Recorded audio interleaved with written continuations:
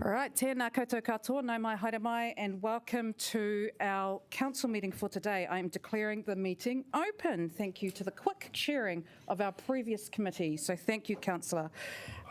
Because we have a bit of an early start, there has been some reordering of the agenda. So what we're going to do is actually start with 2.7 actions tracking and 2.8 forward program. We will then move into 4.1 public excluded if the time allows. Morning tea will be from 11 to 11:30 before we move into public participation.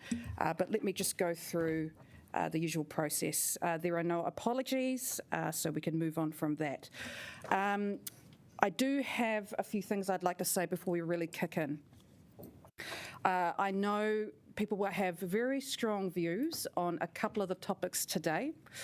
And I mean, this is the place to be able to debate those issues, and we are all entitled to those opinions and to speak on behalf of our constituents. But I do ask everyone, councillors and members of the public, that we conduct these debates in a way that is respectful. I was given a term by our Pauiwi earlier that we can expect this to be respectfully robust. And let's keep it as such. I will be quite strict in calling to account speakers who are disrespectful, offensive and malicious. I expect councillors and those in the gallery to listen to all speakers in a respectful manner and not to talk over anyone. You will be given a warning, and if you do not keep to that, you will be asked to leave the gallery.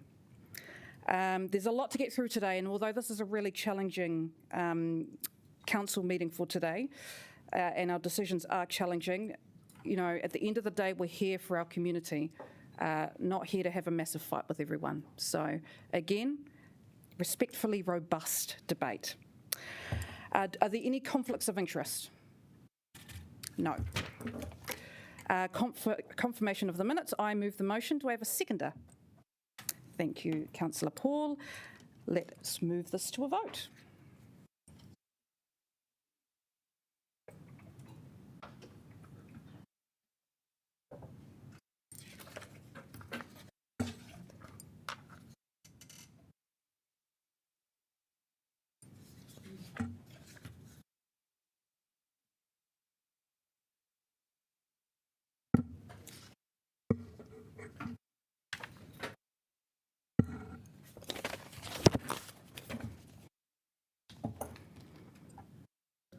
Councillor McNulty?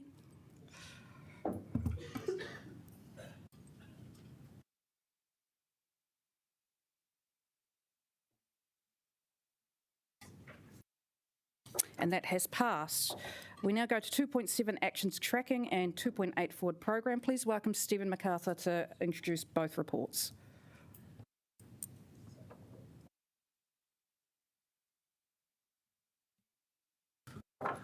Morena, councillors, in the interest of creating space for possibly more important items on today's agenda, I'll take this as read and attempt to answer any questions. Any questions? There are none. I will move the two reports together. Do I have a seconder? Thank you, Councillor Matthews. No right of reply from me. I now put it to a vote.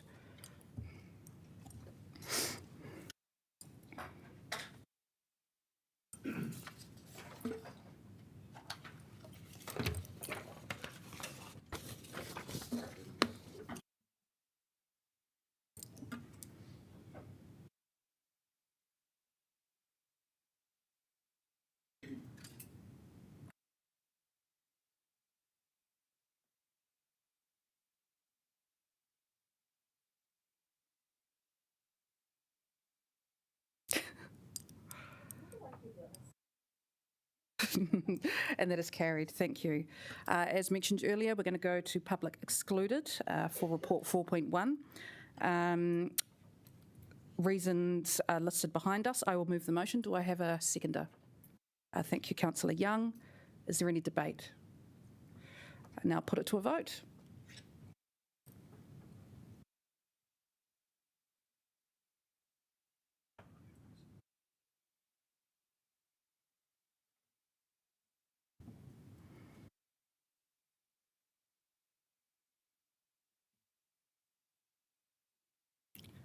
Councillor Pennant? That is passed. Thank you very much. Let's give Dem Services a few minutes to organise. Unfortunately, that means everyone has to leave the room again. Sorry about that. We will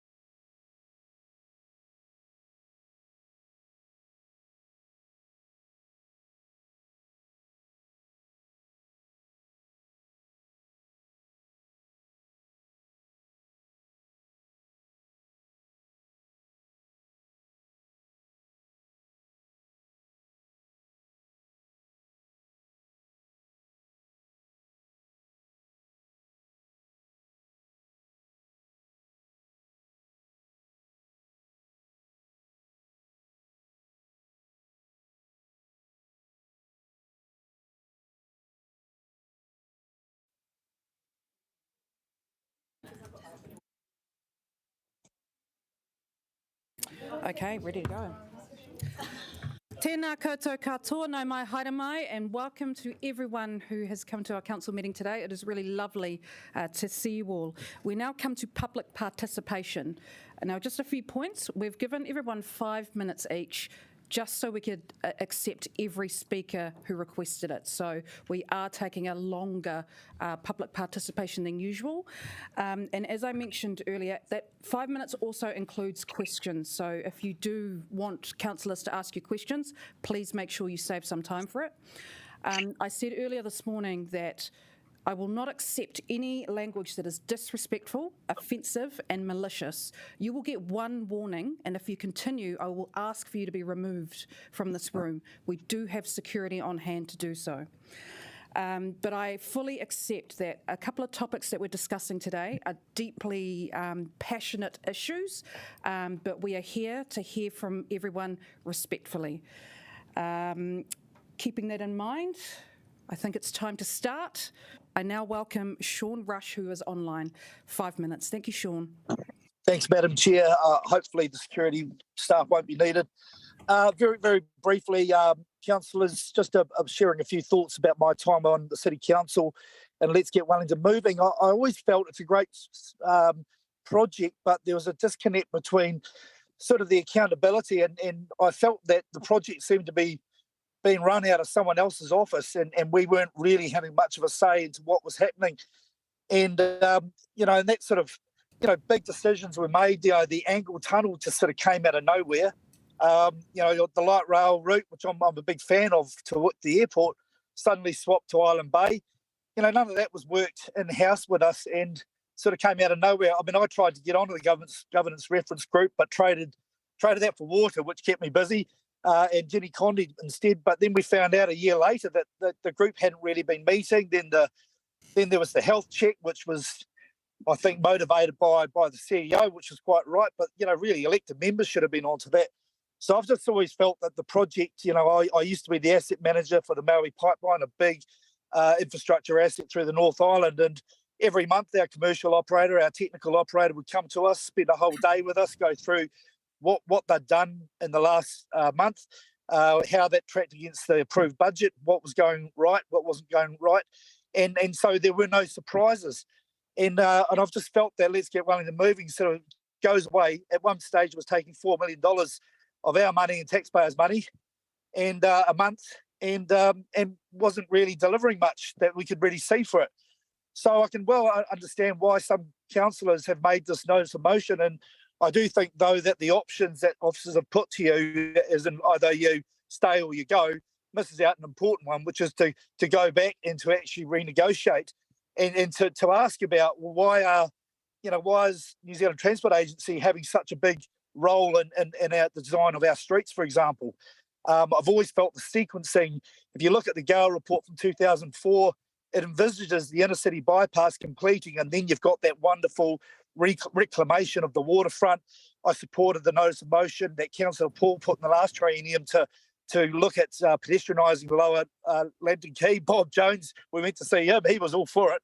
And we could do it, but we need to find somewhere to put the cars, and that's the inner city bypass. So anyway, I'm not here to, I just wanted to share that experience with you. I just felt that as a councillor, we weren't at all over that at all. And I think that if there is an opportunity to go back to the partnership and to try and maybe have a better say in what's happening to our residents and our ratepayers, then that would be welcome.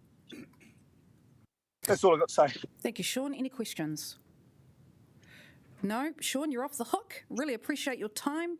We'll see you soon. Thank you. Bye. I now welcome Barry Wilson to come and speak at the lectern. Kia ora, Your Worship and councillors. Today is a very, very important day. It's my biggest TED talk ever, I have to say, in a long career. And it's hard to know where to start because, 5 minutes is not long after, in my case, 4 years of engagement for Courtenay Place. I represent over 1,000 people down there, have asked me to do this job. I'm not paid. I didn't necessarily want it, but I'm here. We are SOS Courtenay Place. We represent 80 businesses, average of 10 staff. Enterprise value about 250 to 300 million.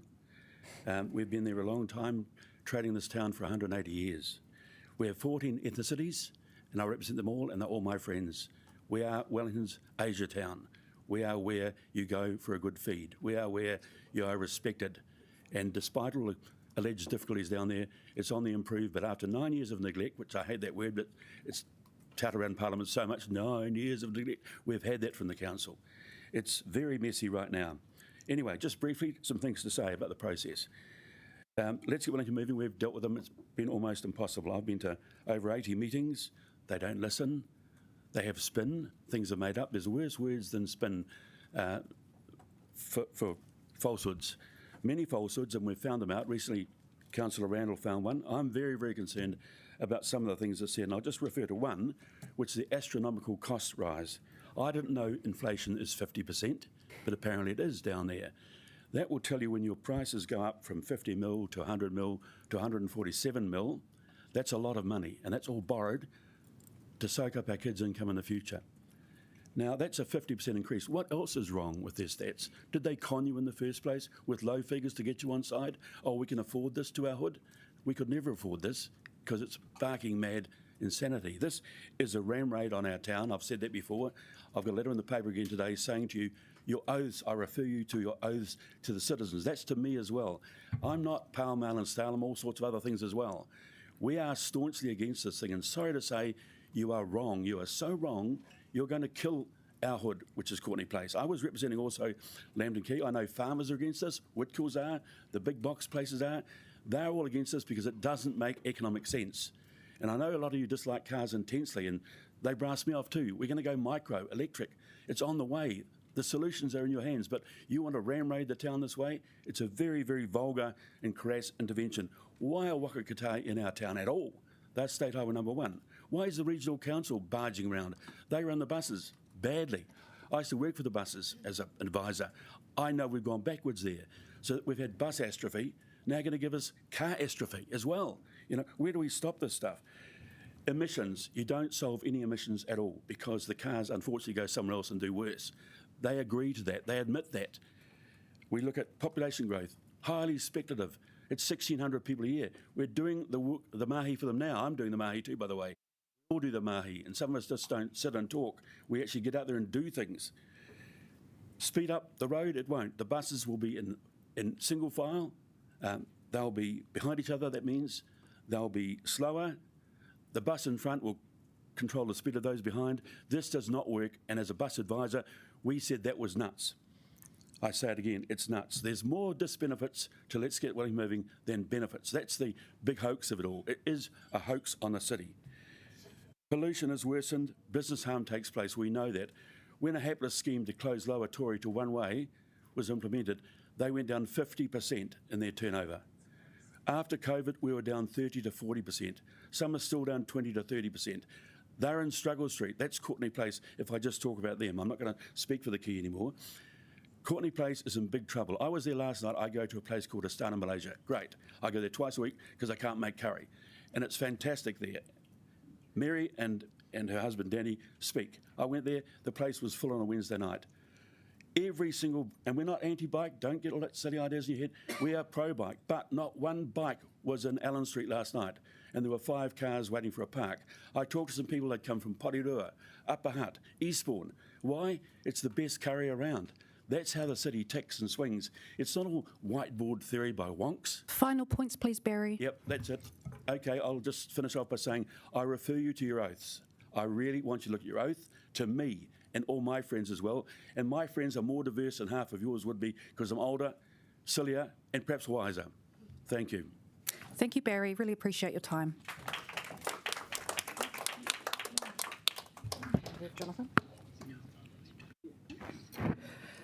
Just have to reschedule a little bit here. I'm going to invite Patrick and Alex Dyer.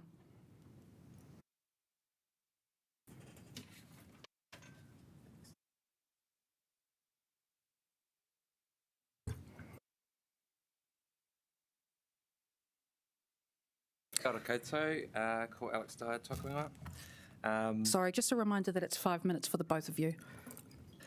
Thanks. Sorry, we haven't deliberated which. I'll do that. Just cool. Make a point. Cool. So from our Cycle Wellington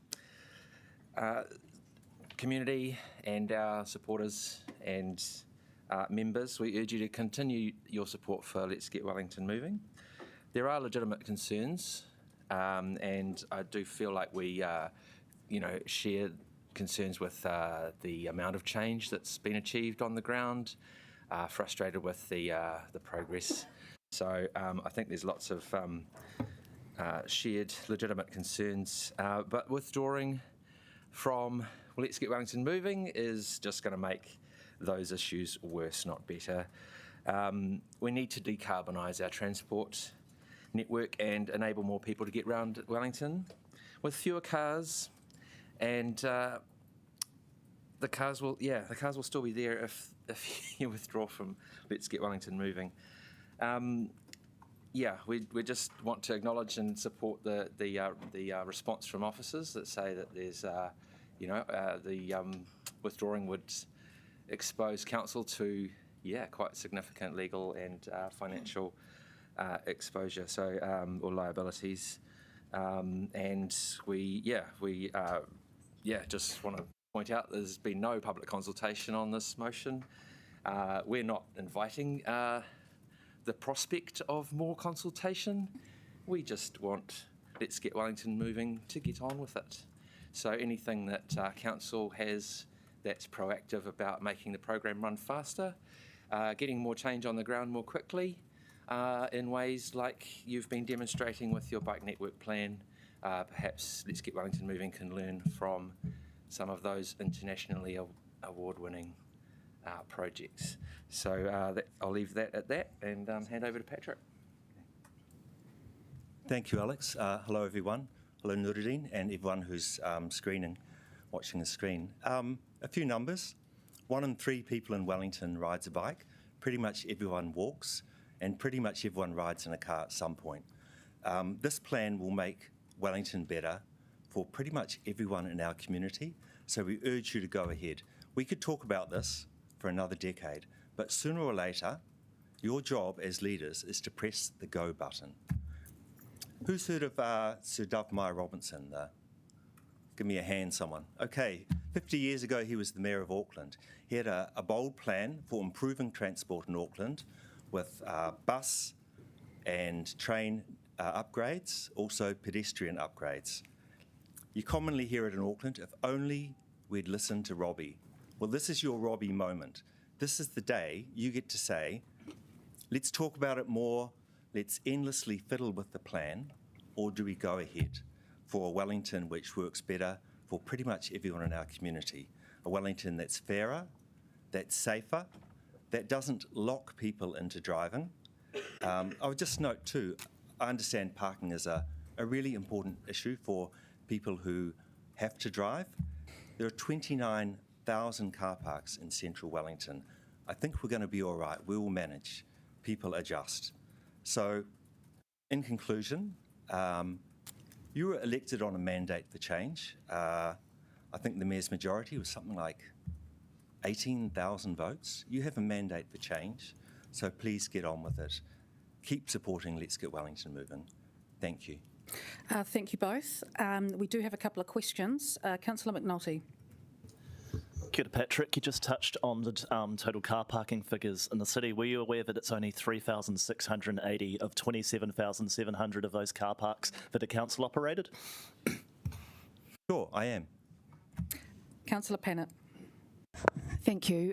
Can you just let us know what your priorities are for cyclists after this is completed? So the City Council's got a great plan, Pōneke, to connect all our suburbs. We need a network of protected bike lanes and 30 kilometre-an-hour streets, which you're looking at. In the central city, the Golden Mile is something we need access to. If we don't get a continuous bike lane along the Golden Mile, we can live with it as long as there is access to those streets. Now, when the plan was put up, we hadn't seen detailed plans for Featherston Street and along the quays. We'll be advocating for access to those streets, so there's a good north-south connection between Courtney Place and Thorndon. that help? And that about brings us to the end of your session anyway. So thank you, Alex and Patrick, for your time. Appreciate it. Councillors. I now invite Jonathan Coppard to the lectern, please.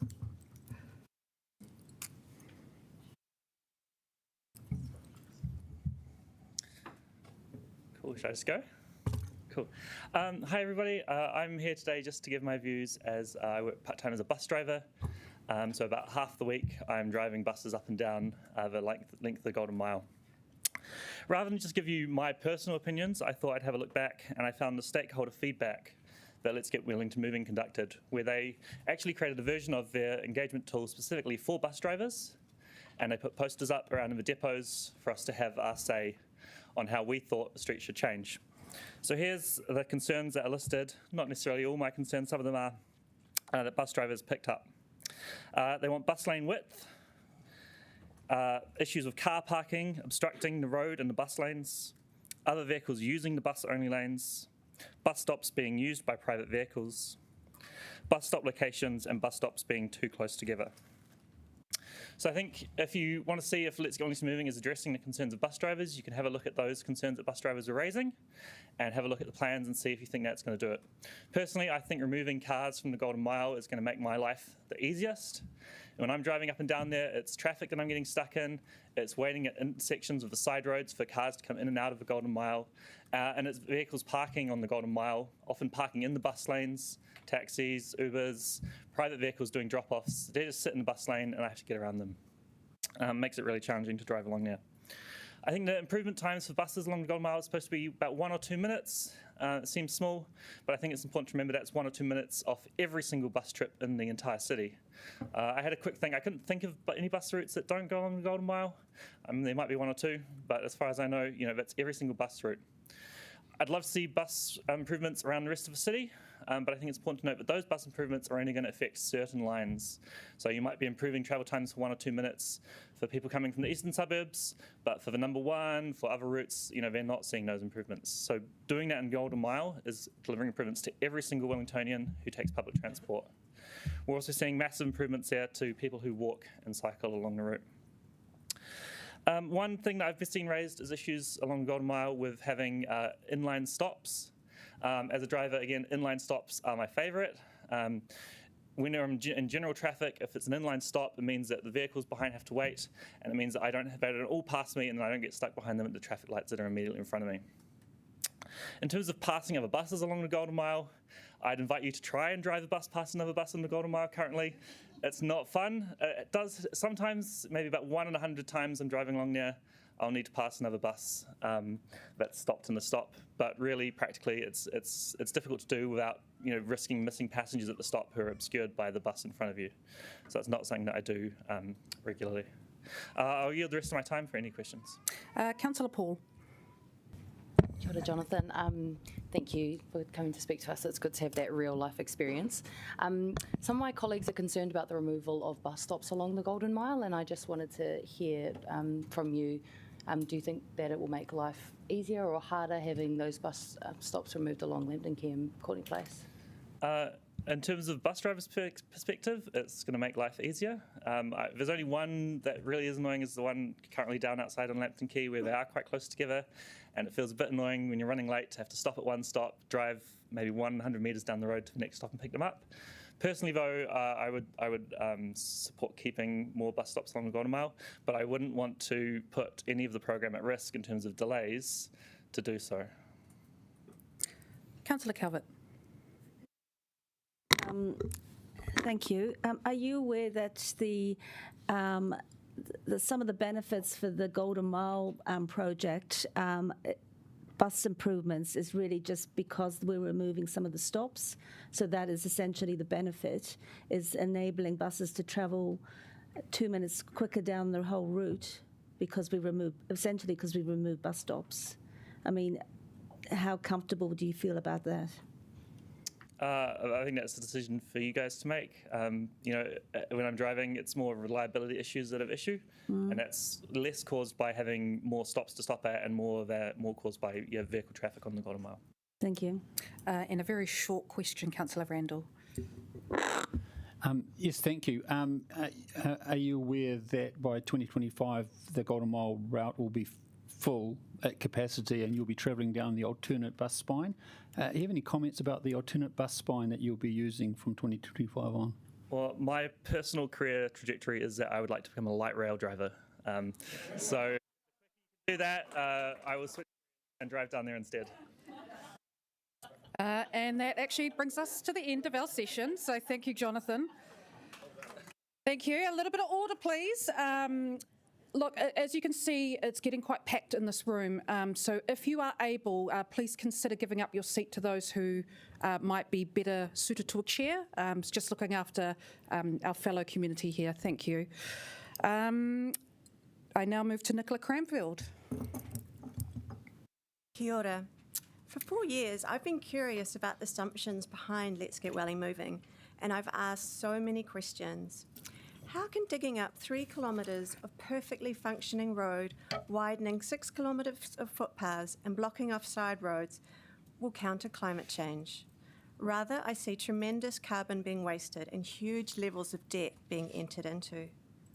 But again and again, I'm told the data stacks up, but yet I see no detail. Because I've put my neck out over the last 4 years, I've copped a lot of angry abuse, and I have to say this is not my happy space standing here. But I've also become a safe space, my retail store, for folk to come and air their concerns. So I may look like a small independent retailer, but this is who I represent. People who are too scared to come along here and talk because they know they're going to cop abuse. Just on Saturday, someone came in with a mobility issue telling me the program won't work for them because they can't walk the distance from a mobility park to where they want to go. They'd spoken to the Disability Commission, but the Commission didn't want to fall out with council, so they've held back giving any criticism. I have the elderly and unwell saying the city doesn't want them anymore because they can't scooter or bike. A significant landlord with 22 buildings telling me they can't secure tenants. Large retailers saying they're just going to walk away. Those with kids saying it's just too hard now to find a car park. What will it be like after all these changes happen and the parks are even fewer? Those in the service industry, hairdressers, accountants, physios, lawyers, telling me their clients are always late or cancelling because they just can't find a car park, and that's before all these changes are made. Folk are leaving Wellington because their current rates are unaffordable. I've even had an urban planner come and tell me no proper movement or accessibility profile has been done. These people are all questioning the assumptions behind Let's Get Welly Moving, but they're too scared to speak out. I think I'm in a democracy, and that's why I'm here. I'm speaking out, but I really am feeling for you councillors because you're in a difficult position. How can you make this colossal decision for your constituents when you don't have the full story? I have good news for you. This week, I was given an economic assessment of Let's Get Welly Moving economic benefits. It's been performed by an independent economist in Wellington. They have gone through all the detail that I've wanted to go through over the last 4 years, but I haven't been able to because I'm a small retailer and it's not my core business. They've concluded, so the original benefits that were being shown all the time that they've quantified as 399 million and the original cost of 86 million, which we all know have ballooned out to double that, making it a historical net benefit of 313 million. I quote from the report that I have 10 copies of that I urge you to read before you make this big decision for our city. This looks too good to be true, and it is. When we inspected the modelling used to generate this number, we found that it was not fit for purpose and should not have been used. I would love to go into more detail, but I only have 5 minutes, and there's one little bit that I want to sit on, which is Let's Get Welly Moving use modelling estimates of the reduction in vehicle kilometres travelled and litres of fuel consumed as a proxy to estimate the reduction in carbon emissions. It's expected to achieve around a 2% reduction in Wellington. However, it only added 3 seconds to any car journey through town, even though many streets, access routes are going to be closed off. And the modelling made no assumptions about the increase in electric vehicles over the next 15 years, even though Wellington's got one of the highest uptakes of 2.3 times the average for New Zealand of electric vehicles. Hence, the 2% that's been factored into those $399 million benefits are significantly overstated. I go back to quoting from this important piece of documentation. When the string of omissions, errors, and optimistic assumptions were recalculated, a very different picture of the benefits emerges. Final points, please, Nicola. The costs well exceed the benefits, and the economic loss is $121 million. And I challenge the much talked about benefits due to cycleways. We know that this program will create social disharmony. Many of the winners will be wealthier inner city male cyclists. Please, I urge you, halt this work. Don't tinker with some minor compromise. Instead, read this analysis and let's embark on evidence-based policy and co-design a solution for all. Thank you very much, Nicola. If you just want to leave that next to, we'll make sure that's circulated. I now invite Luke Somerville. Sorry.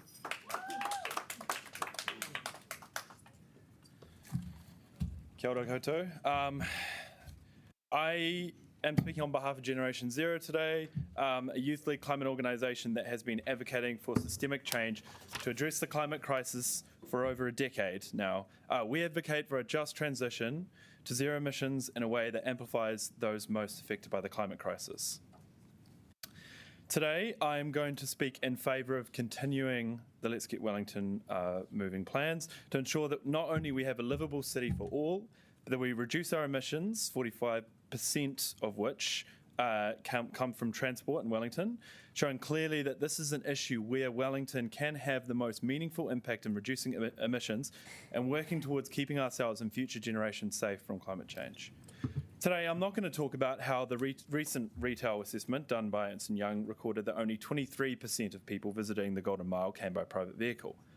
I'm not going to talk about how Cuba Street was revitalised by being pedestrianised, nor am I going to talk about the organisations and voices complaining about Let's Get Wellington Moving are the very same that opposed the Cuba Street transformation back then. We've heard this before, they were wrong then and they're wrong today. Instead, I'm not even going to talk about why cities should be built for people, not cars. Well, maybe a bit. Instead, I'm going to talk about leadership. Last time I was here, I spoke about how successive councils have kicked the can down the road decade after decade. Despite having the solutions and resources to deal with the crises we are facing, our elected representatives for decades have been passing on the buck to the next generation. Elections became a race to the bottom as to who could cut rates the most, and councillors and candidates sacrificed the future well-being of our city for short-term political gains. This is a failure of leadership.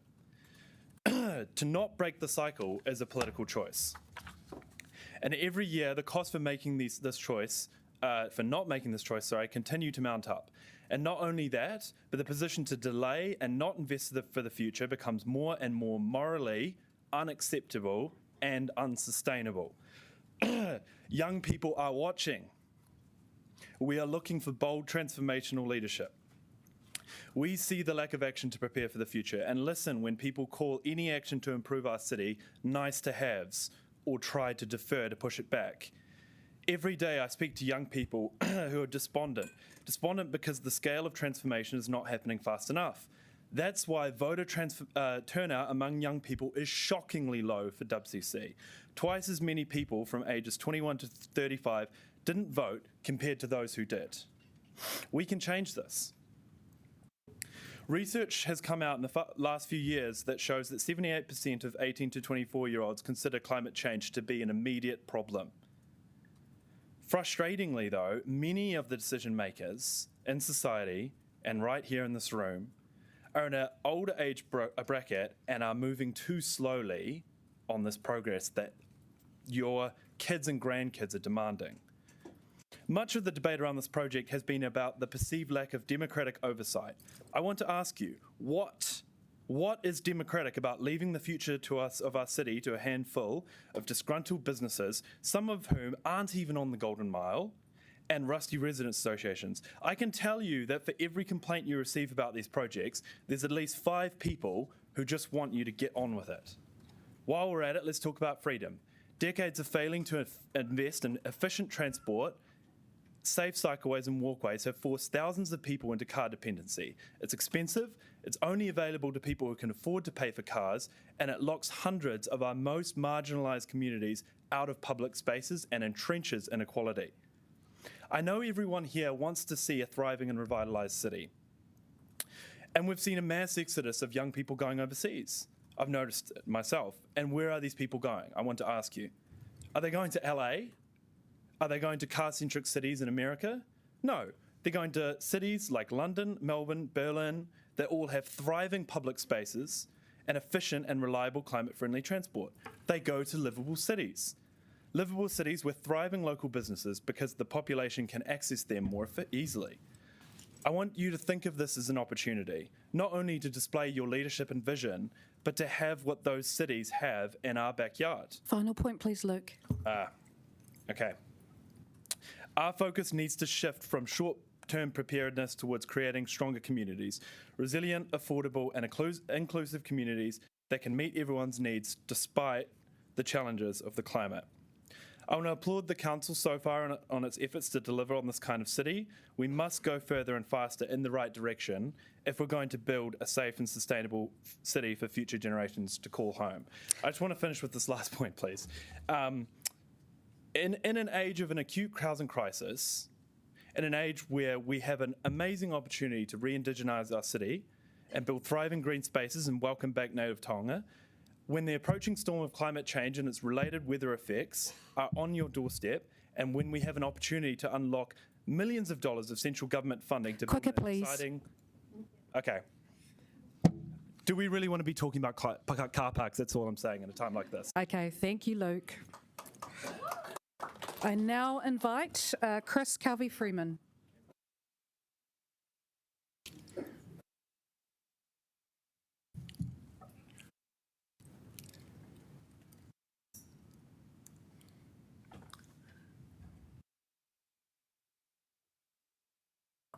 Yep, ready to go. I come to you today as a committed lifelong Wellingtonian, a retired transport planner with 40 years international experience in traffic management and sustainable transport. In the early 1990s, I led the small team that revolutionised public transport in Wellington when the Labor government took it upon themselves to deregulate public transport at a very strict deadline and timetable. That small team and I gave Wellington a bus service that served it well for 27 years until the bus catastrophe of 2018. As a city councillor in 2016 to 2019, my greatest regret is that I didn't do more to try and stop the bus catastrophe, but regional council hubris and consultant dogma ensured it went ahead.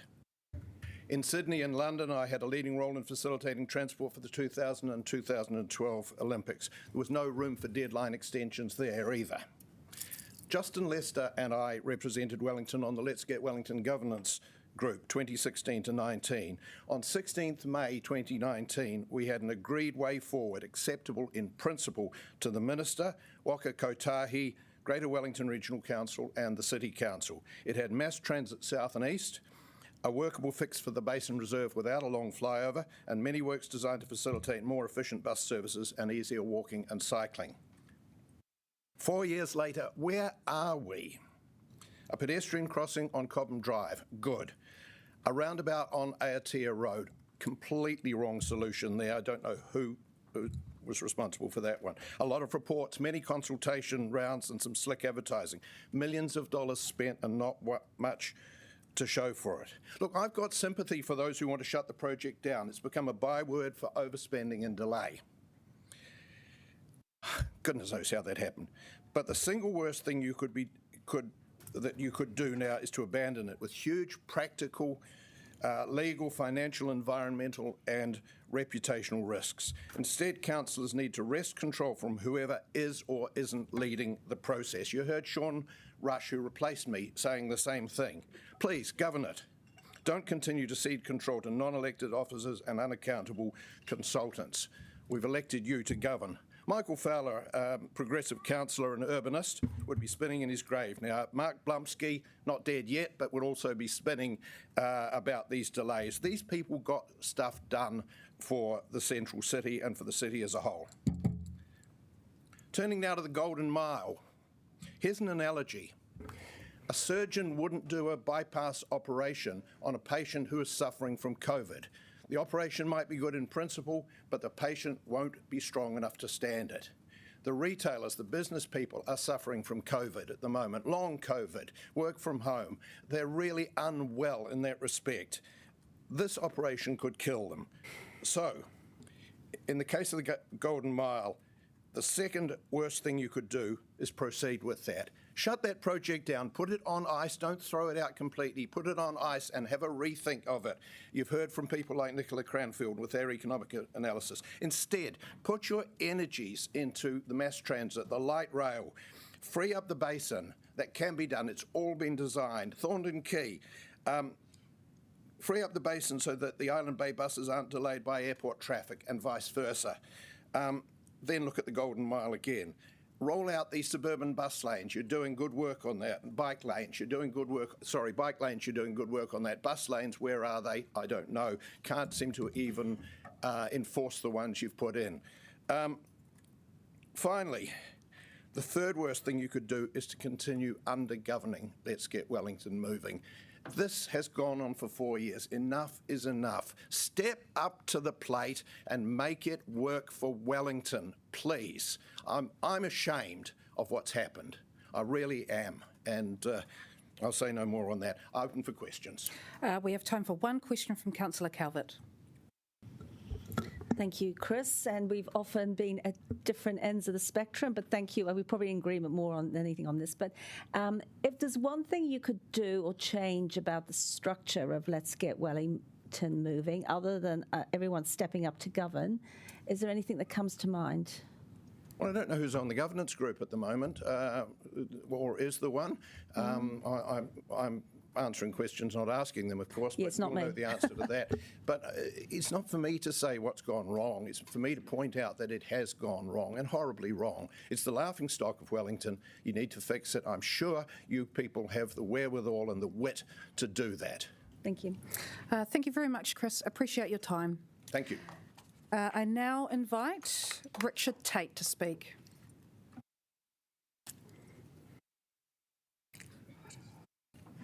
Thank you for hearing from me. I've actually closed Courtenay Place twice now. I was the former chair of the Wellington Pride Parade, and we have actually conducted parades pre-COVID, both times down Courtenay Place, and I've seen how wonderful it can be to close that area, and I've also seen the impacts of it. I urge the council to consider the thoughts on the Golden Mile process. Making it a bus lane all the way through. Currently, in Manor Street, the bus drivers call it the bowling alley. It's an opportunity not for people to walk as safely. It's actually where they get knocked over. They don't see where they're coming from. The bus lanes are too narrow. People need to be able to access it. People have mentioned about other cities. I've lived in other cities. Yes, we had a great transport system in London, but we also could get into around the place. We could get deliveries. Businesses could actually get their trucks in at certain times. They operate restricted hours. So that means they can be delivered. It's not just a complete closure of the street. I think the community comprised not only of business, not only of cyclists, not only of pedestrians, there's actually everybody working together. And I urge this council to consider, to take a pause at the moment. Rather than stopping it, don't block it, don't just wipe out Let's Get Wellington Moving. I think it's got some amazing things in terms of infrastructure. We need to improve the way we move around the city, but also don't make the Golden Mile just for buses. We've got businesses that need to have access. We've got businesses that need to be able to operate just their normal day-to-day things. I work in the retail environment as well. I am, just for about a clarity, I do actually work for Prime Property. I'm not speaking on their behalf, but I operate a mall in New Plymouth. And we look at footfall traffic, and I can tell you, yes, some businesses benefit from just having a foot traffic. Other businesses need cars to be able to access them. So you need to get it right. You need to be able to, when you go to a mall, you can drive up to it, you then walk through it. We have a loading bay where our trucks can come in and deliver to our stores. Taking out the Golden Mile and just making it buses only all the way through without actually really considering the access to all the activities that happen through there is not going to benefit the community. If you look at Manor Street, it's become a bit of a desolate area. It's become the home of the homeless. It's become the home of unsavoury characters. It's not a place that you want to walk along or be a part of. I walked down Lower Cuba Street today, and actually, I think you've got cars in there. You don't have buses, I accept that, but you also have some parking spaces. You have the ability to be able to get dropped off in your Uber, your taxi.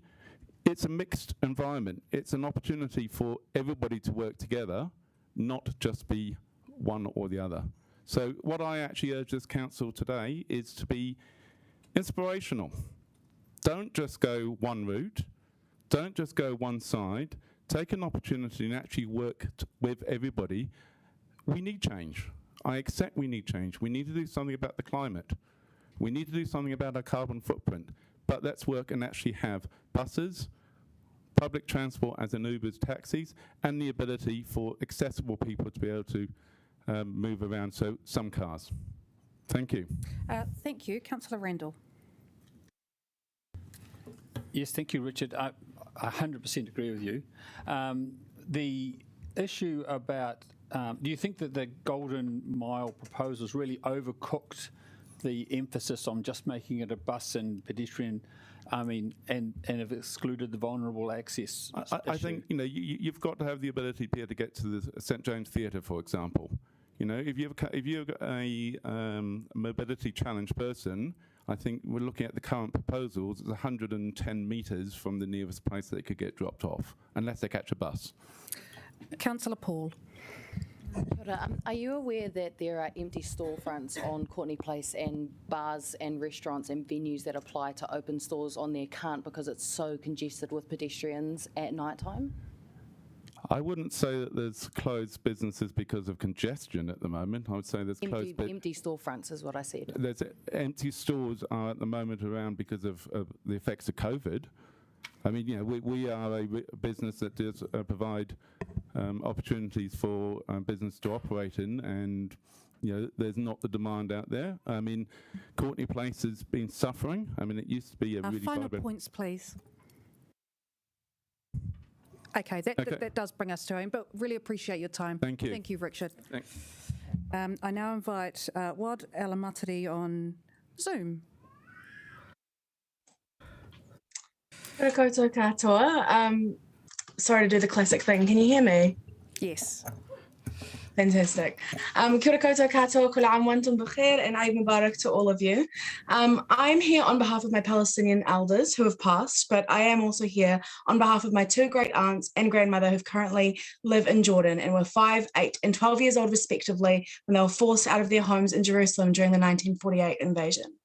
My father, Samir, a Justice of the Peace and Civic Honour recipient, is from Jaffa in occupied Palestine, and my mother, a refugee volunteer and community organiser, is from Jerusalem. My parents have given a lot to Wellington, as have many other Palestinians, and I believe as a country plagued by colonisation, we should be doing a lot more when it comes to extending generosity to those affected by the same issues.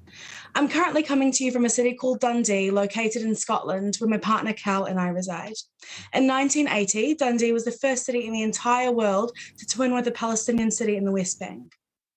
At the time, it caused an absolute uproar as people weren't as educated as they are today about the ethnic cleansing happening on the ground. The council stood by their decision and assured the rest of the world they would not change their stance. The connection between the two cities, Dundee and Nablus, offered friendship and cultural understanding, as well as insights into how others live in their day-to-day lives. 43 years later, the relationship is thriving. The Dundee Council set up a twinning association made up of volunteers to liaise between the two cities. They've had a successful exchange of arts and cultural events, comedy shows, as well as an influx of Palestinian students with humanitarian grants studying at the university in Dundee. A firefighter exchange was also set up, helping firefighters from both cities learn new tips and techniques in their practice. The council also helped fundraise a fire truck which was sent to Nablus. They are currently in the process of fundraising an ambulance as the city's occupation worsens and the death toll rises. The sisterhood between the two cities has also offered great volunteer opportunities from the UK, where Dundonians have gone and planted olive trees, which are important for commerce, along the West Bank, to help Palestinians whose trees are being burnt down and destroyed as an effect of the occupation. As for the input that was required from Council, Dundee Council funds the association with a mere £1,000 a year, equating to roughly 2,000 New Zealand dollars. All other fees and costs come from fundraising, which the Twinning Association are absolutely more than happy to do. New Zealand, and I purposefully use the English name here as tangata whenua have stood with Palestinians for decades, has for far too long sat on the fence and watched this injustice from afar. Extending this olive branch to Ramallah and occupied Palestine is the first step in reparations for this lost generation we collectively stood by and watched suffer. Wellingtonians care about social injustice and political activism, but we also care about extending our kindness and helping raise awareness about issues which plague our people. We are a diverse city, and we'd be sending an extraordinary message to anyone who's come to Aotearoa seeking asylum that we care about humanity outside of our community. Given our engagement in care and humanitarian rights, this is absolutely a natural progression for our city. I want to reassure those of you on council that fear the backlash that might come with this decision. There is living proof from the countless other cities around the world that have twinned with the city in occupied Palestine that you are choosing to stand on the right side of history. Dundee paved the way for Scotland, with Glasgow, another very politically active city, choosing to twin with Bethlehem in Palestine in 1992. And I'm sure Pōneke will too pave the way for other cities in Aotearoa, helping show this decision benefits more than just the Palestinian people. Dundee Council has shown that the financial commitment is very little, the benefits are substantial, and we have an opportunity to make history in our country and the world. I'm asking you to think with your heart when you make your decision today. I've dedicated the better part of my 25 years in Pōneke making it a better place to live, and can confidently say there are plenty of other Palestinians like my parents who have done the same. I ask you to think of them when you make your decision too. Ngā mihi for your time today, and I truly look forward to hearing what you decide. I'll use the rest of my time for any questions. Any questions? No, there are not. So thank you so much for your time. Really appreciate your contribution. Thank you. I'm just going to make a bit of a note.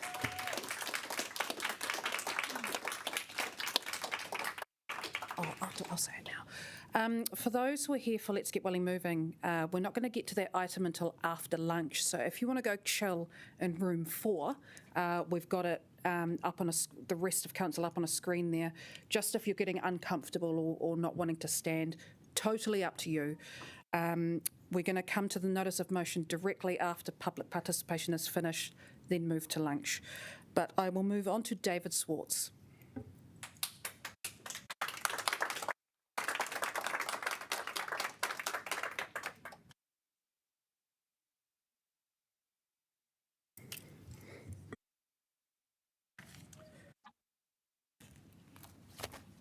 Tēnā koutou katoa, good morning, shalom, assalamu alaikum. There's a common saying in the Jewish community about traditional Jewish argumentativeness. 2 Jews, 3 opinions.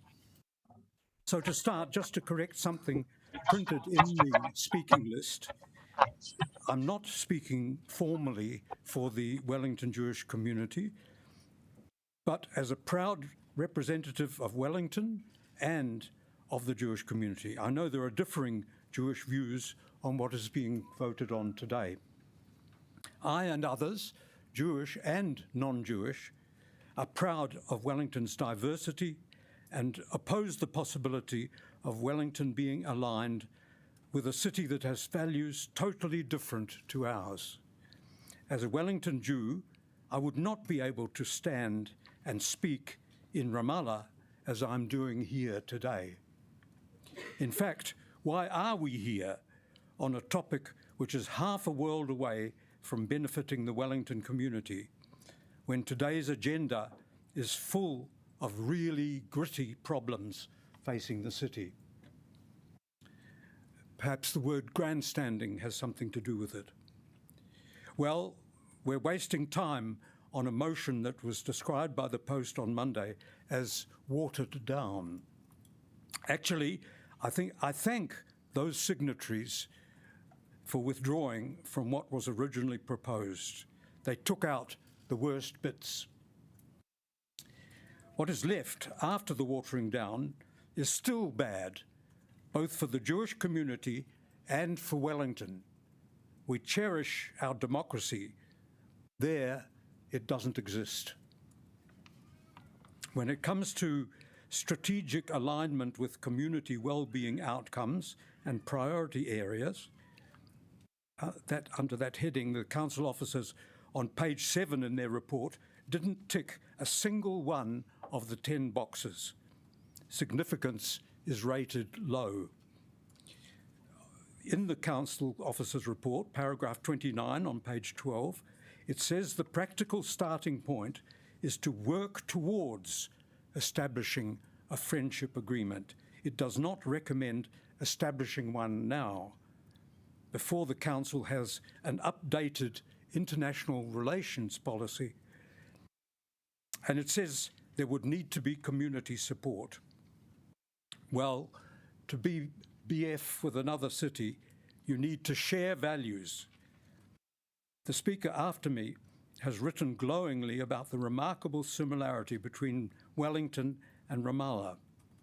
This completely overlooks that it is the biggest city in a territory that hasn't had a national election since 2006, has minimal women's rights, murders, and even decapitates LGBTQ plus people, had a police squad killing human rights activist Nizar Banat in 2021, has a president in the 18th year of his 4-year term, and has 2 different governing regimes, one of which, Hamas in Gaza, has in its covenant that it aims to do away with neighbouring Israel. What a warped viewpoint for the motion's supporters to want to equate these with Wellington's values. An earlier speaker referred to your councillor's oath, including impartiality. There is no impartiality in what you will be voting on, which is seeking to align us with Ramallah's values. It introduces divisiveness here in Wellington, where we pride ourselves on democracy and diversity and aim for social cohesion. And I think Her Worship, the Mayor, shouldn't mind me saying that she and councillors should have nothing to do with an extension of a term of office to 18 years. I ask you to vote against the motion, to ignore claims to a moral high position, and let the council officers complete the review of the international relations policy next year, having a proper assessment of Ramallah's values before embarking on friendly city relationships leading to sister cities. Ka kite anō. Thank you. Thank you, David. Really appreciate your time. I now invite Marilyn Garson.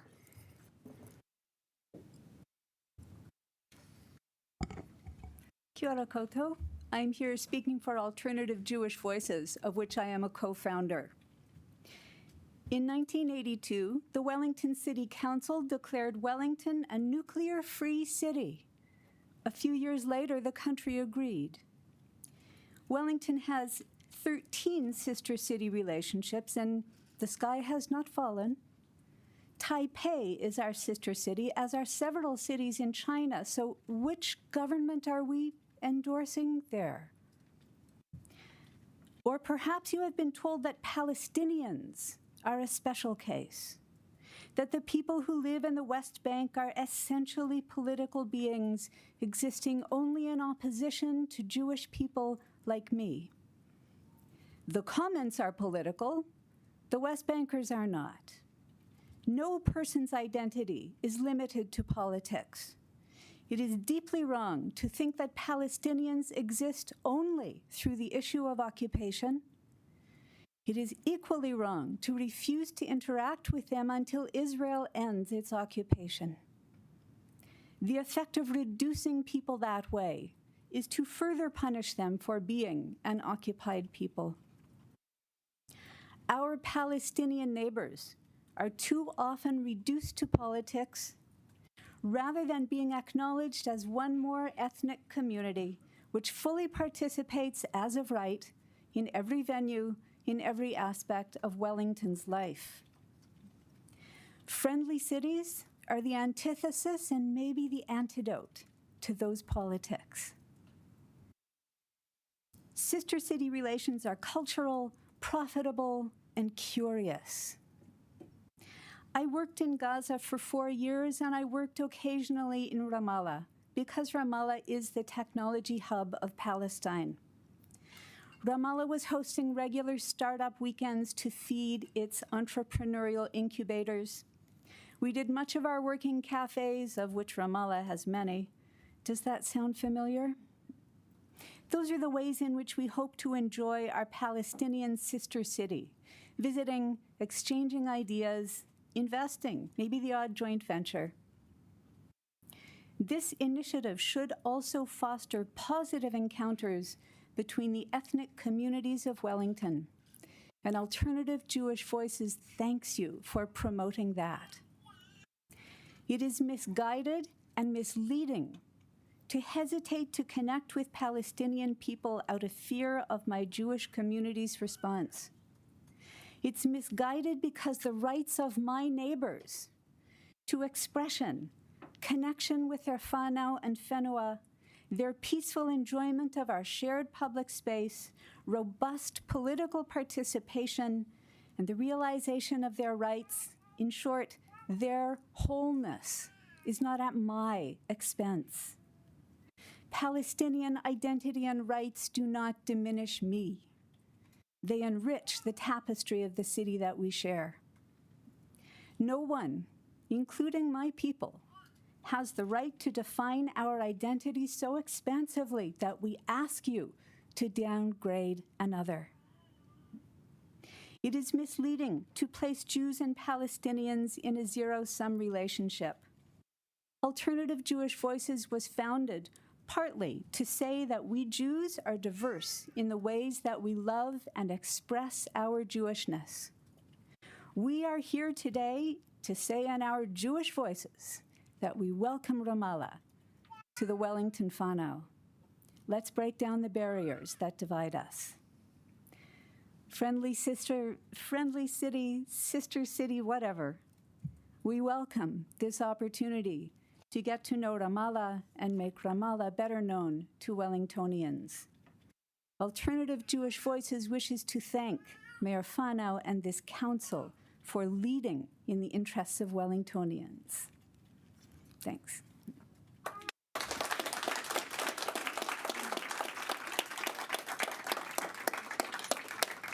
I'm not seeing any questions, but I really appreciate your input, Marilyn. Thank you so much. I now invite Shema Arif from House of Peace to speak, who is over Zoom. Today, I will be speaking in support of the motion to establish sister city relationships between the beautiful city of Ramallah, Palestine, and Te Whanganui Atara, Wellington. I request your careful attention to us as this kaupapa holds incredible significance to diverse communities here in Aotearoa. So my name is Shema Arif, and I'm a proud Iraqi-Syrian New Zealander. And I'm here speaking on behalf of our little organization, Dar es Salaam House of Peace, which creates spaces to empower youth of color in Aotearoa, which includes the Shami, i.e. Palestinian, Lebanese, and Syrian communities here who share important history and ancestry in the Levant with one another. As a Muslim, today is our first day of Eid. And while we should be out there celebrating with our whānau and community, we take the time instead to gather here and speak for this cause, because it is one that forms a part of our identity as Arabs and as Muslim New Zealanders. And hopefully, instead of one celebration for Eid, today we'll have 2 celebrations once you vote in favor of this motion. I ask first and foremost to not politicize or demonize this motion. Today, we say no more hijacking the narratives and perspectives of our people and cultures anymore, and no more dehumanizing Palestinians like some here have already done. Palestinians should not have to feel that their identity is political simply for being Palestinian. And we should not have to feel that our identity is politicized simply for speaking out in support of the preservation and celebration of our people, our cultures, and our lands. I've lived in Wellington for 3 years, and I've had the absolute privilege of visiting Ramallah in January of this year. And I have to say, without a doubt, that both cities are incredibly similar and would complement each other greatly if a sister city is established. I know during this week's council meeting, it was mentioned that now was not the right time to establish such a relation. But if not now, then when? There's no better time than now. Both Ramallah and Wellington serve as de facto administrative and political capitals of their respective regions. Moreover, both cities have vibrant cultural scenes and serve as major cultural hubs within their regions. Ramallah and Wellington are both known for their museums, art galleries, theaters, and cultural festivals, showcasing Palestinian and Wellingtonian arts, music, and dance. I recall in conversations with Palestinian and foreign friends in Jerusalem and Hebron this year, how they spoke of the many concerts, parties, raves, and shows they would attend at Ramallah due to its vibrant arts and youth culture. Both cities also have a strong focus on education and research, as both Ramallah and Wellington are home to several universities and research institutions, fostering academic excellence and intellectual growth. Both cities also have a strong sense of community spirit and engagement. Ramallah residents are known for their resilience and community support, coming together to overcome challenges and promote social cohesion. Wellingtonians too exhibit a strong community spirit, actively participating in local initiatives and fostering a sense of belonging, just like we've come together today to do. Many other cities around the world have also established sister city ties with Ramallah. This resulted in very positive outcomes. It includes cities in France, South Africa, Belgium, the US, Turkey, Norway, and the UK.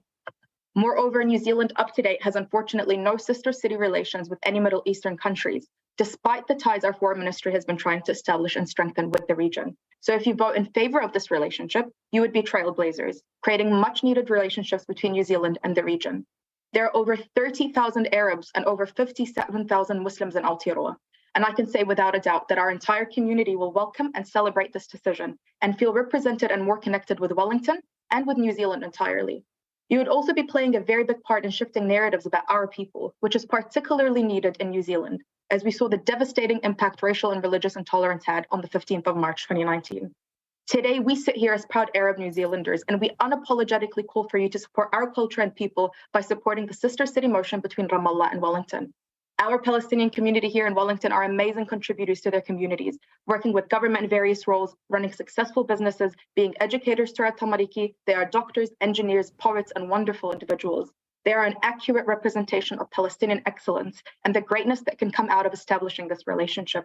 As Mahmoud Darwish, our beloved Palestinian poet and the poet of Asham says, "على هذه الأرض ما يستحق الحياة." On this land are those who deserve to live. And so does the indigenous Palestinian identity deserve to live on through us, to honor and respect our brothers and sisters in Palestine, and our Palestinian brothers and sisters here in Aotearoa have contributed so much to this community and our societies. On the land of Ramallah and Palestine are those who deserve to live. And here in Wellington are those who will continue to support and champion that hope. Ngā mihi nui.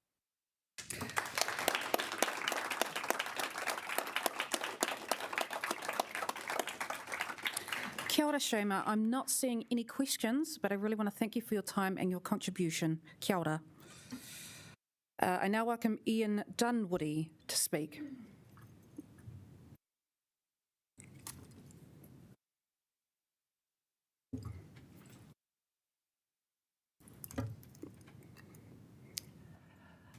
I live here in Wellington, and I speak for myself. The Palestinian leadership has rejected a Palestinian state 6 times between 1937 and 2008. For example, in 2000 at Camp David, Yasser Arafat said no. At the time, Saudi Prince Bandar declared, "If Arafat does not accept what is available now, it won't just be a mistake, it will be a crime." But Arafat said no. He rejected a state alongside Israel. Later, he said to President Clinton, who had led Camp David, "You are a great man." Clinton replied to Arafat, "I am not a great man. I am a failure, and you made me one." Palestinians and Israel seek self-determination. Many people think both Palestinians and Israel have a claim under international law. So the answer is a two-state solution. This needs negotiation and compromise, not legal warfare at the UN or here at Council. A one-sided declaration of statehood is flawed. Without government structure, there will be chaos, followed by another Hamas-like 2007 coup. In 2018, Mahmoud Abbas dissolved the Palestinian parliament. It cannot pass law. He rules by presidential decree. Billions of aid dollars have been wasted. Other money vanished. Before a new state can be declared, government structure must be built. If not, there will be chaos and another coup. In regard to today's resolution, the amended resolution, there are substantive reasons why it is problematic, and they have already been pointed out by one or two of the speakers. But the resolution is also premature before consideration. As we all know, as we've all heard, the sister city policy is being reviewed and reconsidered and reprioritised. To make a decision today, when the review has only just got underway, seems definitely premature. And surely you need to wait for the outcome of the review to find out and determine the criteria. Otherwise, you may find you have to unpick decisions made today or in the near future. So just coming back to my earlier point, it's premature to consider this resolution today. For that reason, it seems appropriate to vote it down.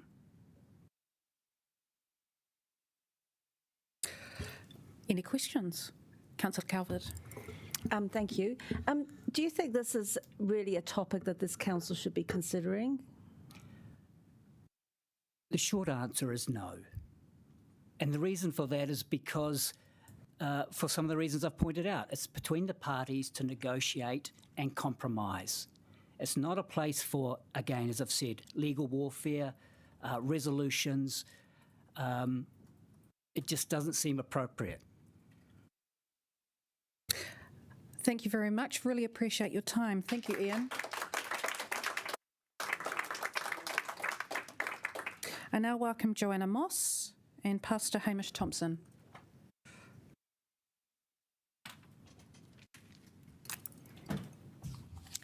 Pastor Hamish Thompson unfortunately got called away on urgent business.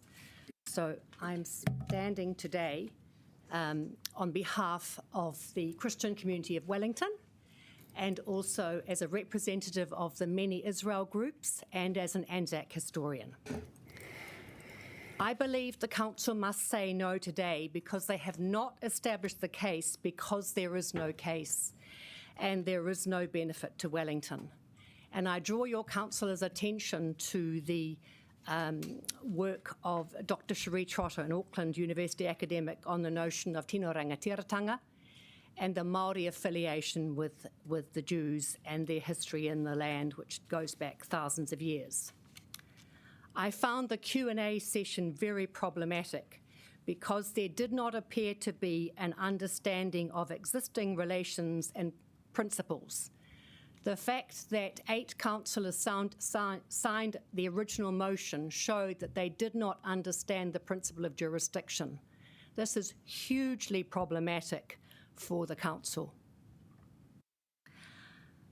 I see this, the Q&A session, as harming the reputation of Wellington in terms of their attitudes towards the existing relations.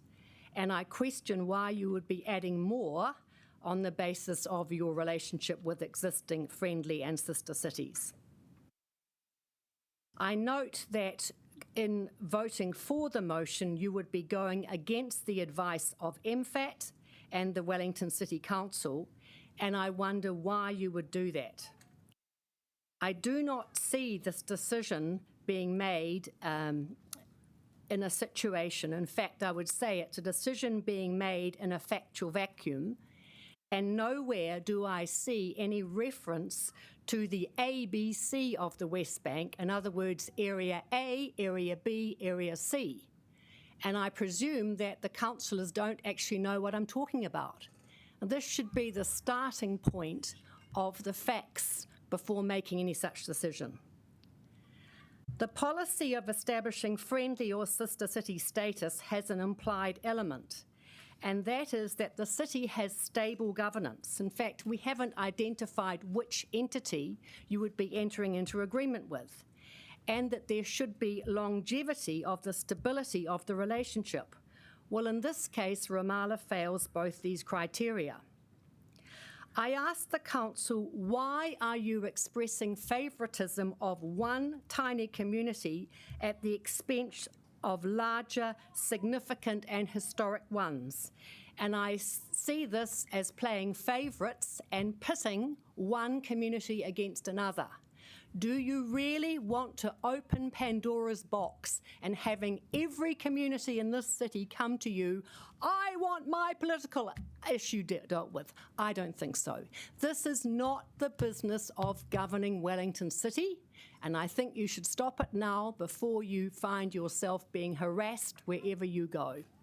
And that's just not the business of council. We want to establish friendly and constructive relations amongst the various groups. I would now like to talk about the Christian story in the Middle East. It's a very sad story. It's a story of Christian communities being squeezed and disappearing. Ramallah, as you may know, was a strongly Christian community. When I attended the Nakba protest at Parliament, of which Samantha Paul was there, I heard this chant, from the river to the sea. Do you know what that means? That means driving out. So the river is the Jordan and the sea is the Mediterranean. It means driving out the Jews, the Christians and the Baha'is, because Haifa is the Baha'i headquarters globally. How do you think we feel when we hear chants like that being made in our city? This is not a situation that gives rise to friendly relations amongst the community, which Wellington has been wonderful for in the past. And I'm so sad about that. Please understand what is going on here. We are not against the Palestinian people, but you need to understand that chants like this are very, very concerning, particularly for our Jewish brothers, but also for the Christians. Final points, please, Joanna. To talk about Anzac. Our Anzac soldiers suffered an incredible story in terms of, I'm talking about the Anzacs in the Middle East. Sun, sand, searing heat, bad rations, poor water. If you vote for this motion today, don't wear a poppy. Don't attend any Anzac service, because when they say from the going down of the sun, we will remember them, you can't say you will remember them because you didn't. Thank you. And that brings us to the end of your session. Thank you very much. I now invite Pastor Nigel Woodley to speak.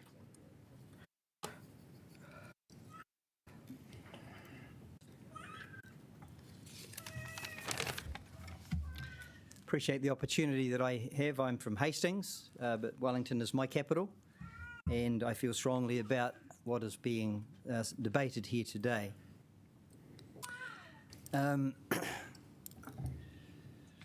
main point, as far as I can see here, it's about choosing your friends well. My father taught me, he said, choose your friends well. And you're talking about friendship with the city. You really have to understand what sort of city it is and say, are we making a good choice here? Just a little bit about Ramallah.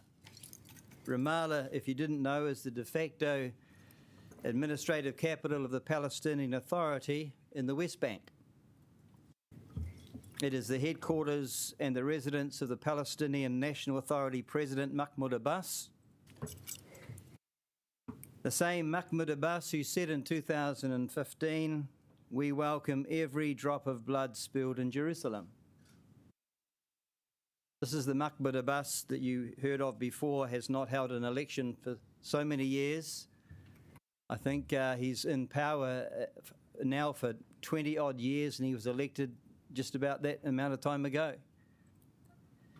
Ramallah is the centre of the celebration and glorification of terrorism. And I say that because Ramallah pays stipends to terrorists who go out and murder innocent Israelis. Not only killing Israeli soldiers who are in uniform, but they go out and kill innocent Israelis who are not in uniform. And they have a scheme called pay for slay. Well, that's how it's termed in the West, and where terrorists who kill innocent Israelis are paid a stipend, and they are richly rewarded. And if the terrorist is killed in his act, then that stipend rolls over to his family. So this becomes an incentive to want to go out and commit terrorist acts against innocent Israelis. And this is all administered in Ramallah. Ramallah is a hotbed of terrorist activity. I just want to bring some cases recently that have happened in Ramallah that I hope will make you seriously think about the decision you have to make this afternoon. One lady, I think maybe the first lady on the Zoom screen, said she wants you to think with your heart. Well, hopefully this will reach your heart. I'll go back to 2000, which is some time ago, but then I'll give you recent things that have happened in the last few months. But a worldwide incident, a worldwide report gave us the chilling details of what happened in Ramallah in the Second Intifada, where two reserve Israeli soldiers accidentally took a wrong turn and ended up at the checkpoint leading into Ramallah. The Palestinian Authority then arrested them and took them to the police station in Ramallah, who were trying to protect them until they could hand them back over to the Israelis. And in the meantime, an angry crowd of 1,000 people in Ramallah attacked the police station, mercilessly murdered the two Israeli soldiers in cold blood. While one of them was being murdered, the sergeant, his phone was discovered on his person. The terrorists or the murderers, these were not terrorists, this was just an angry mob, picked up his phone and dialed his wife and said, "This is what it sounds like when your husband is dying." This happened. I remember it being reported. And then those bodies were mutilated, tossed out the police station window and carted and dragged through the streets of Ramallah. I'm just going to caution you to watch what you're saying. We also have children in the room. Okay. Thank you. This is the grim reality of what we're talking about, though. And does that sound like Wellington? No, not at all.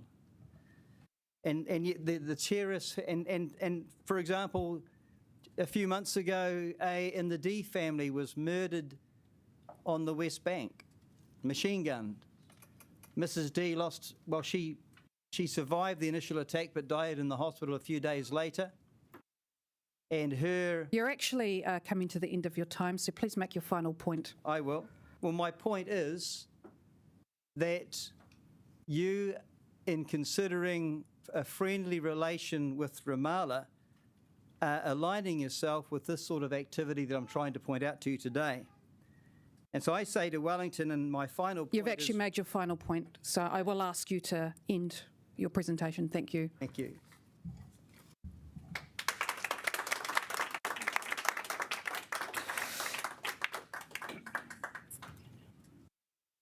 And I will invite our final speakers, Samira Archer and Neil Ballantyne.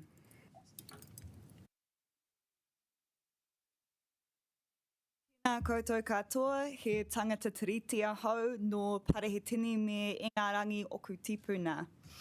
I whanau mai ahau I Aotearoa, ke noho o ki te whanganui atara. Ko Samira Zaytoon Toku Ingoa. I am here on behalf and as the co-leader of Justice for Palestine, and I am here with my colleague, comrade and friend Neil. Kia ora koutou katoa. Kia ora mea whānau, kia ora councillors. Thank you for your service. We appreciate all that you do, and whichever way you vote on this issue, that's the case. The trouble when you talk about anything to do with Palestine is the cloud of disinformation that surrounds it, and it's designed to make you feel uncomfortable. The people don't actually care whether you fact check or find out the truth of the matter. They just want to make you uncomfortable enough to think this is too difficult. Today, you're not being asked to solve the problems of the Middle East. You're not being asked even to recognise the state of Palestine. You're being asked for something very simple, very ordinary, and very everyday for a local authority, which is to twin with another city. And you heard our colleague talk about this potentially being the first twinning with a Middle Eastern city. That's quite remarkable. It would be a great thing to do. What I want to do with you now, though, is to talk about Ramallah City. Let's try to bring Ramallah into the room. So have a look at the slideshow that you'll see as I talk. When you think of Ramallah, what do you think of? Do you think of a city dedicated to culture, creativity, and innovation? Do you think of a city committed to environmental sustainability? It's a city of 39,000 people, proud of their heritage and of their culture. Ramallah citizens love music, theatre, movie-going and the arts, and the city hosts several international arts festivals every year. The last mayor of Ramallah, who was elected, Mayor Musa Hadid, was a civil engineer. A fly-in-the-wall documentary called The Mayor, and I recommend that documentary, tells his story. It's a story of a dedicated and passionate civic leader trying to address issues with pipes and sewerage under circumstances he can't control, familiar issues, councillors. He also, it also tells the story of his passion project, the municipal fountain. Ramallah's just completed the Ramallah Festival of Contemporary Dance, just closed, ran from the 15th to the 22nd of June, with 15 dance companies taking part, 10 Palestinian and 5 international. It's been running for the past 17 years. There is a vibrant film industry in Palestine. In October, Ramallah will host Film Lab Palestine's 10th International Film Festival. The festival holds film screenings, panel discussions, and filmmaking workshops for adults and children. In Pōneke, we're proud of our association with the author Catherine Mansfield. Ramallah celebrates the Palestinian national poet Mahmoud Darwish with a stunning museum in almost 2 acres of parkland. The Palestinian architect Jafar Tukan, one of the most influential architects in the Arab world, designed a museum using a unique blend of traditional and modernist design principles. I'm going to hand over to Samira now. Yeah. Ramallah is also a university town, home to the campus of Birzeit University. Birzeit is proud of its academic reputation, and with multiple buildings crowned with solar panels, it's actually one of the most sustainable universities in the world. Ramallah also has an amazing cafe culture. It's got cafes, restaurants, clubs, including the beautiful Snow Garden beer garden, described by Lonely Planets as the place to see and be seen in Ramallah. Ramallah is a city of innovation. The current mayor, Issa Kassis, is a housing finance expert with over 20 years of experience in the financial sector. He's using his considerable financial acumen to fund municipal government projects. He just signed a partnership agreement with 22 organisations, including banks and companies, private sector partners, to help fund city improvements. A few days ago, he won the Global Mural Award to improve Kadura refugee camp's infrastructure and rehabilitate its park for children.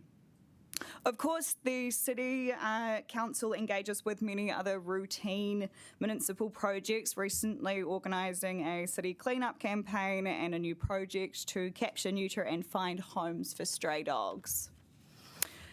And not that there aren't local politics at play, such as the project to add a cycle lane by widening Al Nahda Women's Street, but I don't think I need to tell the Wellington City Council anything about the politics of cycle lanes. Final point, please, Samira. Ramallah City Council is committed to making Ramallah a more livable city for everyone. Their 2025 vision statement says we are optimistic, sustainable, inclusive, proud of our culture and in control of our destiny. And as a member of Justice for Palestine, as a Palestinian, as a Wellingtonian, I call on the Council to support the motion to establish friendly relations. Let's get to know Ramallah. Ngā mihi.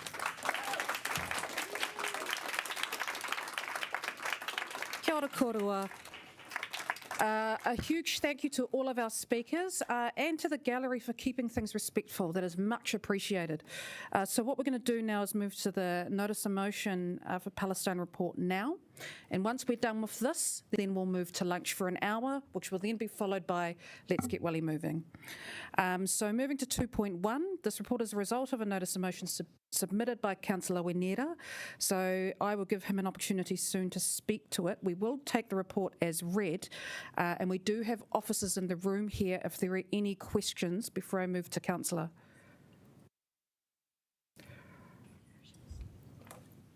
Good. Yes, Councillor Wenera. Thank you.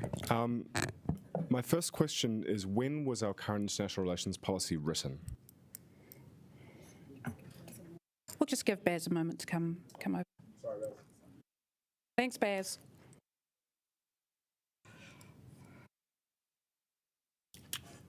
You're testing my memory there, Councillor, but I think it's about 2013. Thank you. Is it fair to say that our current policy has a focus on eking an economic benefit from larger cities? So it's not quite as black and white as that, but you'd be right to say that the current policy, the way it's written, has a focus on economic development and ensuring our businesses have access to the rest of the world. So that's definitely what its focus is. But if you look at our sister cities, there's also a cultural aspect to it. There's a sharing of information on civic matters. So it's a little bit broader than that, but yes, there is an economic focus. Thank you very much. Councillor Free. If we were to not vote against the motion, which is just reduced now to 1, would it preclude officers going away and just still doing some work to establish whether this might be a good idea? Well, that's in essence what the notice of motion says, is to go away and start a friendly city that ends in a sister city. Our advice in that space is that we're currently working on a review of the existing policy, and what we're basically saying is you need to understand or get to a position in terms of what your new policy position is, so you have clear objectives, and it's only at that stage that we should be considering entering into new relationships and being clear about what we want to get from our existing ones as well. So that's kind of the focus of the review. So if we were just to say no to this, which is to direct you to do this, you could still achieve that if you thought it was a good idea? Well, this notice of motion, in essence, precedes or it makes an assumption about what the policy will say. So in essence, it says to start a city-to-city relationship before the policy work is completed. Okay. All right. So you're not recommending that we vote for this? This does not have officers. Okay. Councillor Chung. Thanks very much for that. Another question about the review that you're undertaking. When would you expect this to be completed? So it's currently in progress. At the moment, we're probably looking to have some early workshops with councillors around that March, April time next year, with a draft to be considered by committee in June. And then, of course, we have our normal process around going out to consultation for about 4 weeks. So it will be adopted after that, so sometime in September in terms of a final policy position. Thank you very much for that. So, if we voted today to further this to start the relationship, how would that fit into the review? Because I can understand the procedure and where the review is going. So, would you consider that the review is actually, comes first rather than?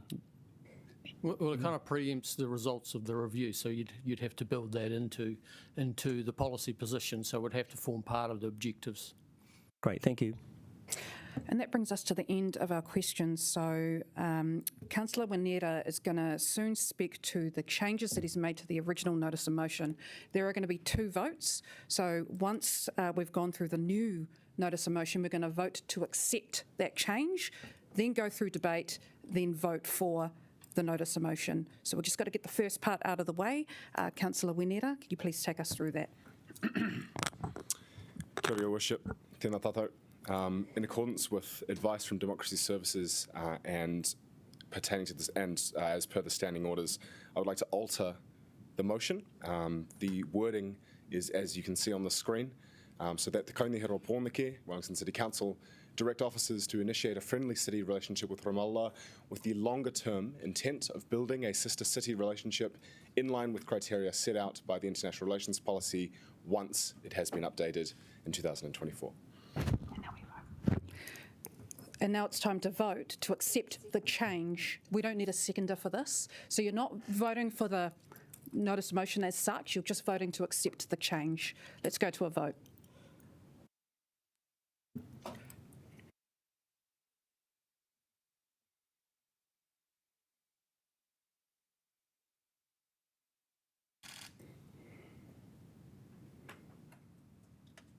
Great. That has passed, that has carried, so we will now continue the debate with this altered notice of motion. Councillor Paul, I believe you're seconding, but I will now invite Councillor Winera to speak first.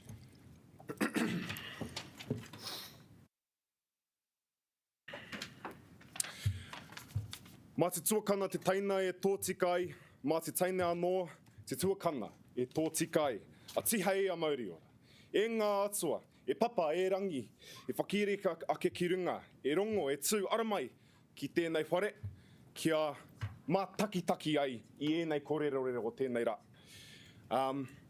Kei te mihi atou ki te hunga ora, kua aramai I tēnei rā, ko Ngāti Parehaina, ko Ngāti Ihireira hoki, rātou ko ngā iwi o Awhirika au Ehia anō hoki.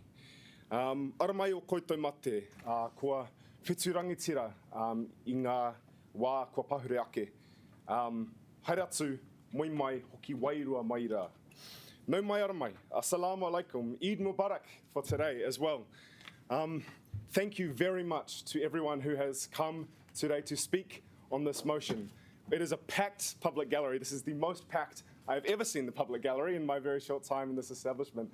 But I am truly grateful to all of you for coming today, regardless of your feelings on this matter. And I would also like to express the almost universal grace with which you have expressed your thoughts, coming as many of them do from places of true mamai for all of you, of difficulty and of pain. So thank you very much for that.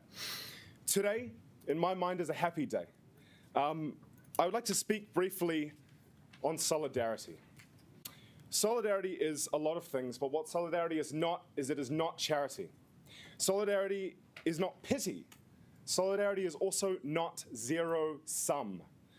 Solidarity is a conscious effort to stand by someone as equals and offer them the āwhina, to offer them the aroha and the support they need to grow and to thrive. This is what the motion that we will be debating today achieves. As tangata whenua, we know what it is like to be alienated on our own land. We know and from one Indigenous people to another one, kaitamihi, kaitemihi, kaitemihi kia koutou katoa. There's been talk of process. I appreciate this. We are an organisation that lives and dies by process. Let us never forget, however, that process was made to serve people and not the other way around. The international relations policy from which we are presently operating is an old and insignificant piece of work that ought to have been superseded far earlier than today. The benefits of a sister city are enormous, and I will not go on because I notice my clock is ticking. But we join fantastic company today: Bordeaux, Hounslow, Johannesburg, Liège, Muscatine, Oxford, Sur, Trondheim, countries all over the world that have shown their solidarity and their aroha to our Palestinian community. This is mahi I'd like to thank everyone for doing for many, many years, and it is an honour to be finally bringing it to this council table today. And I notice that the City Council of Ramallah has a very flash table. They've even got some plants in the middle, so I'll be getting onto that. But to conclude, I would like to thank everyone who submitted today, and the benefits in exchange, in the kōrero, and the sharing of our culture, the learning that we can have from one another is a truly exciting thing to be part of. So nā reira, tēnā koutou, kia ora mai tātou katoa. Kia ora, Councillor Paul. Well, assalamu alaikum, Eid Mubarak, Shalom, Mauri ora kia koutou katoa. I want to acknowledge the Palestinian elders whose work has led us to having this conversation today. Papa Samir, I see you there. Proud of your girl Wajid for coming to speak to us today. I want to thank Justice for Palestine for your work that you've done in advocating for the recognition of Ramallah and the relationship that we will hopefully be having. And I want to thank Councillor Winera. You were elected as the Māori Ward Councillor to give voice to Indigenous issues, and this is a matter of Indigenous solidarity, so thank you. Injustice is able to carry on when leaders in our community see an issue that's happening and insist that it's not our problem to deal with it. Our council acknowledged the invasion of the Ukraine and lit up the Michael Fowler Centre accordingly, which was the right thing to do. We regularly lay wreaths to acknowledge Anzac Day, which is the right thing to do, and I will still be going to Anzac Day, and I will still wear a poppy because my tepuna fought in that war too.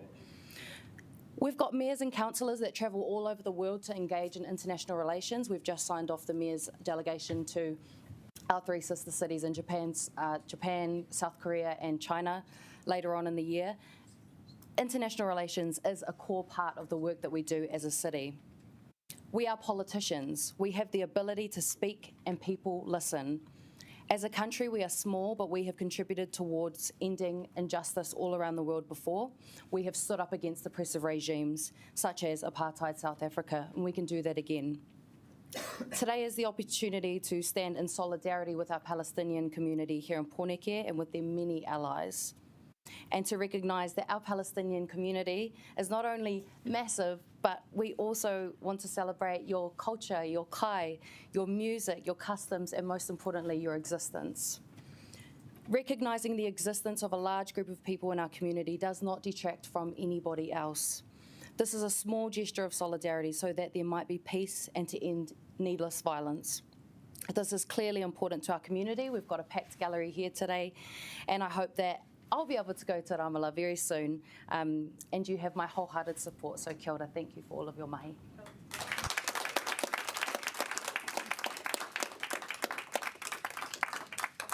Councillor Young. Thank you. As David Swartz said, why are we here?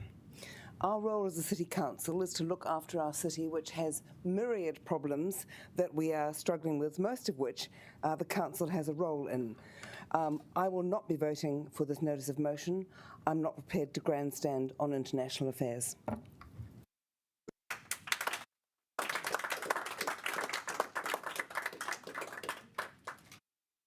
Councillor Calvert. Thank you. Before this term, I served 2 terms on the Multicultural Council, and I really appreciated that. I really appreciated getting to know people from different backgrounds to me, different cultures, and in particular the Muslim community from different parts of the world. And I was also fortunate to go to India earlier this year and saw how different religions lived together and how they worked. But I don't pretend to know all the intricacies of this from an international viewpoint. What I do know from a council perspective is our pipes are broken. We have money that we need to spend in a lot of different areas, and we need to have a focus on things impacting on our city. That's why we pay our taxes. That's why we have central government to think about those international relationships. So whilst I appreciate all the speakers from both sides and in the middle, we need to focus on our core business. So I don't believe that we should be used as almost a political football in this, because we have very important core business that we need to take care of. So I will not be supporting this. Thank you.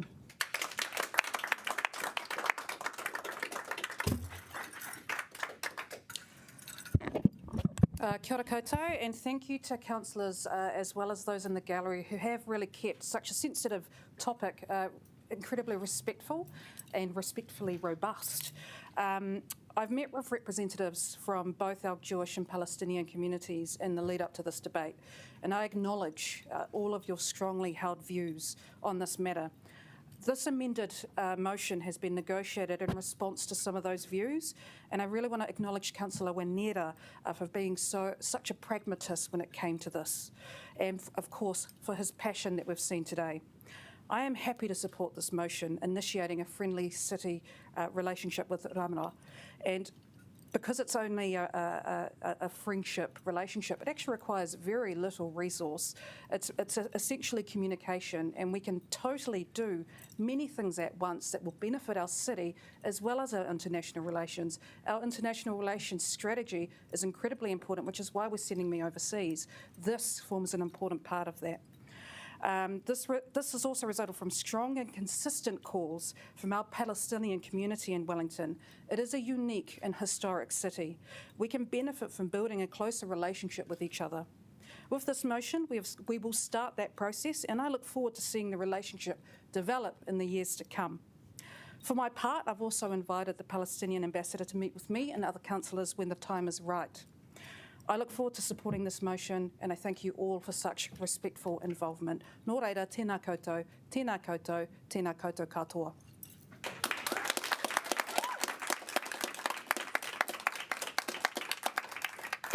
Councillor Free. Sister city relationships do mean something, and I personally think that we should wait for the officer advice and a whole review of the way in which our friendships with sister city friendships and our sister city relationships are developing, and how we should proceed in the future. I note that we're just hopefully going to be landing a sister city relationship with Seoul. It's been worked on for about 6 years, so these things don't happen overnight. I'm really sad that this has been brought to us in the way that it has and conflated with recognising a state. I think that's actually caused a huge amount of upset that didn't need to happen if we'd approached this friendship city in a different way and at a different time. So reluctantly, I don't like to obviously upset people, but I won't be supporting this. I just can't bring myself to do so. I just think it hasn't been brought to us in the correct way and at the correct time. Thank you, Councillor. Councillor Chung. Thank you very much, and thank you to all the speakers. You all spoke with a lot of passion and straight from the heart. Now, my background before I became a councillor is in international sales. I've been working all around the world. I've worked in 46 different countries, and that includes working in the Middle East. I've worked in the United Arab Emirates. I have worked in Israel, worked out of Jerusalem and Tel Aviv. And so I have a significant experience of the different cultures. I'm currently the council representative on the Multicultural Council, which gives me more insight into the different cultures and the issues that come out of that. So I came into council because I wanted to make Wellington a better place, and so I wanted to improve the life for all Wellingtonians, and so this still applies. And I find that we have so many issues here in Wellington, so many problems that we should actually be looking at. Why are we looking at a situation on the other side of the world? So I think that this may come, but I think that I'm not convinced that it's the right time. I have a lot of faith. I'm a great supporter of sister city relationships. I'm possibly the only councillor now who's actually made tens of millions of dollars for Wellington through sister city relationships. Some years ago, maybe 12 years ago, I was working in China, and Kerry Prendergast, who was the mayor at that time, had this mayoral delegation to Xiamen. And I found out about it, and I said that I was working in China, and could I actually join the delegation? So I did. I went over to Xiamen with it. At that time, I was chasing a telecom deal in that province, and so I talked to Kerry about it, and I said that, look, I've actually hit a bit of a roadblock here. I can't reach the right people. So Kerry introduced me to the mayor of Xiamen, who then introduced me to the head of the telecom, China Telecom in that province. And so from that, they introduced me to more members of his company, and so through that, I won this deal for Wellington for tens of millions of dollars. I'm trying to remember how much it was, I think it was about $60 million. So I absolutely believe that sister city relationships work.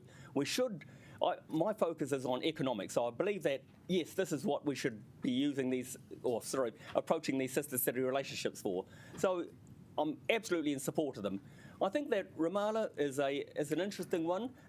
Final points, please, Councillor. So while I support it, I don't think it's actually the right time to do it. I think that we'll create too much ire, but certainly we'll leave it down there and will be considered at some time, but not right now. Thank you. Thank you, Councillor. Councillor Randall.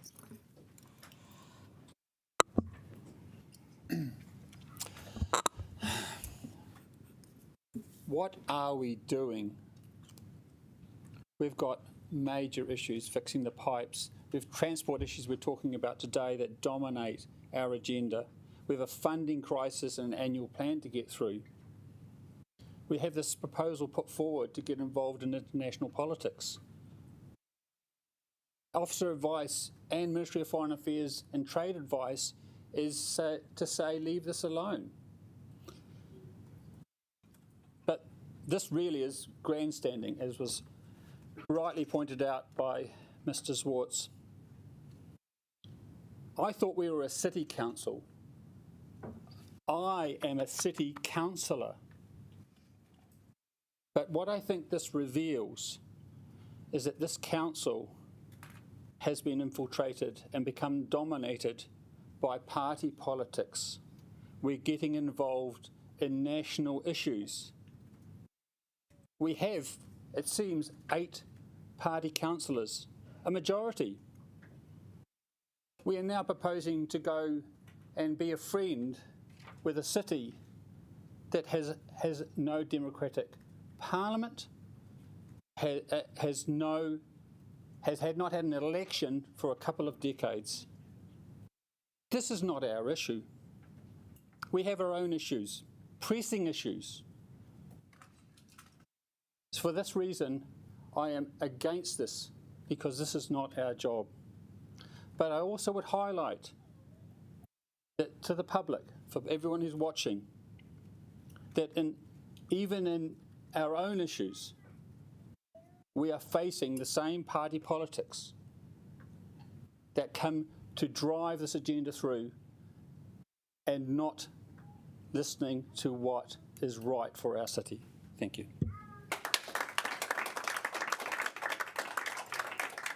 Councillor Matthews.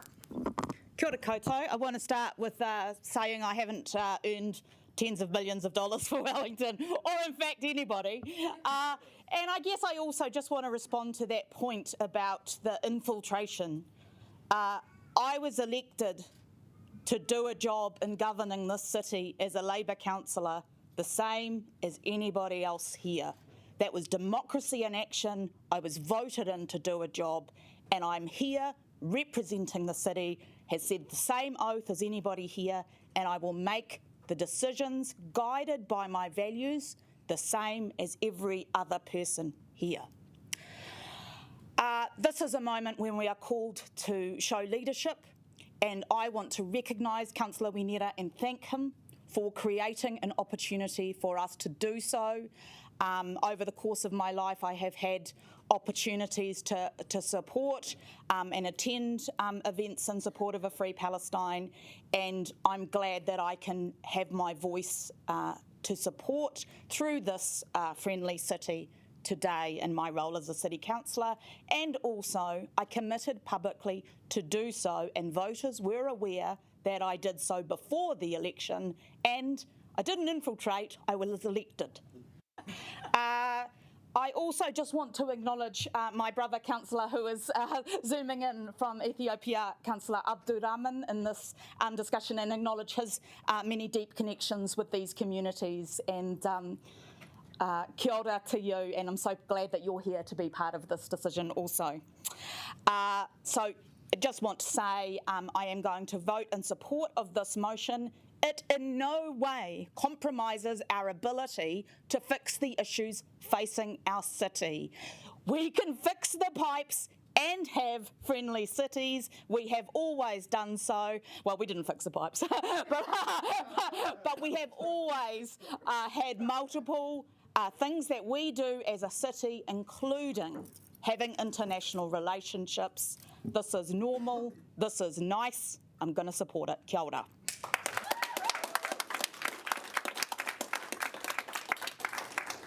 Councillor O'Neill. Kia ora mai tātou. I am a city councillor that sees it the role of city councils to establish sister city relationships. Voting for this, colleagues, shows a solidarity to the Palestinian people. As a nation with a history of colonisation, we need to be aware of the privilege of what it means to sit on the sidelines. As leaders of the city, we know that being neutral makes you a collaborating bystander while oppressive powers remain in charge. Lastly, I would like to thank our community, Councillor Tamitha Paul and Councillor Nico Winera for highlighting this issue time and time again. And it is because of this mahi that I am asking you to recognise the tiro rangatiratanga of the Palestinian people. Kia ora. Councillor Pennant. Kia ora koutou. So I was fortunate enough to be raised in the great tradition of Christianity. I was given a Christian name literally, and my sister's name is actually Jewish, because my parents had such a strong commitment to interfaith dialogue, peace and reconciliation. And I take the values that I was taught of peace, love and tolerance seriously. It has powered my activism. And so I signed this, not in order to be divisive, but to stand in solidarity with oppressed people, all oppressed people. But that does not mean that I do not recognise the oppression of the Jewish people. And as a Christian person, well, as someone raised in the Christian church, I did leave, I weep that we have done so much damage to Jewish people. We have caused their oppression as well, and this is unacceptable. So this strong support for this motion is to establish this relationship, because relationships is the way we're going to build peace. It is not at the end of a gun. That's why I'm a deeply committed pacifist. We must not use war and violence against our fellow human beings. I do want to acknowledge also that I've heard from members of the Jewish community that they feel hurt by our support for this, thinking that it looks like it's one-sided. I don't think anyone here would in any way condone the violence against the Jewish population, and we know that anti-Semitism is on the rise. So when we come to look at our international relations policy, I make a very strong public commitment to looking at the needs of all of our community, and if we can look at other relationships within Israel as well, I would be very, very happy to support that. I just wish that we could end the violence. It is heartbreaking. And so I hope this debate today, which has generally been conducted in a peaceful and respectful way, will be yet another way that we can build enduring peace in the Middle East, because it is all of our responsibility. Kia ora.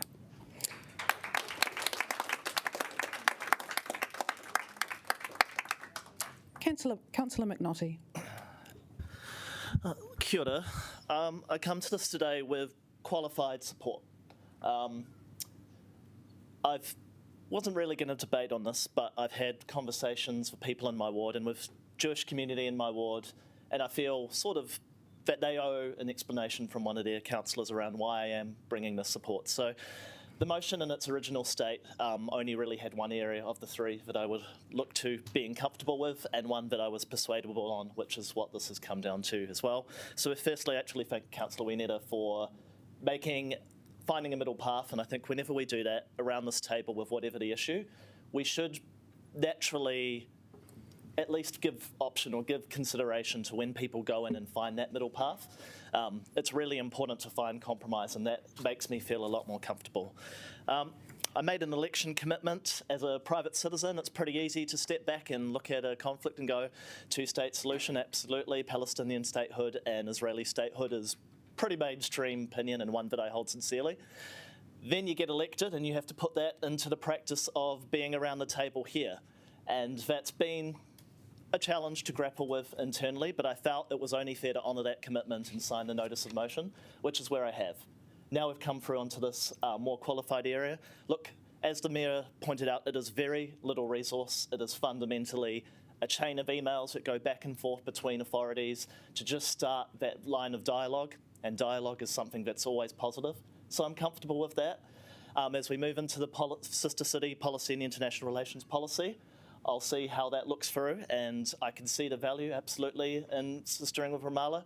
What I do remain cognizant though of is that we have a tough LTP in front of us. We are not going to be able to do everything that we want to do, and there will be financial considerations. I look at the Housing Action Plan, the awesome work we've done to point people like rental inspectors and do something that actually gazumps what central government are doing. I do have to say, in the funding priorities, that sits higher for me. So it is a qualified support today. Put this through to the next stop. That probably makes everyone in the room unhappy, and maybe I'll get no claps.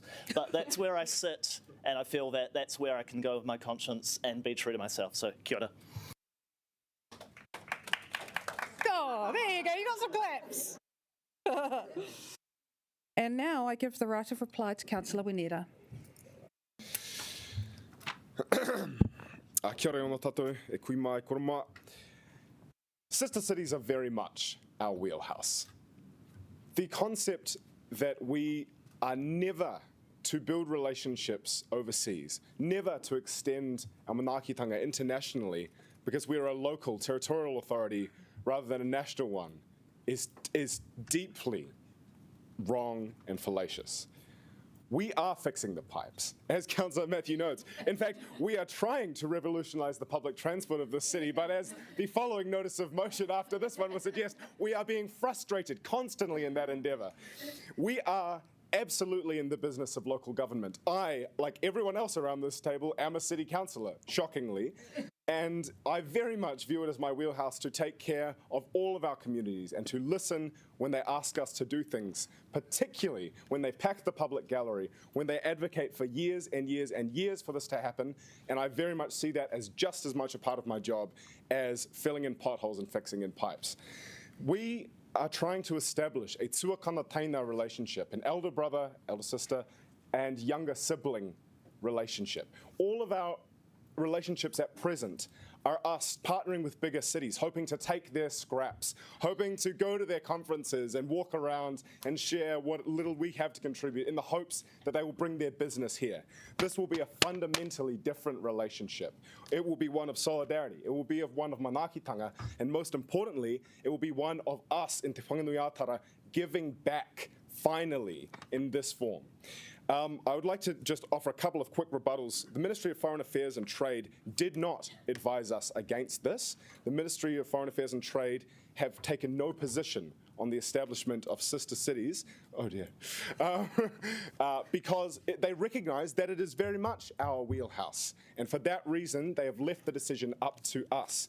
And finally, I would remind all of you who signed that election pledge to commit to supporting a sister city, or in this case, a city-to-city friendly city relationship, that this is a no-frills, straight vote, and it is a chance for us as honourable people and as elected members to put our ballot where our mouth is and honour that commitment that we made. I'm very proud to be standing here today in support, and I thank everyone once again for coming and for the debate we've heard today. Tēnā koutou katoa.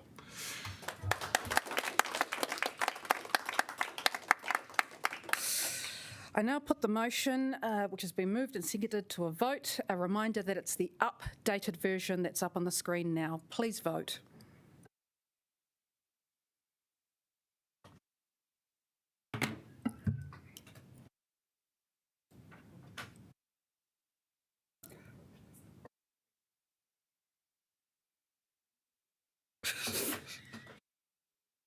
And that has passed.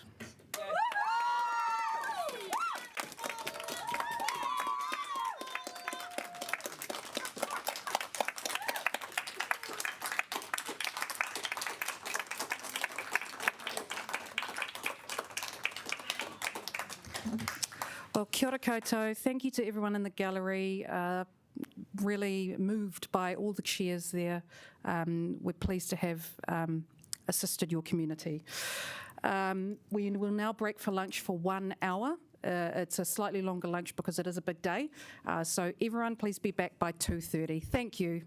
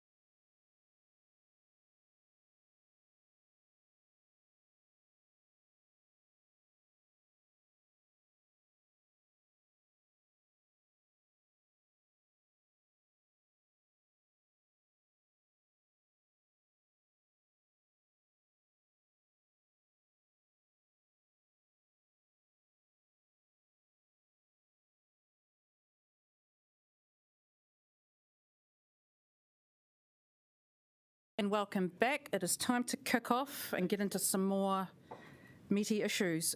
So, like I mentioned this morning, this is a deeply passionate sort of project, and I know there are really strong opinions on both sides. I am again asking for respectfully robust debate, respect, and just keeping some order in here so we can move through this in a good, timely manner. I now move to 2.2, notice of motion regarding Let's Get Wellington Moving. This report is a result of a notice of motion submitted by Councillor Calvert. So in a moment, I will give her an opportunity to speak to it. We will take the report as read, and we have officers here if we need to ask any questions. Do we have any questions before we hand over to Councillor Calvert? Nope. Councillor Calvert, all yours. Thank you, and slightly less people here than the previous notice of motion. That was a good or bad thing. And unlike the previous notice of motion, this doesn't bring me pleasure in moving this particular notice of motion, but there needed to be a game changer. So that we could look at how better we could deliver on the aspirations of our city, because quite frankly, the Let's Get Wellington Moving structure is not working. It's cumbersome, it creates extra overheads, it lacks transparency, and it has weak accountability to the partner councils. Its continuing poor engagement practices are legendary. If nothing else, I believe our notice of motion has created far more responsiveness and engagement from the programme within the last 3 weeks than I have seen in the previous 3 years. It's certainly heightened public awareness as well. You've got 2 recommendations in front of you. No confidence in the programme. The programme is currently the delivery mechanism of much needed transport improvements, but it's hindering local democratic processes. The city street projects, such as the Golden Mile and Thorndon Quay, would have normally been led by WCC, Wellington City Council, but this programme has ensured that it's incurred further overheads and delays because of this structure. Even something as simple as bus priority lanes, and I know out to Miramar, to Karori, are still years away. Integration has been poor between the Golden Mile project and the Featherston Street project. It's got a very unhealthy approach to determining the benefits of the work, especially those that might be negative to it, especially the loss of productivity, the health of the local economy, and indeed the benefits to this council. How much revenue is this going to bring into us? We received for the first time last night options on the Golden Mile that had previously been presented to the board at the end of last year. We, as the representatives of the people of Wellington, had no say in those options. We are being presented today with the final option. Saying no confidence in the programme does not mean saying no confidence to the individual projects. You are strongly signalling that there's a better way to deliver. And then just briefly, relationship and funding agreement. Again, we can do much better. It's not working. It's been in place for 3 years. We know the gaps. Agreeing to withdraw from the current arrangement. There's a clause in the contract that says we can terminate within 3 months' notice. We can do that and make sure we've got a contract that is fit for the future. Thank you. And I understand Councillor Brown will be seconding. Thank you. Councillor Brown, would you like to speak now or reserve your right? Councillor Paul.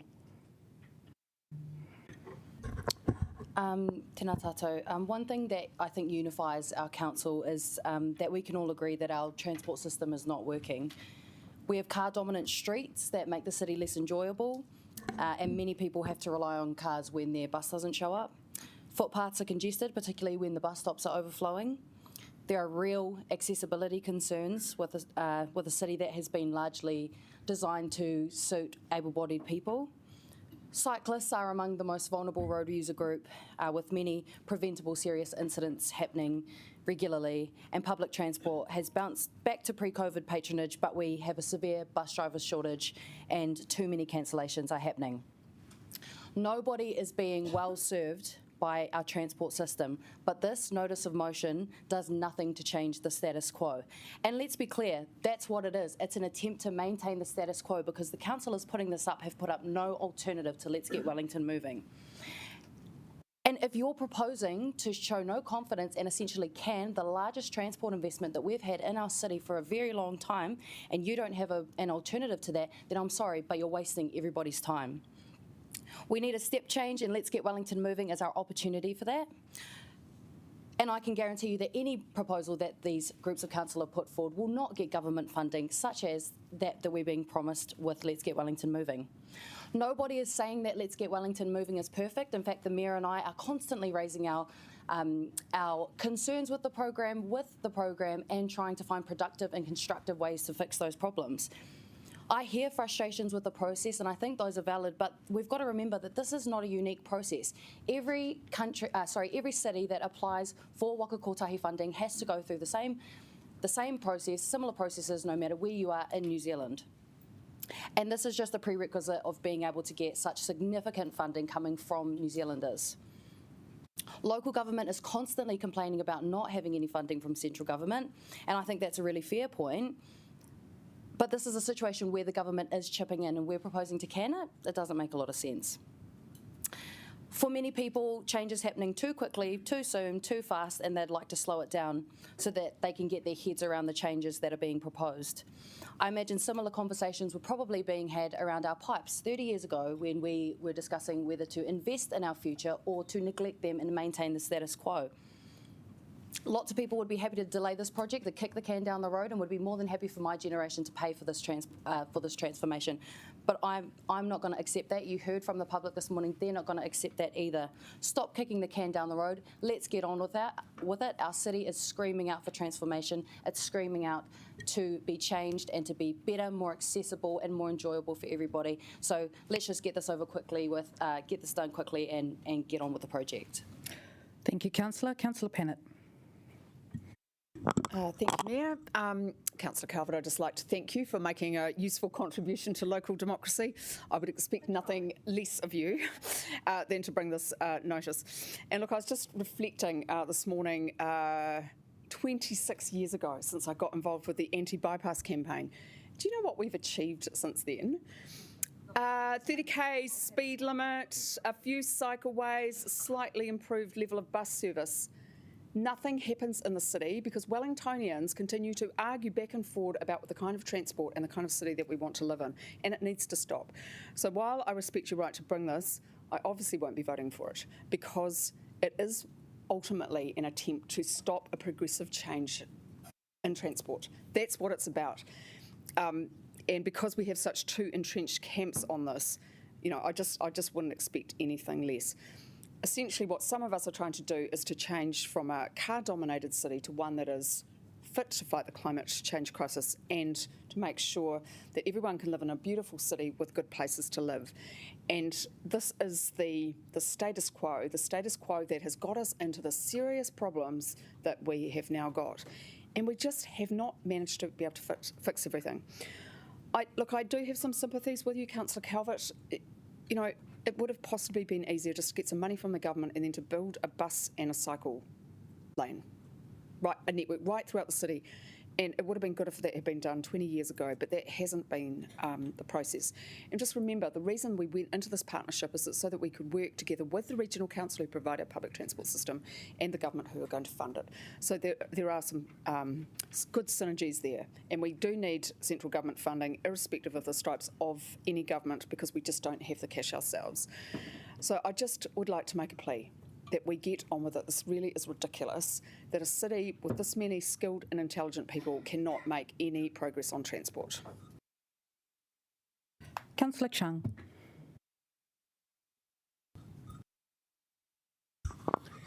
Thanks very much. Yesterday morning, I went out to catch my usual bus at my usual bus stop, and as usual, the bus didn't turn up. And so I waited for the next bus, and so, but that didn't come. And so what I did was I called my friend, Councillor Tony Randall here, and asked him if he was already on his way in, and so he came around to pick me up. But we're not all so lucky about getting someone else to pick us up to bring us in, because we had an important meeting yesterday, and so I needed to be here on time. And so these things are very, very important. So if the buses don't come, then if we can't even get the bus system right, then shouldn't we be fixing that first before we start looking at other things? And so what what my colleague Timothy Paul has just said is that, yes, I agree that we need to get something done, and I'm not against changes. I was born less than 2 kilometres away from here, and I've gone through changes all my life. I've walked through Wellington, for my whole life, and so I want to see changes. I want to see things happening. I want to see things made better for everyone. But she states that we actually don't have a plan, but in fact, we actually like a lot of the parts of the Let's Get Wellington Moving. A lot of the things that they have there, we actually like that. And so we haven't brought out an alternative plan, but because we like those portions, I'm just not comfortable with the way that Let's Get Wellington Moving are actually running things and the way that they've organised. I look at the different groups around Wellington. We're not being inclusive. We're not including these other people on the discussions. So many people in Wellington. I mean, even last week, 2 weeks ago, the retail group had a big meeting down at the prefab. And so there are a lot of people there. And so they felt they weren't being included. They weren't being asked about what they wanted for the city. They weren't being asked about, where do you think we're going? Come on board with us. Let's talk about what you need and what we'd like. And so let's get the different groups together. We're just not doing that. I think that Tony Randall will actually talk about the fire service shortly when you're speaking. That's another group that hasn't been included in this. What's going wrong? Why aren't we including all these people in there? Now, last week we had a meeting about how we're running as a council, and so the convener told us that there are 3 types of councillors. One, the ideologist, who believes in this is how the world should be. The second one is the cat herder, and I'm not sure that we have any of those here. But the third one, the third one is the people's champion. Now, I see myself very, very clearly in this last section of the people's champion. I speak to people every day. I get on the bus every morning and I speak to the people on the bus. I speak to the drivers. I ask them what they want. And Final I ask them points, where they want us to Councillor. go. Okay, so what I want is I actually do want changes. I do want Wellington to be better. So I want to continue on with this change, but it has to be the right changes, and we have to take everybody on board. We have to include everyone in on it. So we need to bring them on board, which we're just not doing. Thank you. Thank you, Councillor. Councillor Young. When Let's Get Wellington Moving was announced at the railway station in May 2019, and the Mayor was Justin Lester, I supported it. Who wouldn't? It promised a 3-year programme of delivery. But now it's 2023. Millions have been spent and very little has been delivered. As consultants say, even in Auckland, Let's Get Wellington is the gift that keeps on giving to consultants. Our papers point out several times, actually, that councillors should be open to the possibility of change depending on facts and context. So taking note of the officer advice, I changed my mind. Let's Get Wellington Moving proposals will kill our inner city. So the Golden Mile is the heart and soul of our city, but restricting access and parking will be like a tourniquet cutting off its lifeblood. We're told the proposals will enhance shopfront access, which is unlikely, but assumes the shops are still there. Wellington's retail businesses are struggling. That's why Retail New Zealand stepped in to join the protest. You're all familiar with the frankly scary sums, although the figures keep getting bigger, so I'm not going to go into those, and I'm not going to go into all the things that are in the papers, but I would just say my concern, or the concern that I want to address, is accessibility. It's one of the 12 Let's Get Wellington Moving principles, making the city accessible to all. But not everyone can walk or cycle, and not everyone has a bus stop near them, assuming the buses do actually turn up. Our bus service is erratic, we all know that. But our population is ageing. It's expected that by 2048, almost a quarter of our residents will be seniors. At the last count, 2018, due to the census problems, there were almost 75,000. Accessibility is a huge issue for older people, many of whom have restricted mobility, but don't necessarily qualify for a mobility park if they can find one under the new scheme. Instead, they rely on someone dropping them off, or like Councillor Randall, picking them up, for their medical appointments, for their visit to the optometrist, the dentist. Too bad if their health professionals are in the CBD. Of course, it's not just the elderly. It's anyone who's had an accident, who's twisted their ankle, or who's on crutches will know that the changes proposed for the Golden Mile will make life exceedingly difficult. And I do believe it will kill our inner city. So I will be supporting the notice of motion. Councillor Free. It really gives me no pleasure at all to have reached this point when I have supported, since I came onto council, active in public transport with a passion, and I've seen a lot of those things that Iona said we've only just achieved have been things that I've striven to bring about happening. Now I'm going to support at least number one of this, because there is a big problem with how this program is being run. So number one, I can't get a single answer as to a councillor amendment. That funding agreement was signed on the same day as a draft bus priority action plan was brought to us. That draft bus priority action plan was approved, provided that priority was given to the east, to bus lanes to the east. It's still there in draft form, just as it was when we said it was only approved if bus priority was given to the east.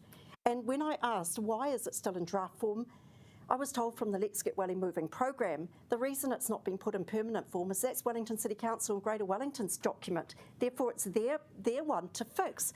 But it doesn't seem like the program has pointed out to those individual partners that they should actually resolve a final bus priority action plan. And here we are trying to deliver bus priority action plan without a proper bus priority action plan. The funding, we haven't got a funding agreement. We've had a provisional funding agreement, 2020-60, up until this point, and we haven't actually got an agreement as to what the shares are going to be amongst the partner organisations. And yet we're ploughing on ahead spending money without this agreement, really fundamental. At the moment, we're not getting any money out of government that we wouldn't get for these projects under the normal circumstances. But what we are getting is less information and less accountability, and I believe less responsiveness to our public about what they want. This is what councillors have had to try and put together to understand the Golden Mile. This is about a third of it. Bits of paper put together.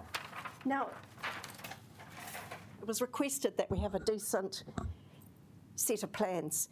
And the staff that came from Let's Get Welly Moving had a laminated set, which I asked if we could keep and put in our councillor's office for a couple of days for people to look at. And I was told, no, that we need to keep that. You get all these bits of paper that you have to put together yourself and mark on where the bus stops are. There's no dimensions on here or anything that gives me confidence that I know what I'm doing when it comes to approving it. Questions that we put in our Q&A are, to a large degree, unanswered. Final points, please, Councillor. We have heard today many submitters, including Chris Calvi-Freeman, who was on the GRG, and many other trusted submitters have told us this program isn't actually as good as it needs to be in terms of the governance, the delivery, the speediness, the accountability, the responsiveness to the public. And I actually think that I stand by the fact that it was worth bringing this just as a wake-up call. Things do need to change, and I hope that bringing this motion will at least change some things. Councillor McNulty. Look, I have a modicum of sympathy for part one. No one around this table, no one at Let's Get Welly Moving, no resident of Wellington thinks that the delivery of this scheme has been perfect. But this is a deeply unserious amendment. There is zero plan for the future. It's back to the drawing board at a time of incredible disruption. It abandons permanently, likely for decades, any government contribution to funding for rejuvenating our central city. It exposes us to serious legal risks. It leaves our CBD to decay, and it fails to meet future challenges. When I ran for office, I said, I'm going to put every decision for a 10, 20, 50-year lens and never mind the consequences. LGWM marries with that commitment. How? Because it's more than just a transport project. Mass rapid transit is going to enable housing under what is left of the bipartisan consensus on housing. It injects people into our city to create a thriving local economy. But most of all, it's actually fiscally conservative, I know. SET's partners have done the modelling. The net benefit that council gets for a dwelling when it's in a densified building is up to $2,500. The net loss we get for greenfield development is up to $4,000 per dwelling. Then let's take the Australian value capture example. When they built the Sydney Light Rail, they thought there would be $8 billion of value capture. The actual amount was $24 billion, and under National's new transport plan, that value capture can be used to fund projects exactly like this. We've been inundated with support this week, and I want to thank everyone who's put an email together towards us. We have had so many stories, and they are not copy and paste, time after time again, telling us what it means to get on with this. And for each email that we've had in opposition, we've had 3 in support. Chris Calvi-Freeman this morning actually listed the lack of Let's Get Welling moving accomplishments. So just at the point of delivery, we're going to kill it? Look, let's get real. Vote down this deeply unserious motion and get on with delivery. Kia ora. Right of the reply, Councillor Brown. Oh, Councillor Randall. No, but Councillor Brown reserved his right to speak.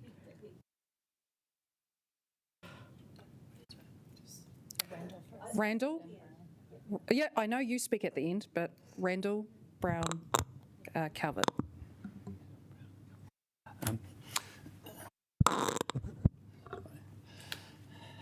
Thank you. I rise to support this motion. Councillors say that there hasn't been any action and move. Well, I was on the 2013 public transport spine study that recommended 10 years ago that we should have a bus rapid transit system, and that was supported by this council. But it's obvious that we live in a political town, and the political elite wanted light rail. And since 2013, what has happened is this has been squashed.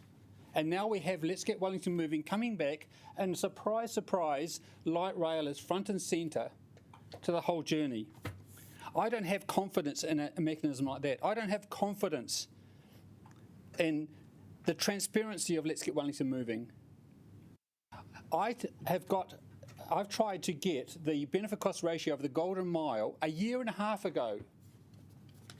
I put in a complaint a year and a half ago, and last week I got this letter from the Office of the Ombudsman, who finally has said, today I've written to the Chief Executive of Waka Katoa to commence an investigation into my being denied access to the cost and benefit analysis of the Golden Mile.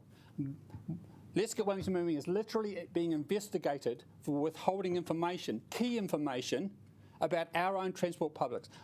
When I became a councillor, I asked for it again. Even as a city councillor, I was denied by Let's Get Wellington Moving. In fact, I only got the spreadsheet a couple of weeks ago when they came back and said we need even more money than we expected.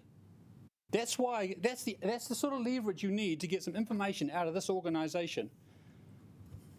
This has been driven out of I believe this has been driven out of this is not about Wellington City. It's been driven by a political agenda. And as I said before, I'm a city councillor. I like to look at the evidence. We can't get the evidence. I want to make sure that the funding is locked in. There's no government funding. No, there's no funding. The government, we're funding. Can we not speak while others are speaking? The government, extra government, no, that's 60%. It's not there. I tell you, it's not there. Okay, we're funding the normal amount as if we did the project ourselves for Golden Mile. People say, what do I want? Well, I'll tell you what I want. I want a Let's Get Wellington Moving that is led by Wellington City. Final points, piece of councillor. I want a Let's Get Wellington Moving that reverts to the objective. Sorry? I want an extension granted, please. One more minute. Okay. Thank you, Councillor Free. So I want a Let's Get Wellington Moving that is led by Wellington City. It is simply ridiculous that our mayor doesn't sit on the board that makes the decisions. As Councillor Calvert found out, we are having a board that makes decisions about what is happening to our city, and the mayor is not even present. When Let's Get Wellington Moving was reviewed, our mayor didn't get the report. It went to the Minister of Transport. I mean, who is actually designing this city? I want to get Wellington to revert to the objectives it started with, which is about providing accessible Wellington, about putting the moving back into Let's Get Wellington Moving rather than being an anti-car agenda. And I want to confirm the government funding. We want to know in writing what the government is bringing to the party, not these promises to say, oh, we're here, and they actually take over control of our own city and they don't even bring the money. Lastly, I want much greater openness and public engagement. The City Council does good engagement. I would rather do our own engagement compared to the terrible job that's done by Let's Get Wellington Moving. Okay, thank you, Councillor. We have no counts. We have no confidence in this. Councillor Brown. No, you don't actually have to. Oh, thank you.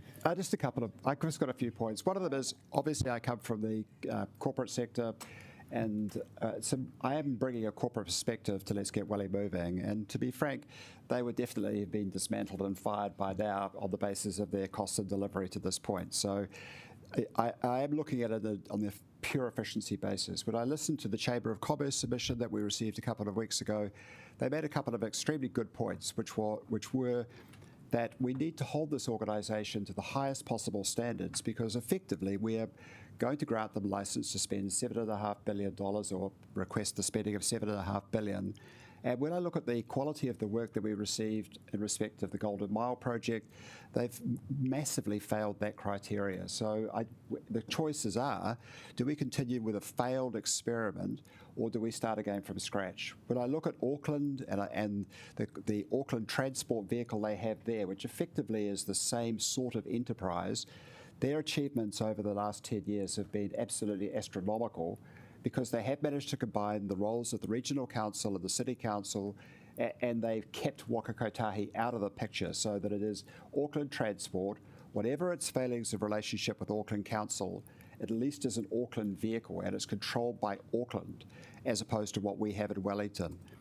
So I think we've got a failed experiment. We know that there are better models in Auckland. We know that every time we drive through the Mount Victoria Tunnel, we're seeing something that was built in 1931 and wondering where the next tunnel is going to be drilled. The reality is that we've got a track record of failure. We've got examples of better vehicles, such as we're looking at in Auckland. And it's just time to move on from what we have at the present and make a change. And that is why I'm supporting the motion. And Councillor Calvert. Thank you. And as Councillor Paul said, yeah, we can all agree that the transport system is not working, what we've got, but that we were, they wanted to change the status quo. Well, if we stay on the same track, we are on the status quo. We need to do better. We need to be, dare I say, use the word progressive. And we had an alternative that we came and saw the mayor last week about options that we could take forward. But unlike the Ramala one, there was no negotiation. So we would be really open to look and to talk about the things that we'd like to see. We want to see a new governance structure and agreement. We want to see the city streets being led by council. We want to see the state highway improvements being focused and being led, whether it's by a quasi Let's Get Welly Moving or Waka Kotahi. That's their role, State Highway 1. And we want to see the council enter into clear partnership with the business sector, just like they did in Auckland, just like how they developed Queen Street. We don't have that at the moment. And there's no funding from government, only through the normal means. If you looked at the budget, there's no money in there for no specific amount for Let's Get Welly Moving. And in 2019, the government said indicative funding. It didn't say guaranteed, it didn't say so much. If you think about Greater Wellington Regional Council, they got $800 million for trains this year. They still can't even deliver us effective bus service since 2018. They're more focused on the trains. Shop frontages. No one's been talking to the businesses about the one and only contribution to the Golden Mile by Greater Wellington is bus shelters, but no one's talking to the business about what they may look like. Councillor McNulty, I'm pleased you mentioned Sense Partners and housing because you read the same presentation by Sense Partners to us on Monday, where they said, why are you doing the Golden Mile? You need to bring people in first to live in the city. You need to focus on that first, because how on earth, as a city council, are you going to earn the revenue to pay for this stuff? And we're doing completely the opposite. So on one hand, we listen to Sense Partners, on the other hand, we don't. So, and you also said, and I actually think it's very unfair, the unseriousness of this notice of motion. It's not unserious. We're spending hundreds of millions of dollars just in the next couple of years, ratepayers' money, taxpayers' money. This is not unseriousness. Final points, please, Councillor. Thank you. And I'm pleased Councillor Randall mentioned about 2013, because I met a transport analyst who told me in 2013 they were alerting Wellington about there would be a shortage of bus drivers in the future. That was in 2013. Yet we're only now, or we, Greater Wellington, only now addressing that situation. So if we're really serious about reducing our emissions, we will really get the buses moving as soon as they can. And if we're really serious about housing, we'll put more focus in on housing than we will on a few fancy pavers down Lambton Quay. Thank you. Okay, thank you. I understand that we councillors might want to take this separately. Okay, so in that case, we now move to a vote to agree to declare no confidence in the Let's Get Wellington Moving program first.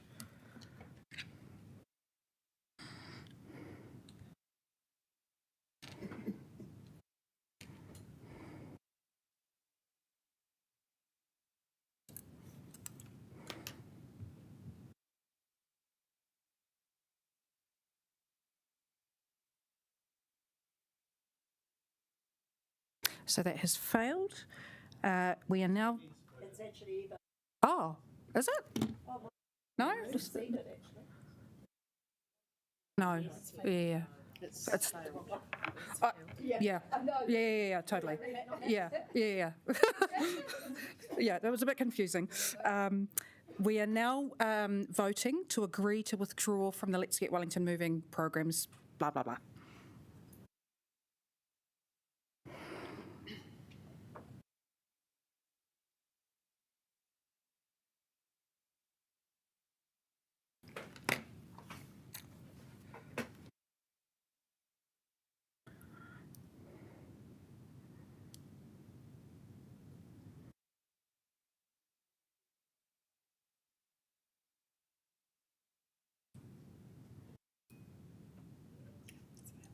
And that has failed.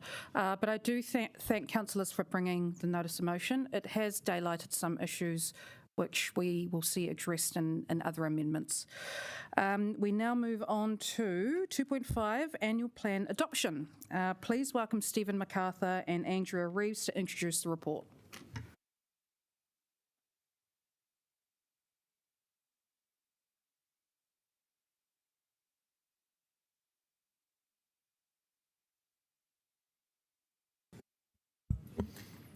Kia ora, councillors. This is the final step in the approval of the annual plan. Most of the introduction to this report was really on the 31st of May, and this report that comes back to you today incorporates all of the decisions that were made back then.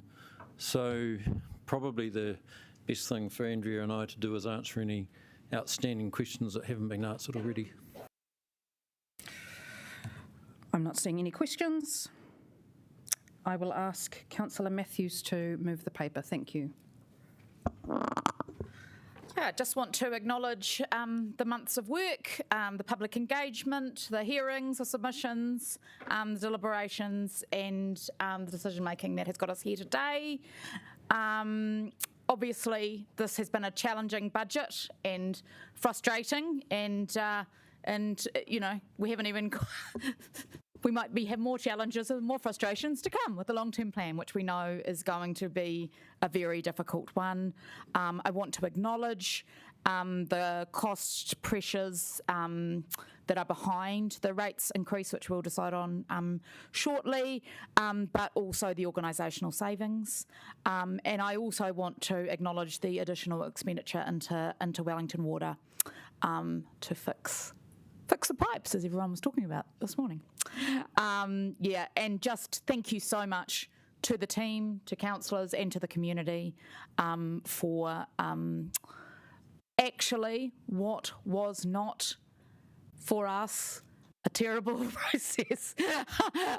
Good to have you know, broad support from councillors, recognising the constraints that we have, and you know, relative cohesion around our decision making. And I want to thank you all as chair of this committee. Thank you. Thank you. Councillor Ipanovic will second. Would you like to speak? Thank you, Mayor. Yeah, great. Annual plan, budget, fantastic. This is what I enjoy. This is what I like. You know that. I've said everything I need to say previously. Disappointed, though, that this has been sandwiched in between Ramallah and Let's Get Wellington Moving, because it doesn't get the focus it should need. But the other two items, of course, were very high on our agenda, and respectfully, we've debated one of those very well, and we are continuing with the second one. But I do echo Councillor Matthews' comments. It's a tough annual plan. We are still forecasting, and I'll reference Councillor Calvert, our third year of deficits. The good thing is we are still cash flow positive, and we do still have some money. Sky has not fallen in yet, but we'll see with the long-term plan whether it does, but I think we can get through that too. So I'm very happy to support this. Thank you, councillors. Any debate? Councillor Calvert.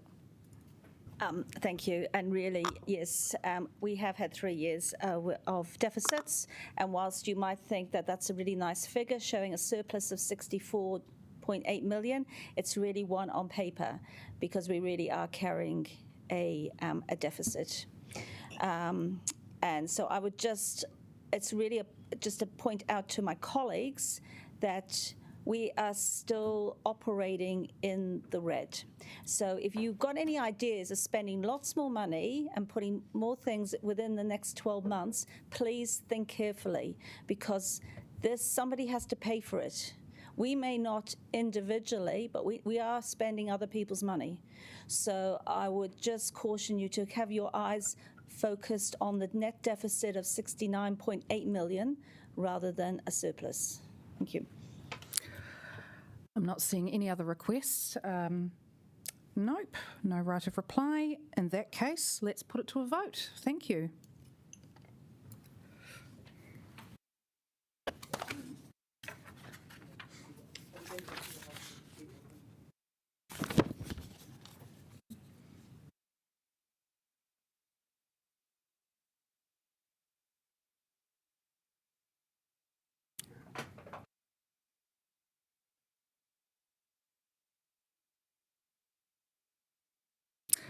And that has passed. We now move to 2.6, 2023-2024 rate setting. Please welcome Andrew Reeves and Raina Kireama to introduce the report.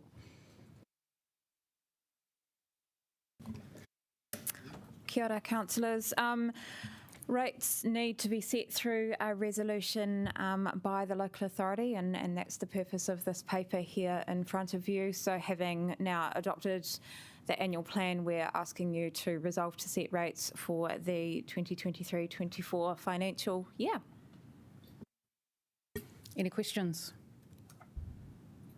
No. I will ask Councillor Matthews to move the paper. Yes, so this is obviously these two, while I appreciate Councillor Panovich's comments that these items have been squeezed in a much more controversial and hotly debated meeting, I guess it is because we are at the end of the process and we had, these decisions. Basically, we're just confirming decisions we made earlier, and this is just to confirm that rates increase. I just want to acknowledge nobody wants to put rates up by this much. We recognise the difficulty here that is sort of recognised by the moves we are making to try and alleviate that burden for some people, but acknowledge that we have a difficult job with a long-term plan, and that we are going to need to have a serious look at our priorities as we go through that process. Thank you. Thank you, Councillor Panovich.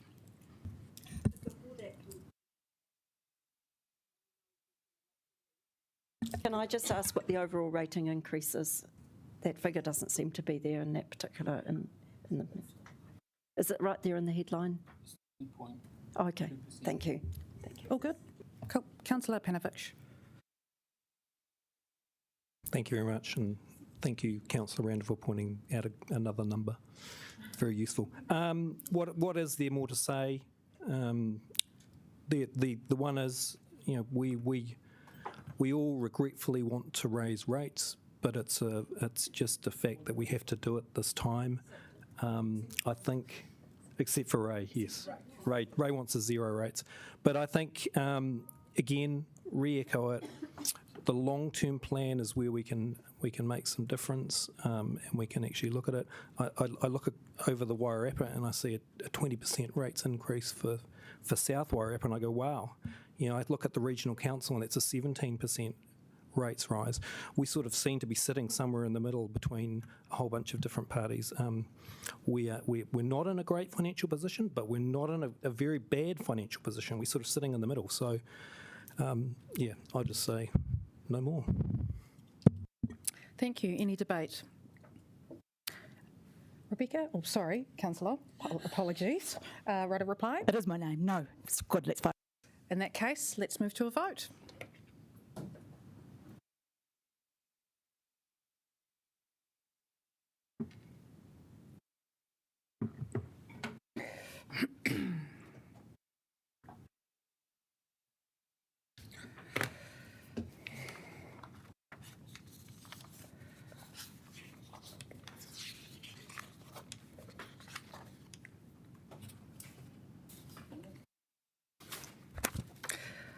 Councillor Abdurrahman?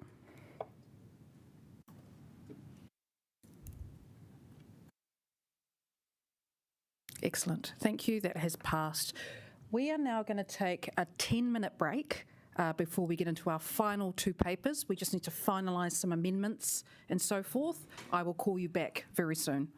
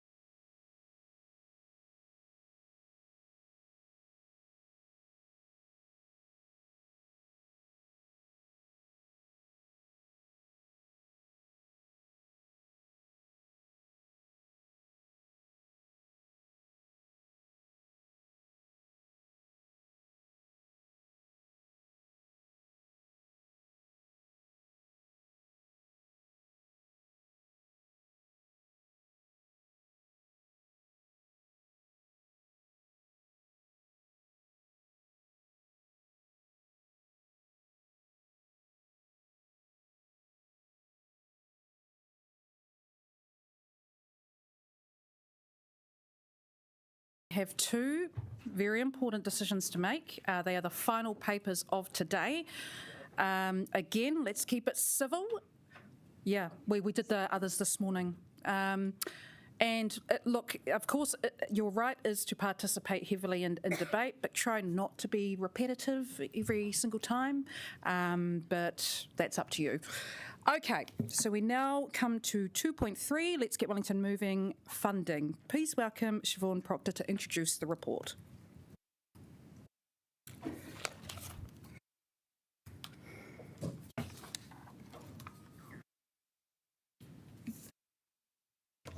Kia ora, councillors. So this paper is the funding paper for Let's Get Wellington Moving projects Golden Mile and Thornton Hut Road. So Wellingtonians have told us they want a city with fewer cars, so it's easier and safer to move around. And the overarching objective of these two projects is to move more people with less vehicles, creating space for thriving and attractive streets in the heart of Wellington. Importantly to note, these projects have already been approved by Council through the Golden Mile single stage business case in October 21 and the Thornton Hut Road single stage business case in February 22. So today's decision relates to an increase in the project budgets, the cost of which can be met from our current programme budget. Since the business case approval, work has progressed on design for both projects, and as a result of cost escalation associated with the current construction environment, as well as increased landscaping requirements within the design, the cost estimates have increased. At a P95 level, the combined cost increase is around $44 million. Both projects deliver significant transport benefits to the city, which have been valued at around $900 million.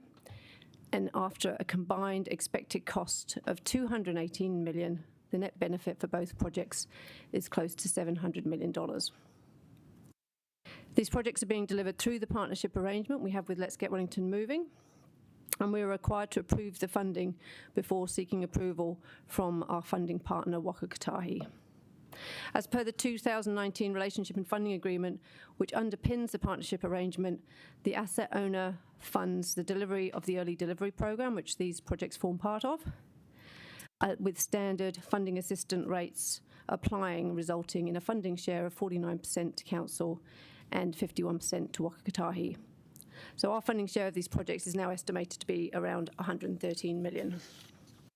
I have with me Sarah Brownlee, who is the Chief Financial Officer for the Let's Get Wellington Moving programme, and we've got a number of the programme reps and other officers as well on hand to answer any further questions you might have. Any questions? Councillor Calvert. Now, excuse me, I do have some questions, but it's in relation to a paper that we were sent last night. So, and it does say confidential. So, and it's about the funding for the Golden Mile implementation. So if I ask something that you think I shouldn't be asking at this, can you let me know? I'm trying to be careful in how I ask. So it would appear that the Waka Kotahi funding is requests will be over the 21 to 24 fund, but then also some will be over the 24 to 27 fund. Is that still correct? So what happens if the government changes the criteria on which they have already signalled that they're reviewing the 24 to 27 National Land Transport Fund, I think it's called? Councillor Calvert, the funding papers are due to go up to the board effectively very early in July, following the council consideration of this paper today. We would expect that in terms of actually honouring those board decisions would continue. It does, Waka Kotahi are currently working through their 24-27, but all of these projects have in fact been forecasted in their long-term forecasters planning as part of the National Land Transport Fund. Is there any risk they could pull that funding for the 24-27? I can't comment on that, sorry, Councillor Calvert. Because I think that would be really useful to know, because we could be signing off on something that because what happens if we don't get the Waka Kotahi funding?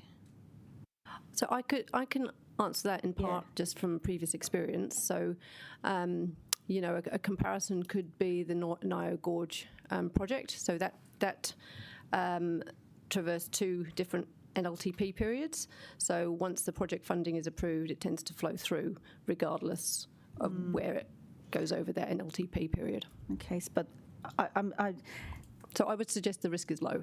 Okay, so given that the program board were aware of the extra costs at the end of last year, why was this not? I don't believe this was brought to our attention as the governing council for Wellington City Council. So I think it's a bit like whenever the project costs go up in projects, it takes time to actually look at alternative options and ensure that we've kind of got everything scheduled for those approvals. It's just that the paper seems to have made a decision, or was looking for a decision from the program board then at the end of last year, and it also refers to a separate briefing to the Minister of Transport last December. So I just don't understand why it's taking 6 months for something like that to happen, to come to us as one of the partners. So, Councillor Cleovitt, those papers effectively did go to the board in November and December. The board in that December meeting actually directed the project to go back and do a value engineering exercise and to evaluate what further options could be. So the project went and did that and actually returned back to the board, I think it was actually in March, to report back on effectively those options. So as much as, yes, there were costs that were indicated by the project that they would be higher, there was no decision made at that point by the board that those costs were accepted. Okay, thank you. Councillor Free. Yes, so with regard to the Thornton Hut Key funding, why are we being asked to approve that now when we haven't yet gone through the submission process and the final resolutions through the Regs Committee? So if you think about the process we go through where you approve a business case, the traffic resolution gives effects to those changes that you've approved in the business case. We then take on board any additional feedback through that traffic resolution process. It seems sensible to come to you for funding for both of these projects at this time, seeing as we know what the funding requirements are. And then it will just follow that other standard process for Thornton Key Hut Road, with those traffic resolutions coming in August. So how much of the money that we're having to spend now on Thornton Key Hut Road relates to extra improvements on the already completed Hut Road section? What the Hut Road portion is? Yeah. We can have a look at that. Because I thought we'd done that a few years ago. No, I don't think the Hut Road section for the cycle lane meets the required standard or the service level that we're looking to deliver. Okay. Councillor Calvert. Oh, you'll get back to me when you've got it. Sorry, Councillor. Very quickly, I think it's about 20 million of the cost. Okay, and that's shared 50-50-ish. Okay. Yeah, thank you. I just want to go back to this Golden Mile being at 60% design, and I was quite surprised to see that last in the papers for this meeting, but I also noticed that in the project board papers from the end of last year, it was sort of defined as being at 60%. So can you explain why we haven't moved on from a 60% design of the Golden Mile since the end of last year? Sorry, Councillor Cleovitt. In terms of that, the design has moved on. However, it hasn't actually changed the costings that we've been doing. There's been refinement at a more detailed level. 60% is considered, I guess, was sufficient for us to have certainty around costs at that P50 and at that P95 level. At the 60% position, which was when we were coming up for decisions in that November and December timeframe, we obviously need to be able to lock in a position in order to be able to put up full cost funding. Thank you. Just one question about the Thornton Key Hut Road. I've never been able to work out exactly what it's going to look like. Have we got actual drawings, what it means to the Hut Road? Yes, there are, and there are quite extensive images put out when we did the consultation prior to the single stage business case coming. So if you go onto the Let's Get Welly Moving website, there are some quite good Slidos there that you can see what it's going to look like. Yeah, I think it's just that have we seen a bit like Sarah's joined up sellotaped map? Did we ever get one? Some of the whole route? Look, I think we can leave it up to councillors to have looked at those designs. Yeah, it's just that I drive that road every day, and I talk to a lot of people who drive that road every day, and no one's got a clue on what's happening or what's being proposed. Look, and they've made it clear the information is there. People also need to take some responsibility and look at the designs. Councillor Free, then Councillor Randall. So this one's more about the program. So because of the budget increase for the Golden Mile, I believe Tranche 2 might not go ahead, which includes a couple of Karori projects in that sort of city street space. But I asked another question, which was what was happening with the early improvements which had been to Karori, which had been identified as needing to proceed quite early. And the answer was actually that the Bus Priority Action Plan early improvements are going to happen as part of city streets within the next 18 months. But how's that consistent with not doing those 2 city streets projects because we've now got a cost blowout and can't afford them? So this was in the Q&A, but it didn't add up to me as being particularly consistent. I wasn't actually sure what the actual answer was. So your question is, how is it consistent that we're leaving projects off? Yes, so the Glenmore Street to Karori Tunnel and the Karori Tunnel to Karori are probably not happening now because we're having to defer 4 city streets projects. But it says as targeted improvements as part of the city streets, delivering interventions in the Karori corridor, including bus stop upgrades, signal intersection improvements and road marking improvements. So how are those going to happen when we may be deferring those projects which enable that? So, Councillor Free, there is a particular project called Targeted Improvements, which is different from the other 2 projects that were under Tranche 2, which is Glenmore Street to the Karori Tunnel and then Karori Tunnel through to Karori. Under the Targeted Improvements, there are probably, or from memory, I think there's about 80 what are considered smaller projects, which have been prioritised of smaller interventions, and that Targeted Improvements work has already started and is expected to continue within the current funding. And those are the ones that were referred to in that question 4 that was sent through to you. Okay, thank you.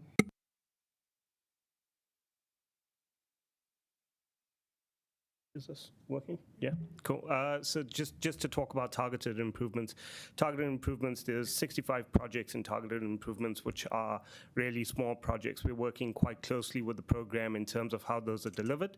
A lot of those can be delivered in conjunction with existing council projects. So we're trying to align those in terms of the transitional cycleway projects, and we're targeted improvements aligned to transitional cycleway projects.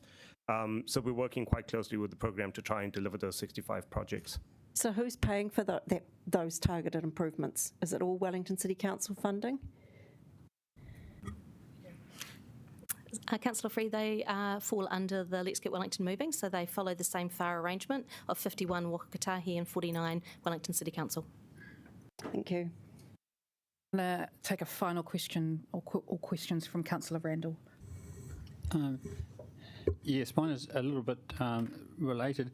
Which city streets projects become unfunded due to the reallocation of this fund? So we don't know that yet. So I think what we've said before is that we have to wait till we've finished off the business case and then we can do the prioritisation of that. Okay, and so how much money is coming out of city streets? I mean, what is the total amount between these 2 other projects that's coming out of the city streets budget? So for us, I think it's around 28 million. So that's from our programme. 28. So 28 million is being switched. Is that from city council funding, yes, that's just city council's portion? City council. Yep. So it's actually about twice that. Yep. So it's about 56 million is being taken out of city streets to cover the extra cost of the Golden Mile and the Thornton Hut Road projects. Is that correct? About that. Okay. Thank you. So Thornton Hut Road is said to be 100% designed. Is that correct? Yes. Yeah.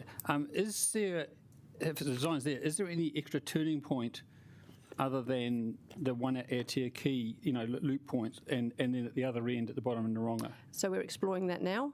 So whilst the full design of the actual bike lane and bus priority lanes is complete, there's a turning point that we're just exploring with the property owner now.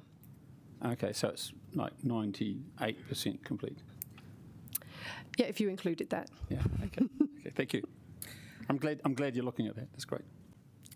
Thank you for your assistance on this. I am going to move the paper. A few comments from me. We know that infrastructure costs are going up across the board, so while these costs are unwelcome, they're also not a surprise.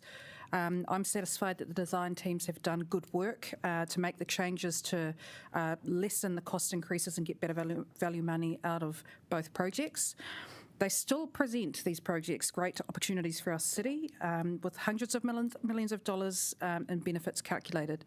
There are also additional cost savings that will come from these projects, such as the opportunity to fix up our pipes and underground utilities at a lower price at the same time. This paper proposes that we pay for these increased costs by reprioritising money. We're not increasing rates. So therefore, I'm happy to move this paper. Councillor Paul will second. Would you like to speak now? No. I now move to debate. Councillor Randall? Yes, I'd like to move 2 amendments, please.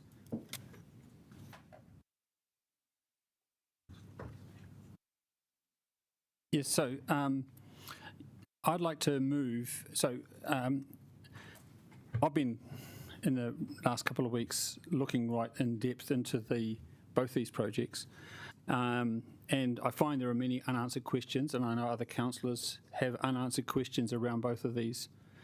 I wish to postpone the approval of this funding.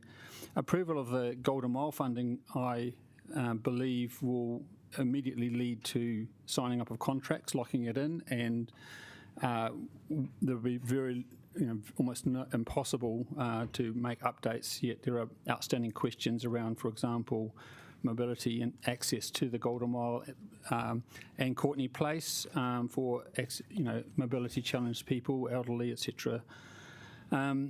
Also, the cost escalation has to be questioned a bit more. The benefit cost ratio, I think, is suspect. I'm questioning also that it's funded out of NZTA, it's funded out of public transport funding, yet the public transport service isn't significantly changed or improved. I've also come across an issue which I don't want to outline too much where I have this information from, but the bottom line is I understand that the Fire and Emergency Service have submitted to Let's Get Wellington Moving, but they haven't actually been actively engaged in terms of the design through this process. Given this is the Golden Mile, Willis Street, Manor Street, Courtney Place, I'm very disappointed that they're not front and centre. We have some of the most vulnerable buildings, and yet I know from the ground that there is little real knowledge about the impact of this design change. The Fire and Service have submitted to the Let's Get Wellington Moving, but they haven't been fully consulted. They asked to be engaged properly in May, and that has yet to happen. Thorndon Quay. So for that reason, I asked it to be postponed until they have had a good look, and Wellington Free as well. But Thorndon Quay Hut Road is 100% designed, and yet we have not seen the design. I really don't believe that we should approve the funding without also first seeing the design. This is essentially a blank cheque. I can speak from my own experience that having Let's Get Wellington Moving, wanting to have funding does enable us to get at some information that isn't otherwise available. I don't believe there's any significant downside and a lower upside from postponing the funding until we ourselves, as well as Fire and Emergency in New Zealand Wellington Free Ambulance, have had a chance to have a good look at this proposed design at a 98% approved. Final and I've confirmed point, it. please, Councillor. I'm just trying. Yeah, and so I ask you to both. I'm nearly finished, Mayor. So. Please don't make a habit of these extensions, but I'll give you an extension this time. And so I just believe strongly that we've got a lot out of having the Golden Mile design process done with the funding, and I ask you to support the Thornton Quay Hut Road design. I understand it's 100% designed, yet fire and emergency haven't been consulted yet. Thank you. Thank you. Okay, so now we're discussing or asking questions or debating Councillor Randall's amendments. Do I have any questions? Councillor O'Neill. Kia ora, I just wanted to check officer advice on this one. My understanding is that we've had extensive consultation with fire and emergency services. If I could just grab an officer response around that. Yes, I can confirm that. So there was an answer sent out last night in response to this. So they have been talking to FENS and the ambulance services for both Golden Mile and Thornton Quay Hut Road.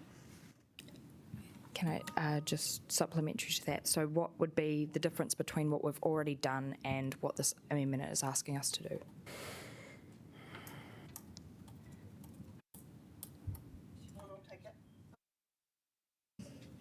Kia ora, Councillor O'Neill. I think I see the difference as engaging with FENS versus asking for their approval. I just want to clarify from a legal perspective that FENS does not have a statutory role in providing approval process of a decision of this kind. So asking them, it's not within their power to do that from a legal perspective.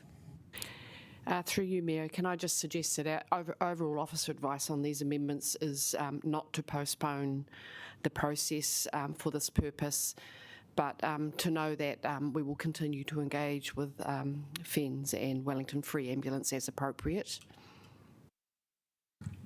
I'm not seeing any further questions, but we now move to debate on these amendments. Oh, apologies. Do you have a seconder? Councillor Young, would you like to speak now? Excellent. Me too, me too. We now go to debate. Councillor Matthews. Just to quickly note that obviously I'll be voting against these amendments, but I just wanted to raise that point about the accessibility concerns that keep being raised. And I just want to be very clear that we have a new permit system for mobility permit holders, so they can be dropped off on the Golden Mile. We have, and for total mobility providers, that we have an increase in mobility parks, that there are a range of more accessible features along the Golden Mile, including with curbs, tactile markers, more accessible bus stops, accessible boarding and alighting, is that the word, of buses, more audio-visual information at bus stops, dedicated seating at bus stops for wheelchair users, that there are a range of accessibility features. And I note from this morning that there were public submitters kind of saying the same things, but actually there are a lot of improvements for accessibility in this project. I'm not seeing any further requests. Oh, Councillor Pennant. Here we go again. Another delay. We've had so many debates on this particular corridor, so I'd urge you to support it. I personally spend a lot of time down here because I have a child that uses the facility here, and actually it would be great if it was made into a child-friendly space. Kia ora.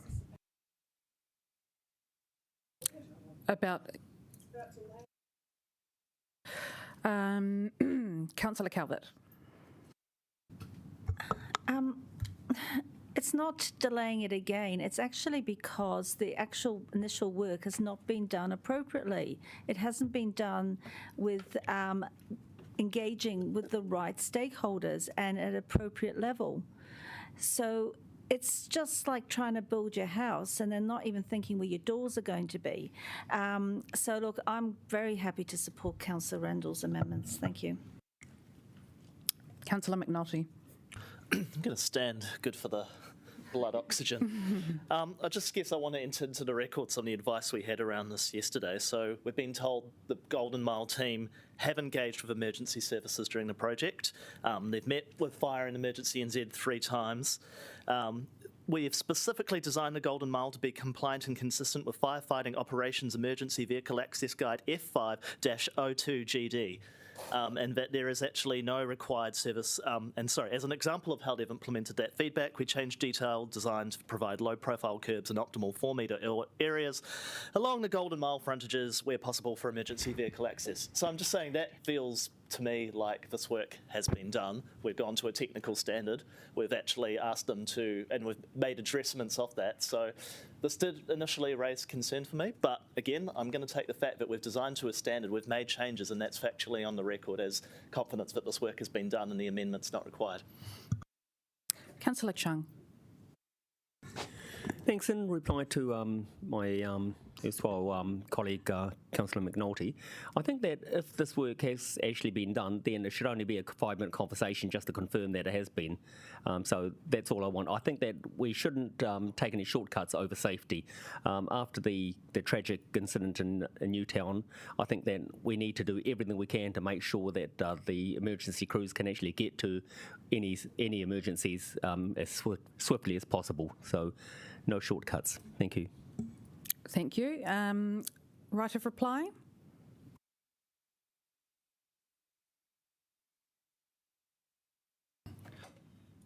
Thank you.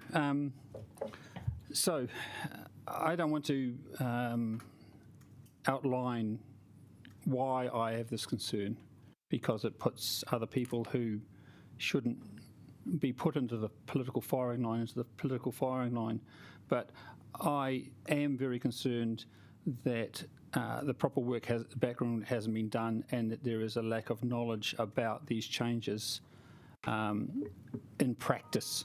So I don't raise these things lightly. I think that Councillor Chung is correct. Loafers Lodge fire was a big learning, and there are learnings to come out of that. And we need to be sure that when we are changing the key part, the most pedestrian part, and hopefully the part of the city that will have the most number of residents, that fire access is absolutely front and centre. It is clear that while Fire and Emergency have submitted to Let's Get Wellington Moving, that's not the same as being engaged. I understand they've asked to be engaged as part of their submission in May, and that has not happened from any real practical purpose. So, and with respect to the Pōneke Hut Road one, again, I will reiterate, I don't see any downside. We've had the Let's Get Wellington Moving come and say that they're at 100%, but the consultation with Fire and Emergency hasn't occurred yet on that. And they're going to put a barrier right down the middle of that road so you can't do any right-hand turns. What's that going to mean for a fire truck? Okay, now it may be all covered off. I'm quite happy for that. But I would just ask to say that I don't see any downside in postponing the Thorndon Hut Road. We have not seen it. We are essentially writing a blank cheque for an unknown design where we have to ask questions about intersections because we've literally not seen what is actually proposed. And I would want that funding approval to be, I ask that funding approval be done with knowledge that we've seen it. Because we've raised plenty of excellent points and we will see some amendments around the Golden Mile traffic resolution. And I just know that Let's Get Wellington Moving do pay more attention to our requests when they're asking for money. So on the second one, I especially urge you. On the first one, you need to go with whatever advice you see is more sound. Thank you. Thank you, Councillor. We are now going to a vote to the Councillor Randall's amendments. Do you want to separate them? Oh yeah, 2 and 3. So 2 first.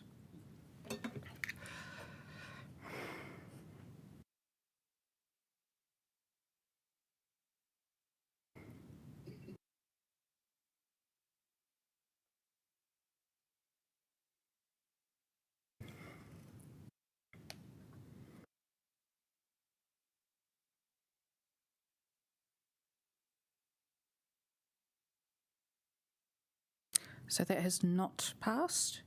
We now go to the next amendment, number 3.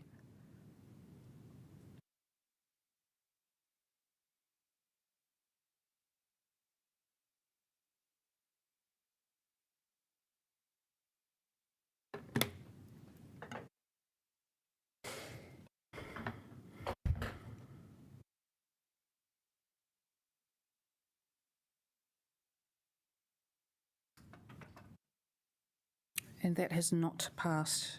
Thank you, Councillor, for bringing those. Okay, we're now back to the substantive debate. I remind you, try not to be repetitive, please. But if I were you, I'd save your steam for the final paper. Maybe that would be my advice. But or recess. I don't know. I'm just saying. Would anyone like to debate the paper? No. Okay. Great. Are you, Councillor Calvert? Yes, of course. Go on then.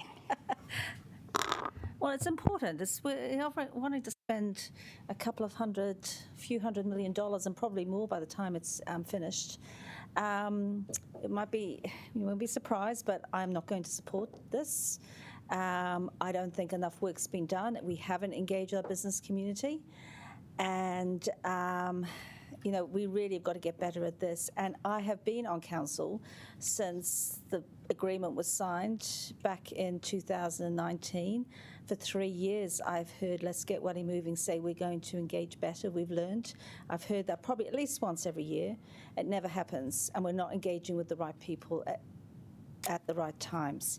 So I am not going to support this going forward. Thank you. Councillor Brown. I'm strongly opposed to this because I've heard a large number of submissions from a large number of people, and they've certainly persuaded me that both sets of proposals are poor. They're not going to be good for Wellington, and in particular, the way that they have been that the decisions to actually progress have been gone about have excluded the input of a lot of people who are very interested. So I feel like I would like to vote on behalf of all the people who I've heard. Secondly, I've looked very carefully at the analysis that we received, in particular around the cost-benefit for the Golden Mile, which I found to be extremely weak, if not derisory. I mean, as we know, Tony found the $250 million error in our own analysis in respect of the speed management decision. Our management were brave enough to man up to that and withdraw the whole process. Frankly, I actually thought that the cost-benefit analysis that was done for the Golden Mile was an even lesser calibre than what we saw for the speed management. And certainly there was nothing like the engagement that we had in respect of the speed management process. So it again illustrated the difference between something which is in-house versus something which is done by external consultants. So I find it quite easy to vote against this because it's a large amount of ratepayer money, and I feel like it's going to be seriously misspent. Councillor Chung. As I said earlier, I engage with a lot of businesses, and I've spoken to 3 businesses directly, together with my colleague, Councillor Randall, and one of them said that the only engagement they had was a flyer in the letterbox. The second one said they didn't receive anything, and the third one said they didn't receive any.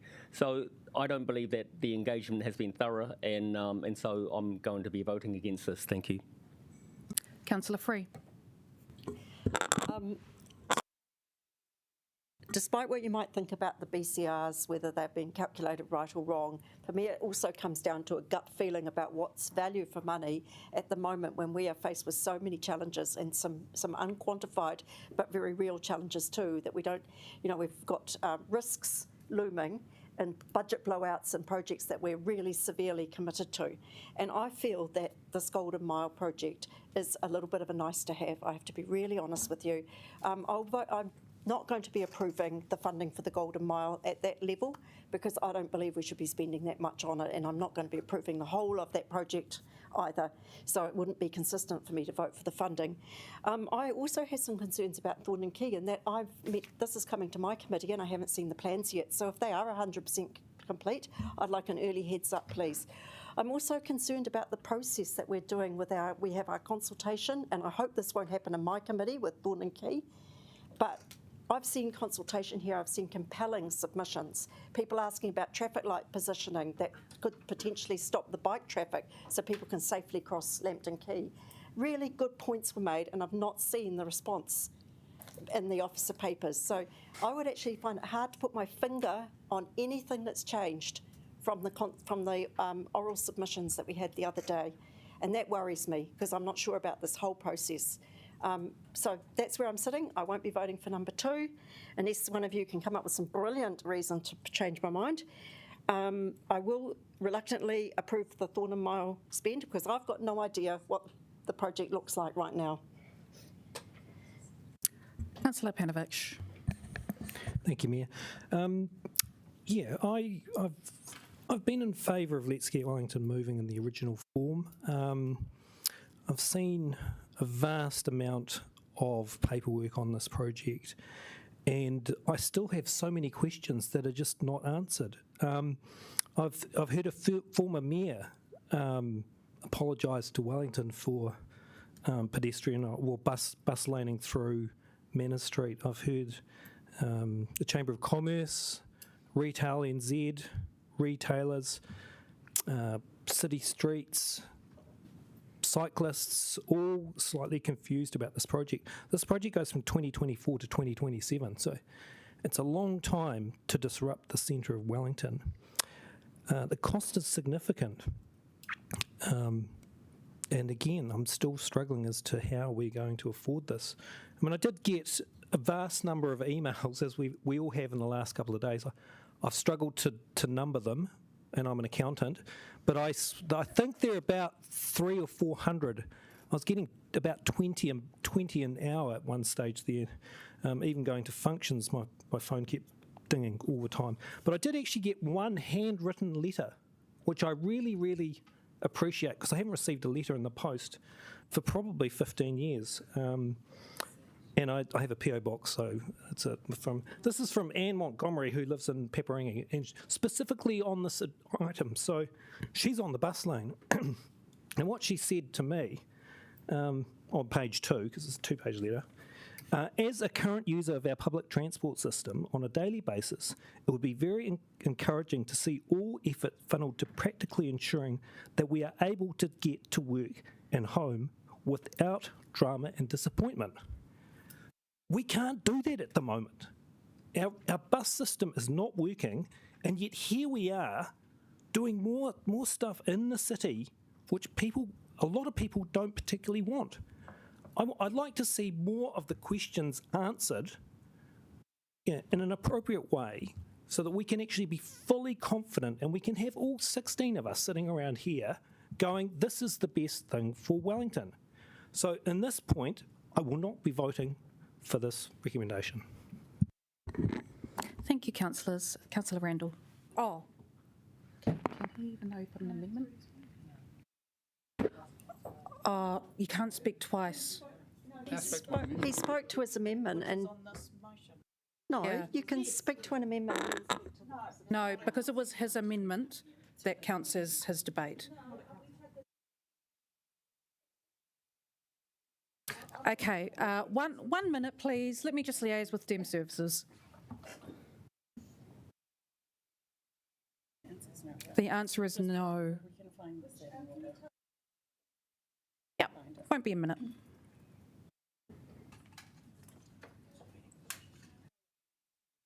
Okay, let Dem Services deal with this, please.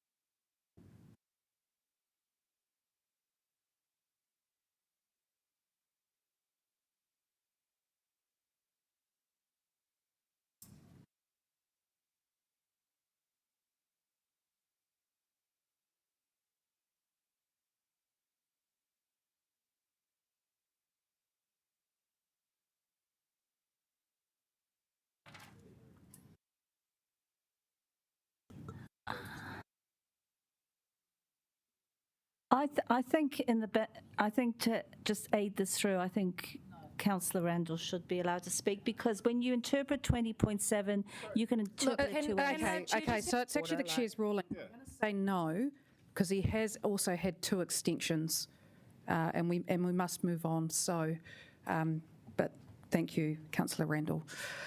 Okay. Well, yeah. Well, okay. Well, then you can thank Councillor Free for that. So I'm saying no. Any other debate? Okay.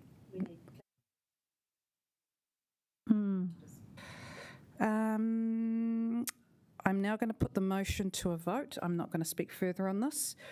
Do people want to take these items separately? No, just no. Okay, let's just move to a vote.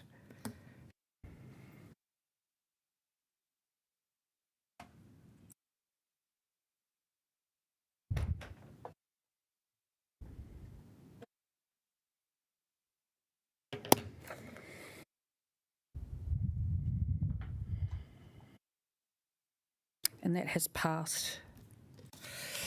Okay, final item. We did. You've already done it. No, but but the vote has already. You can change your vote before it's. No, you can because you've allowed people to change it. You had your chance, sorry, councillor. It is too late. It is too late. I asked the whole group if we could take them separately, and you didn't speak up. I'm going to say no. In that case, I'll have to vote. That is your choice. That is your choice.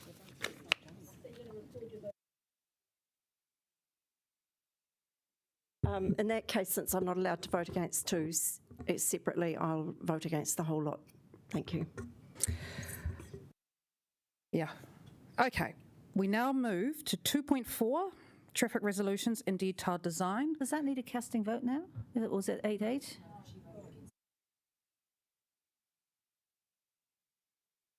Sure.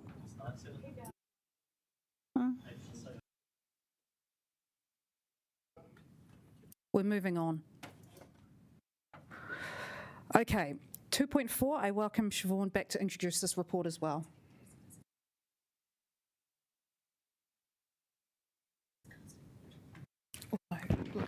Terry. Okay, gives me great pleasure to present the Golden Mile Traffic Resolution and Detailed Design Report. So this paper provides council with information. Apologies, Siobhan, I need to pause. Oh. I just need to adjourn for a couple of minutes.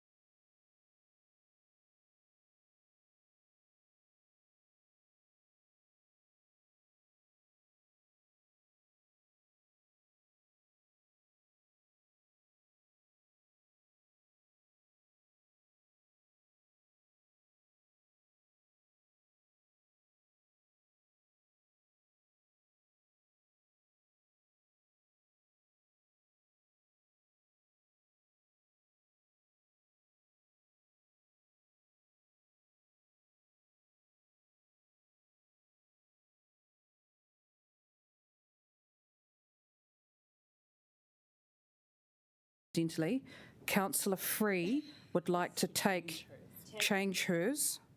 Can you restate that, Councillor Free? Yes, I wish to record a no vote against item 2, but it's been decided they'll all be taken together, so I'm recording a no vote against everything. Done.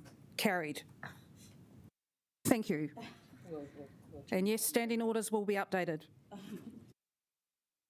How can you update them when we haven't decided? Oh, yeah. Yep. Process. Yes. Future. Okay, we've got this. 2.4, Golden Mile Traffic Resolution and Detailed Design. Siobhan, apologies. Back over to you and Brad. Take 2. It'll be even better. So this paper presents the Golden Mile Traffic Resolution and Detailed Design approval. It provides all the information to support the approval of the detailed design, following the approval of the Golden Mile single stage business case and the funding approval that's just happened just now. So there are 4 traffic resolutions in front of you today, which will give effect to the changes to vehicular access and curbside controls needed to achieve the objectives of the Golden Mile project. They were issued for consultation over April and May this year. And there have been a number of changes made as a result of the feedback received. So those changes are reducing the hours of operation for the special vehicle lanes in Courtney Place from 7 a.m. to 7 p.m. daily, adjusting the times when motor vehicles can access Courtney Place Service Road Loop to reflect the special vehicle lane changes, suspending any changes to Manor Street between Taranaki and Cuba Street until there's more certainty on any planned streetscape enhancements for lower Cuba Street, allowing mobility parking permit holders the ability to apply for an authorisation to access the Golden Mile, which can be granted for 6 or 12 months.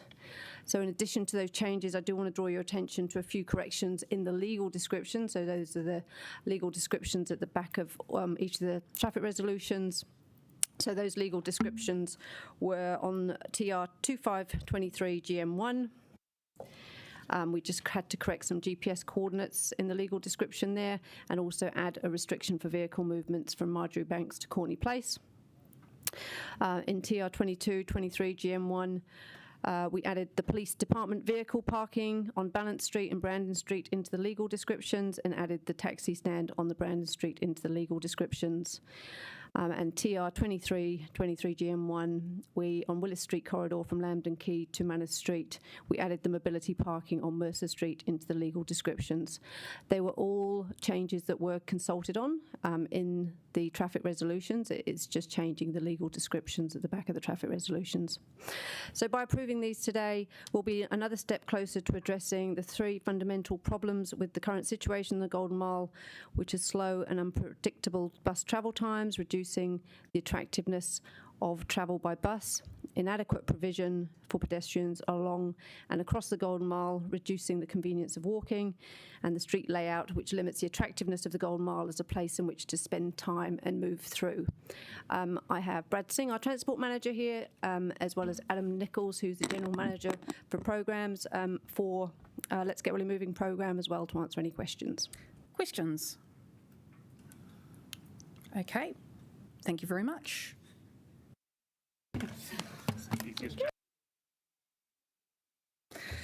I will move the paper.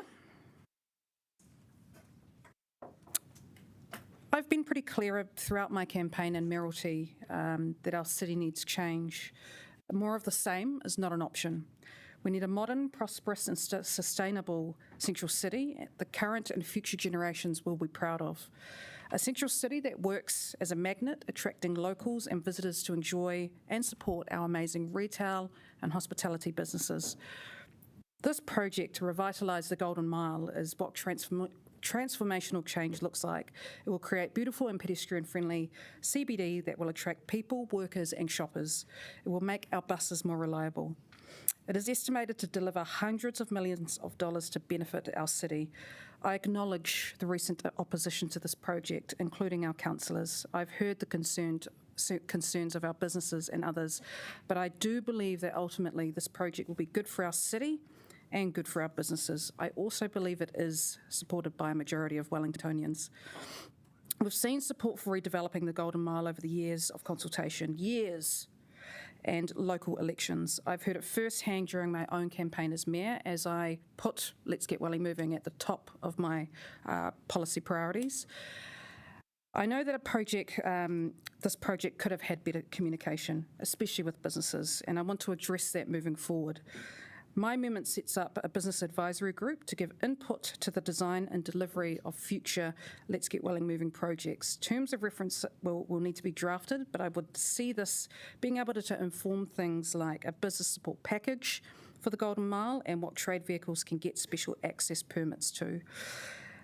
We've also included an amendment from Councillor Pannett to ensure that we're getting feedback from walkers, cyclists and pedestrians alike. I do want to highlight the changes that have been made as a result of the ongoing feedback from businesses and the public to date. For example, earlier plans to remove cars from side streets like Torres Street were dropped as a result of that feedback. We're now extending the hours that private vehicles can access Courtney Place so people can do drop-offs and pick-ups for key events like shows at the St James. We have listened to feedback and will continue to do so. Two of my amendments call for further work to look at the allocation of bus stops and a policy for granting the special access permits. But we must recognise that Overall, Wellingtonians have asked for change.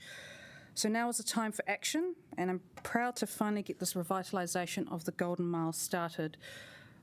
We're not, with a transformation project of this size, it's quite common, and cities have done this globally, where it's difficult to get agreement right around the table. They just don't, because they're hard and they're big and they're scary. So, but I'm quite happy with where this has landed.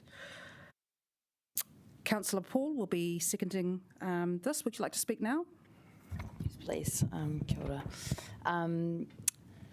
So I'm really pleased to be able to second this this paper, and I'm really excited for the work that's going to happen to revitalising our Golden Mile. I want to thank the Mayor and my colleagues for coming up with some of these potential solutions that will aid in some of the concerns that have been raised over the last couple of weeks. You know, Lambton Quay through to Courtney Place is in dire need of revitalisation, and this is a really great opportunity for that. It's about the Golden Mile being a destination and not just a thoroughfare, so I think that's really important, and this is going to result in more green space, more space for people to walk, more space for people to bike and ride their scooters, and I believe that this will increase the accessibility and the attractiveness of the Golden Mile. I also think that there will be some significant PT benefits from it too. And in earlier debate, Councillor Panovich was talking about, you know, for some people, and I don't want to mischaracterise what you're saying, but some people look at this and they think it's a significant amount to be investing just in the inner city. But we have to remember that 90% of all bus routes go through the Golden Mile, and so any improvements that we can make at this point within the city are going to make the public transport system flow much more smoothly, much more efficiently and much more reliably throughout the city. The only thing I wanted to raise was that I won't be supporting any amendments on free parking. I think that's 13A, but I might need to have a closer look. I think the idea of free parking is a fallacy. Parking space is public space, and it's one of the cheapest uses of land, parking your private vehicle in prime public space when that could be used to make the streets much wider, much more accessible and much more enjoyable for people. So so I won't be supporting anything to do with free parking. Kia ora. Point of order. Thank you, Councillor Winiwa. That's all right. So I just want your advice about the rights of people who move amendments to also speak to the substantive, or do they need to cover the substantive as part of moving their amendments? I'm speaking of both myself as an amendment mover and also the other amendment movers. When you move an amendment,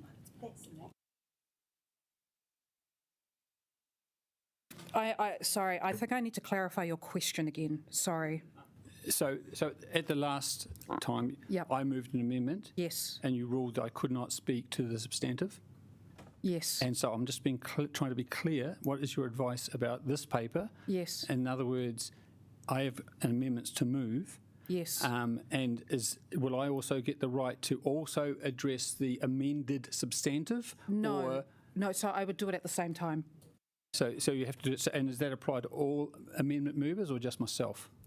All amendment movers. Okay, so I just want to be clear that we know what the rules say. Yes. Thank you. Yep, all good, all good. I've got your name down. With the leave of the meeting, could we add the designer bus stops and shelters? Because they have been mentioned as a part of the, something that people might be interested in having some say over. Apologies, I thought we'd actually included that. I think that's a great idea. Yes, that's fine. Thank you. Bus stops and shelters.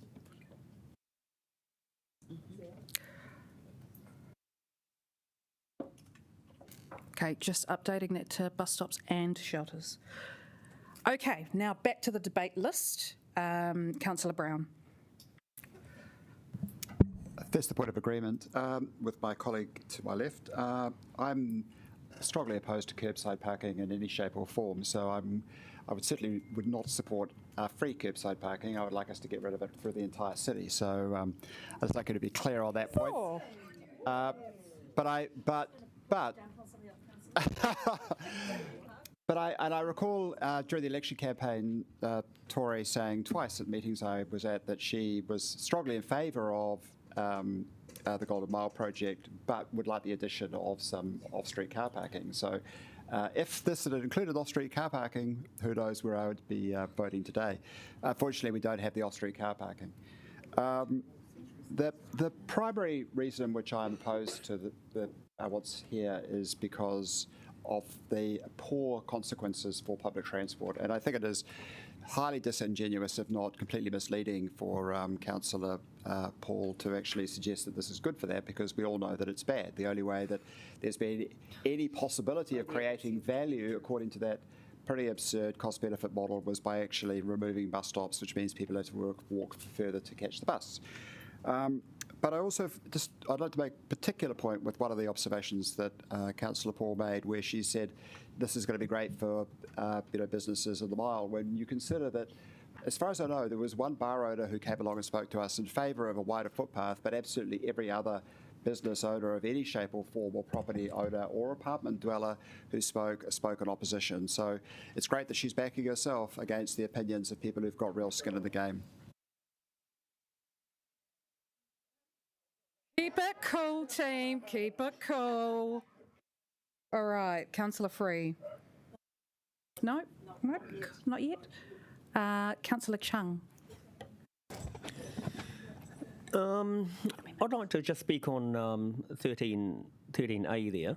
I can understand the reason for putting that in. That I think that we want to help people sort of stay in the CBD if they have some work to do, if they want to go and spend some money, if they want to go somewhere. So I would certainly support encouraging them to do so.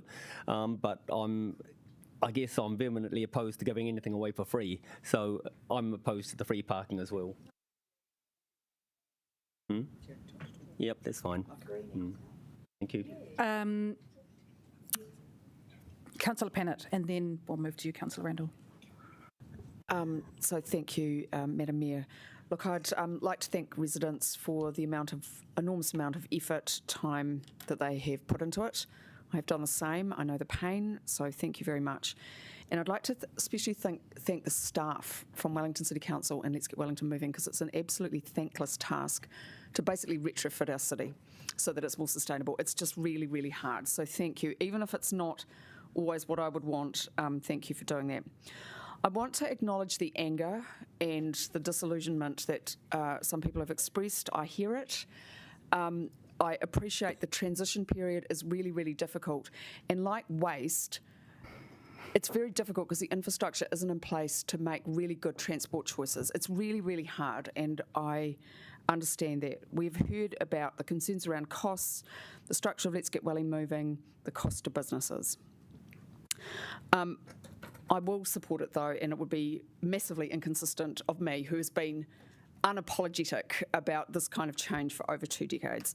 I support the vision of a people-friendly city, reduced cars and better access for pedestrians and cyclists, and ideally for buses as well.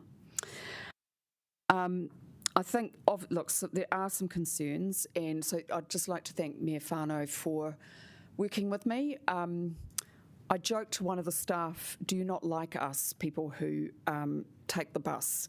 Because you're removing bus stops.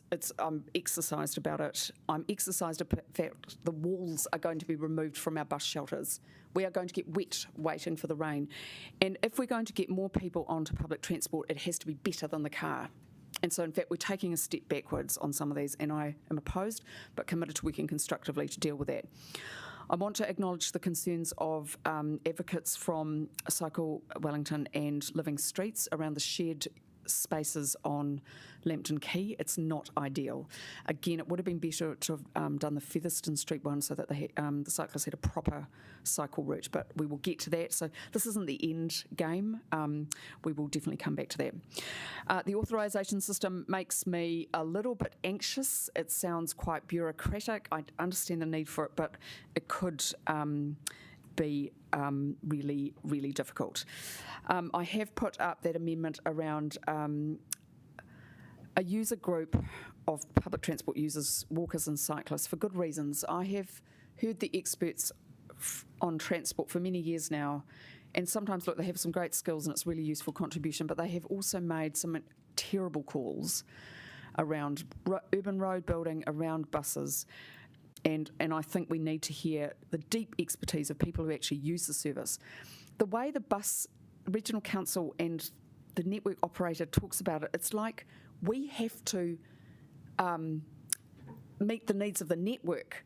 It's about us as customers and residents and citizens, that's what it needs to work. Final points, please, last Councillor. point. I will, as a massive compromise, vote for 13A. I don't agree with free parking. Could I ask for an extension of time? I'm nearly finished. It's a massive compromise, but it is just some investigatory work, and I get that there is a painful transition going on. So look, just because some of these people are in my neighbourhood, I know they're angry, and so I will do that just as one thing I can do to help. Kia ora. Thank you. Councillor Randall, so this is your time to speak and bring your amendments, and that will be your only time to speak. Thank you, Mayor. So I'm moving the amendments. Can they please be shown? My amendment is really a small point, but an important point, and that is to retain the Brandon Street to Lambton Quay intersection with the bus-only entrance into Lambton Quay. This is the bus stop that I'm so concerned about that's being removed, and we do not know where it's going to go to. I also am concerned that that long extent of blocked-off streets reduces the resilience of the bus service. We've already got a thing today that means shortly that street will be used to divert buses around a blockage further down in the southern part of Lambton Quay. And so these will happen from time to time, quite frequently perhaps, because this is a very intense area. They've got to set up a crane for 3 days. And so we need a place for resilience. For those reasons, I want to put this amendment, and I ask you to support it. I do not believe there's any big downside, and when we know when the other bus stop is, we can close it off later. But more substantively, I am very concerned about this overall plan. I think I agree with a lot of the comments, including Councillor Brown. This is the wrong solution. This is, and particularly, I would just ask that people who claim public transport benefits from the Golden Mile project would just stop, because it's simply not true. There was an option to increase bus capacity as an objective, and that was removed by Let's Get Wellington Moving. So the Golden Mile never had an objective to increase bus capacity. The Golden Mile board removed it. An improved bus option was put and rejected. We have a walking cycling option. We could have got a better bus option, but that was rejected by Let's Get Wellington Moving. The Golden Mile will not provide any more bus capacity that is needed for population growth and mode shift. In fact, it will constrain the capacity and limit it for future. I also have serious doubts that the buses will be faster, because we'll be we have fewer but more full buses, nor more reliable, because we got a narrow corridor that's more vulnerable to disruptions, which is why I asked for this amendment. An extra bus capacity will be needed by 2025 on an unknown, undesigned and unconsulted piece of street. And it's not even been costed. So they can't even say where Brandon Street will go yet. So I've very big concerns, and the main concern is that the public rated improving public transport as their top priority. They have every year for a decade, and this project does not deliver it. In fact, it is the one project that doesn't deliver it, and I do not understand why it's a priority. Thank you. Do we have any questions? Questions? Okay, there's a bit of a list, so let me just take those down. I'll start with Councillor Pannett. Siobhan, I'm not unsympathetic at all to this amendment, but presumably it has issues for the cycle and walking. This is yeah, it would make it unsafe, fundamentally unsafe. So in terms of retaining this bus stop, it's going to have a significant impact on the public space available there, and it's going to reduce the benefits quite considerably. So what Greater Wellington have advised is that they are currently looking at developing options for accommodating this bus stop southbound on Featherston Street and then northbound along the waterfront quays. Councillor Young, was that a question or debate? Question? Cool. So I'm just interested if the amendment is to allow buses only, should it also be fire engines too? Because if they're bothered, I mean, okay, I'm not a traffic engineer. You probably know that. That's fine. That's what I wanted to know. Thank you. Deputy Mayor. Yeah, sorry, can I have a more fulsome explanation from officers of the impact of this and if it's supported? Because I'm not understanding. Apologies. No, it's not supported because it's a significant impact. Thank you. Any other questions before we move to debate on this amendment? No. Councillor Paul.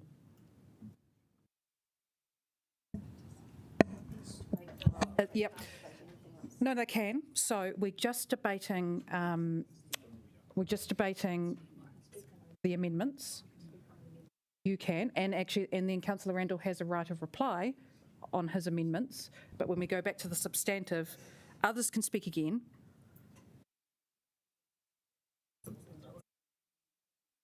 Oh no!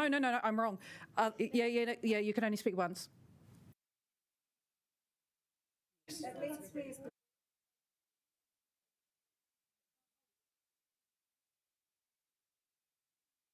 Can I go on speaking? Kia ora, councillors. Sorry, just to clarify, so at the moment we are looking at the amendments that Councillor Randall has brought, so anybody can speak to this because this is a new debate on the amendments. When we go back to the substantive, only those who haven't spoken to the substantive can speak. Yep. But Councillor Randall will get a right of reply for this amendment. So just a point of order. Does that mean that I could have spoken to Councillor Pannett's amendments? Yes. Because you told me I could only speak once. Yes, you can speak to and amendments. therefore I've been withholding my engagement. No, so they're not Councillor Pannett's amendments. They are part of the amended substantive, so it's part of the substantive. So you introducing your amendment is your speech. Okay, thank you. So another good reason why these things are not a good idea. Okay. Let's just reset. But look, this is all pretty confusing. So, we've just got to work our way through it. So we're going back to debating Councillor Randall's amendments, knowing that others can still debate the substantive. Does that make sense? Cool. I now go to, nope, leave it at that. Yeah. Councillor Pannett. Look, Councillor Randall, thank you for bringing this amendment, and I'm actually really sympathetic, okay, because I passionately believe in buses to get, and particularly people to get people to take to your part of the world. But look, unfortunately, in a balancing situation, we need to protect the safety of pedestrians and cyclists. I think this is good that we will keep an eye on this bus stop, and so we can get a follow-up later on to make sure that this is done properly once the Regional Council's done its work. Kia ora. Just very briefly, I appreciate the concerns, but I won't be supporting this amendment. I don't think we should design our bus stops by committee, that this has to fit into the wider program. Thank you. Any further debate before we go to right of reply for Councillor Randall? No? Right of reply? Thank you. I do think you should seriously consider this. I'm afraid we've had plenty of sympathy today, and it is a little frustrating to see the inconsistent application of saying officer advice is against this, so therefore I can't support it. Really, I disagree with officer advice. We already have buses that will continue to cross pedestrian areas such as at Hunter Street, Willis Street, and a number of other places. It will be no less safe than it is today. So I do ask for your support. I also have heard about the other comments. I find again a little bit blind to what is a good idea, and yet that really my point is really that there's a majority of councillors around the table have an enormous amount of trust in the expertise and in-depth consultation with the Let's Get Wellington Moving team, and yet there is so much evidence that is not justified. And I just would argue that this one small point, which can be put in later on, once we know where that Brandon Street bus stop has got, because remember you're removing that bus stop, that could be catered for by passing this amendment, which would be a minor change. Thank you. And I assume Councillor Young is the seconder? Yeah, Thank you. And appreciate that. Now, in that case, we will move to a vote for Councillor Randall's amendment.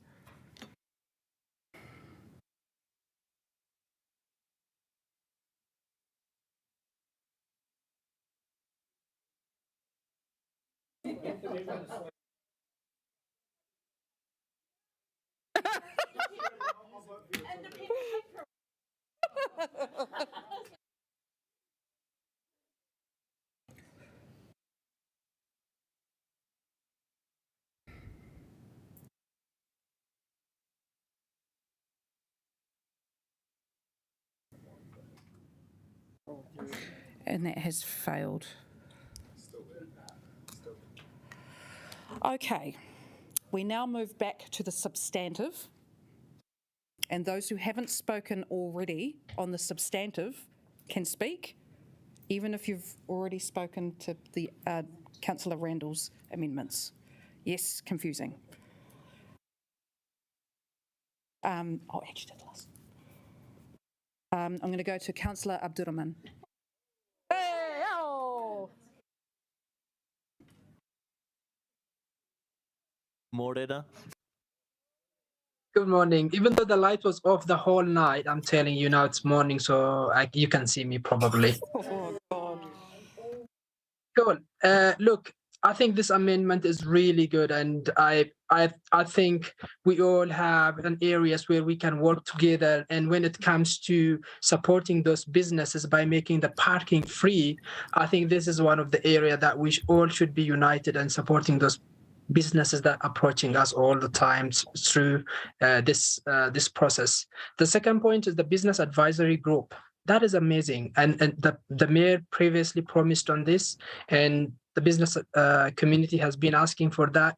I don't see why anyone would be voting against this. I think I really encourage each and every one of you to support on this one. And I don't want to say much. I'm really tired, so I thought I should say those two. So I will be voting for this amendment. Thank you, Councillor. Deputy Mayor Foon. Yeah, kia ora. Just really want to thank everyone for the work on this, and especially those that have come to submit. And I really do want to acknowledge our business community, because I think, for me personally, that's where the biggest sadness is actually, that we haven't managed to paint our story well enough so that our business community are fully behind us. So I am deeply sorry about that. But I must say I do have a different perspective to the voice of the louder voice of the business community, and that the whole of this proposal is about making a place that people want to come to be in, to hang out in. And I guess we saw that over lockdown, like what happened when we created places for people, what happens on the Santa Parade when we open up Lambton Quay, it just fills beautifully with people, and other examples that keep happening in the city. The design design is really to, one of the submissions asked, how does this design actually enhance the retail experience? Well, what we're talking about is seamless flow, particularly down the eastern side of Willis and Lambton. And just in the past, in my retail days, doing a survey with our customers and said, what is hard about our store location? They said, we find it hard to cross the road. And so this is actually taking that challenge away for customers and enabling them to just flow down either side in a great flow. Secondly, more pavement equals more people, and more people equals more customers. And so really, just by providing an increase to the footpath space by 30%, this is a dream, because you're creating more space for people and a better retail environment. We've heard this over and over again. And I think we've got an obvious example in our midst in Cuba Mall. And I understand, we've got businesses there that have been quite consistent for years and trading well. And we have, and actually, friends that I do have said that they have thrived in the pedestrian part of Cuba Street. And so they are happy and excited to see the plan to pedestrianise the city. So there are different voices out there which we are not hearing. And thirdly, that shoppers really do want a high quality urban design environment. And what we've been given to look at are beautiful designs which focus on representing our Indigenous culture, pointing to our awa that was once there, beautiful street furniture plantings. I'm sorry, I know I'm a greenie, but I ran out at lunchtime to find a green spot to sit there and just have 5 minutes. That's what we're trying to create for our city. But instead, we've got a 90s design, which might be a good trend for a fashion trend to emulate, but actually not for a city centre that was really trying to show itself as future thinking and create a place for people. Final points, please, Deputy Mayor. Well, I'm happy to give her a minute. Okay. Yeah, thank you. Granted. Yeah, I've held back. Sorry. So, look, Manor Street, actually, I really want to address that. That's been a real bugbear for me too. It hasn't been successful, but I'm really happy with the answers we have had, that Manor Salford Street is particularly a slim road, so it's really hard to get the beautiful spaces that we're about to create, and Dixon Street being an example of what we can look forward to. So I do want to thank the Mayor for bringing the Business Advisory Group. I think this will be really useful, where businesses can help tell us what they need to move through the business support package.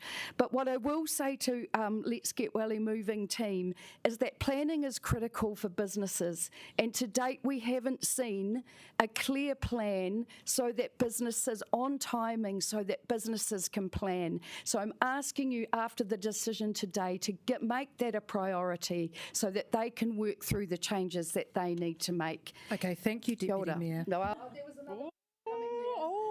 I know, that's why I stopped you. Councillor Calvert.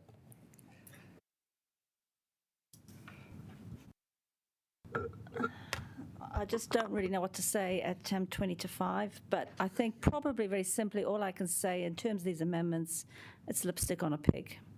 So I'll leave it at that. Councillor Juanita. Yeah, sorry, team. I did promise that I would hold my tongue today. And sorry, Nurudin, don't want to keep you up any longer, bro. But yeah, look, hey, as an ideological party-backed infiltrator, I thought I'd just offer my 2 cents.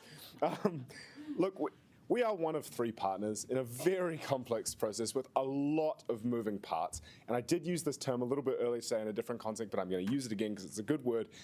I feel that in reflecting some of the feedback we've had from all of those emails, those mountains, as Councillor Panovich notes, of emails that we got, one consistent theme is just let's have a bit of grace and not let perfect be the enemy of good. I think overwhelmingly what we've heard from the public is just the desire to either can it or crack on. I think it pretty much falls into those 2 camps. I fall into the crack on camp. In my other trade, as we always say, when faced with inaction, the best course of action is a decisive one. Even if your plan is not all the way there, it goes so far to be decisive, and sometimes you do just have to build the waka as you paddle it. So let's crack on. I will be supporting this motion. I urge you to do the same. Kia ora. Any further debate? Councillor McNulty. I'm going to still stand. Look, there's a bit of discussion today about public transport benefits. Do they exist? Do they not? I'm going to just defer to the horse's mouth and the bus drivers. Jonathan told us today, quote, removing cars will make my life easier. I think that's pretty fundamental. I've got another bus driver that I spoke over to the weekend. There seems to be a misconception that inline bus stops are bad. They actually allow passengers to board in a lot easier and faster and makes my life a lot easier. Small things like quicker boarding times and dedicated bus lanes do benefit public transport users and bus reliability. So I'm going to take it from the bus drivers on whether these deliver public transport businesses. On the business advisory group, initially this will probably be a bit of an eye roll for businesses, I get it. They'll think, oh, this is just a great way to talk and get ideas to die. That is really not the intention here. Deputy Mayor Foon and I pushed really hard with quite a large list of measures that we want to do around business support. And then we actually thought, well, instead of the politicians telling businesses, here's what might work for you, how about the businesses tell us what will work, and then we can go through. But I did put this little parking thing in there as something that will be there to discuss on day one. It may not be helpful, it may not be desired, but I thought it was important to show the bag, that's the acronym they've got now, important to show the bag that they will be empowered to actually get some changes and movement through this process. And as councillors, that we're finding a ground that it's not a comfortable thing to do this. It goes against where we want to go in climate change and those types of things, as Councillor Pannett has pointed to. But we are in a period of intense construction disruption. So that's why that's in there. It's a goodwill gesture to say, actually, this group will do something. You will be empowered to come through and we will listen. But I want to go to the broader point. Through all the public submissions, this won't work. Wellington is different. Wellington is a unique little flower. People are people wherever they live, and people love places to be. People are people in Paris and London and Amsterdam and Sao Paulo. Or closer to home, people are people in Sydney, Melbourne, Dunedin and Auckland. Whenever we do these types of changes, commerce and economic benefits follow. And Auckland is absolutely the best case study to take to. I get quite hard of the city just from a week ago, so hot off the press. Quickly off the press, please. Yes. Thank you. Retail is having to secure primetime locations, particularly those spaces closest to the waterfront and lower end of Queen Street. What's happened at the lower waterfront and lower end of Queen Street? Cycle lanes, pedestrianisation, bus priority, very similar things to what we're doing here. Auckland now has 1 million CBD visitors per week. But there's a better example than even that, and it's K Road with their Business Association project, and it's the Business Association project. It's not Auckland Transport's project, it's the BA's. Here's what they want to do. It might sound just a touch familiar from what we're looking at today. Decluttering footpaths, adding a cycleway in each direction, adding more bike parking, adding peak hour bus lanes, enhancing the natural environment. That sounds pretty familiar, and I'll note every single loading zone for that project is off the main strip of Karangahape Road. So look, we could wait until everything lines up perfectly to make this decision, probably be around the time of the heat death of the universe, or we could just let's get Wellington moving and do the Golden Mile and get on with it. Kia ora. Thank you. I'm not seeing other hands for debate, so I will give a right of reply. I mainly want to thank councillors for participating in this respectful or robust debate or whatever I was saying before. I know it's been really hard and I know we're really tired and I know some of us are really disappointed. I totally get that. But on the whole, we've engaged in this well. Even the lipstick comment, it's all good. You know, we're passionate and this has been hearty. I want to take this opportunity to thank staff for their work on this. So through our CEO, thank you. This hasn't been an easy task at all. In particular, Moana Maki. She's had to deal with, we're not the easiest bunch of people. And, you know, she's answered our questions and dealt with our personalities, maybe except for Councillor Panovich. So thank you to staff for this. But on that note, we will be moving to a vote separately. Is there anyone in particular that you want to take separately? 13A, I think, is. You want to take Sarah, if you don't mind, we'll just note them down and try to group them. 1.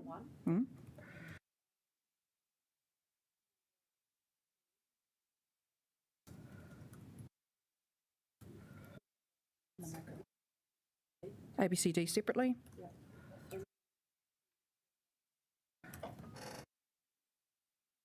Yes.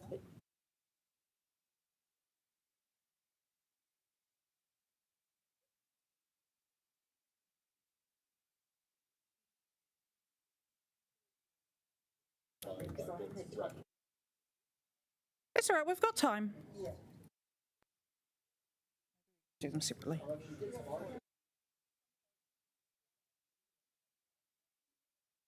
We could just do them separately. She wants to take, and that's okay, we've got time. We've got like 10. It's fine. Yeah, it's actually fine. So we're just going to take them all separately. It's more efficient than trying to group them. It's all good. It won't take that long. Yep. He's frozen.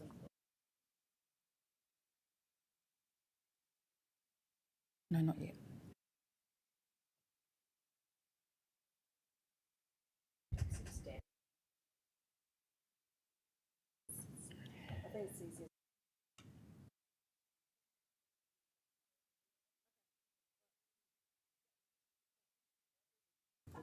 Let's go. This is important paper, so it's okay. Okay, we're going to crack on. Number 1, receive the information.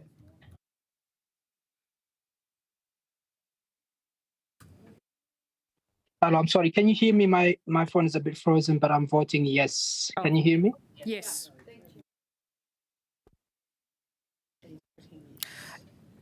Yeah, can we just ask him if I just yeah.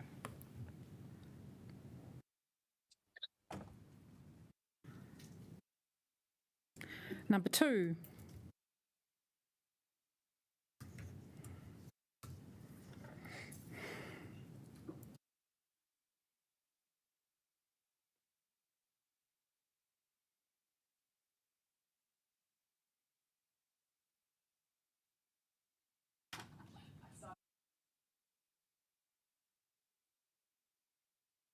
Councillor O'Neill?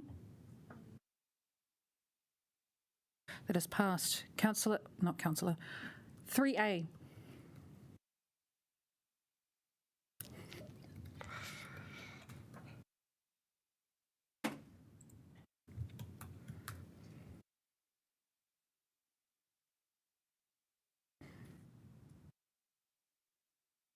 That is passed. 3B.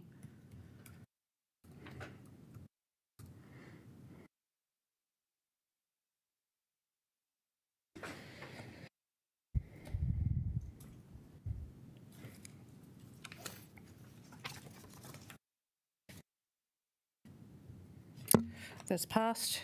3C.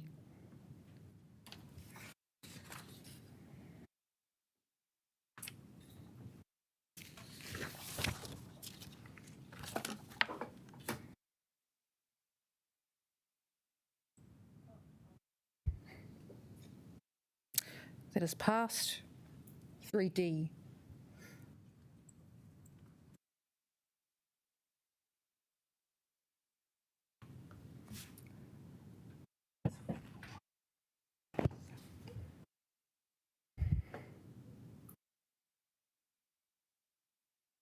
Oh, God.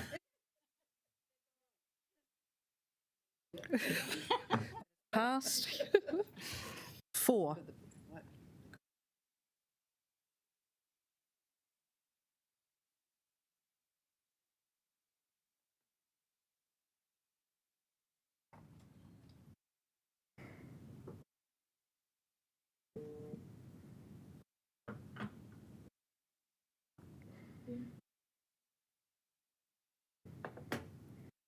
That is passed. 4A.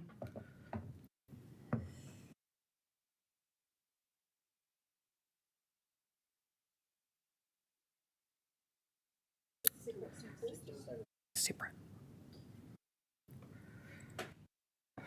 I know.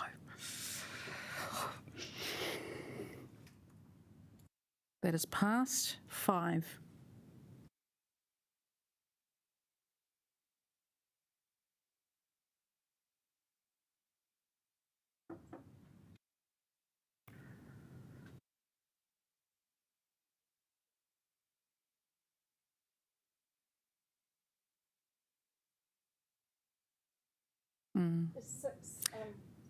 Unfortunately, there are. Yeah.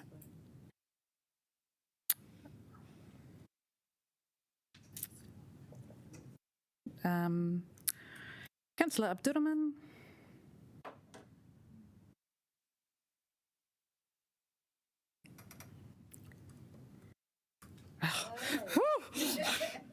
That is passed. 6.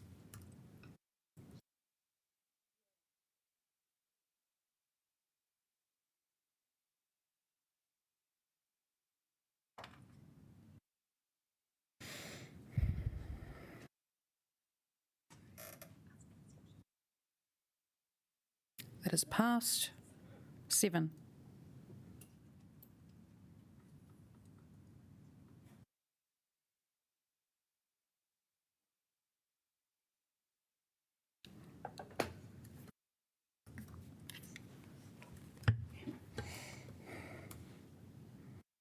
That is passed. Number 8.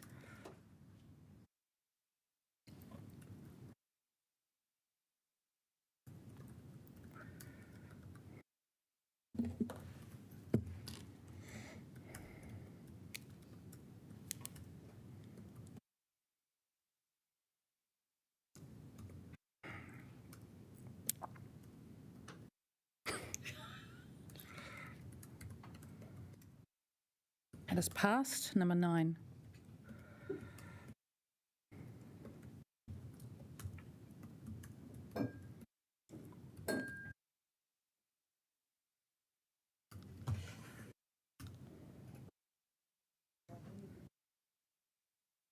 It's passed. Number 10.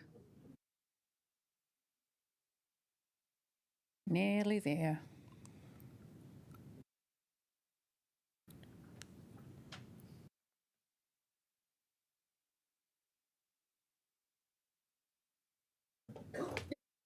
I'm here to the bitter end. That is passed. Number 11.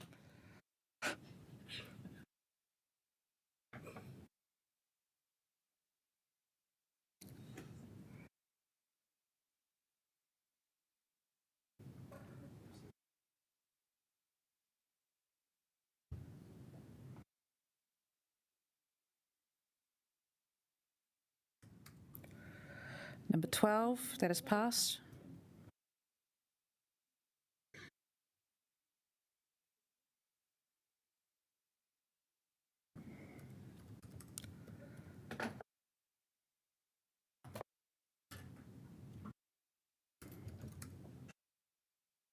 That is passed. 12A.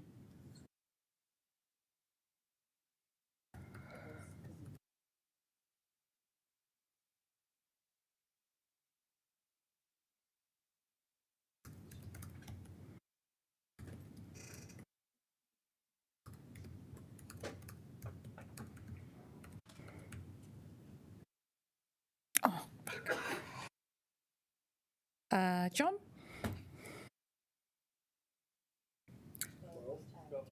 A. That is passed. Number 13.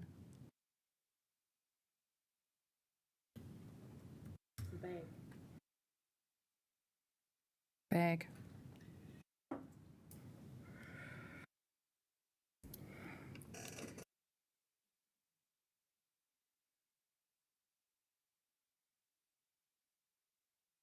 That is passed. 13A.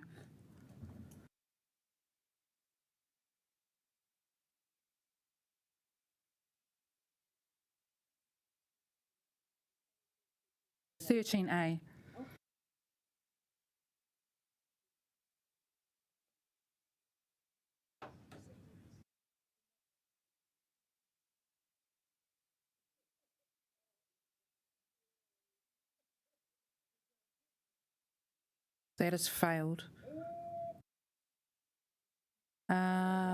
14.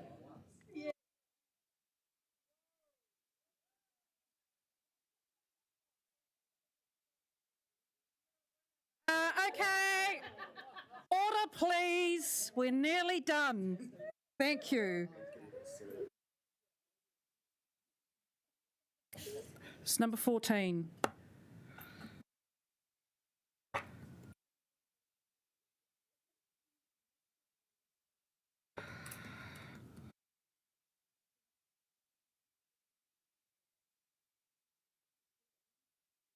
Oh, you know, we're just waiting for you. There we go. Cool. And that is passed. And then finally, number 15.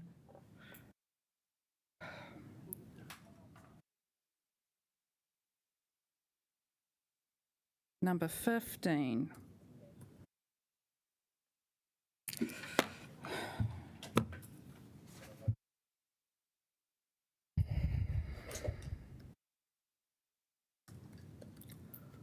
And that has passed. That brings us to the end of that item, and I now declare the meeting closed. Thank you all for your contributions. I will close with a karakia at 4:58.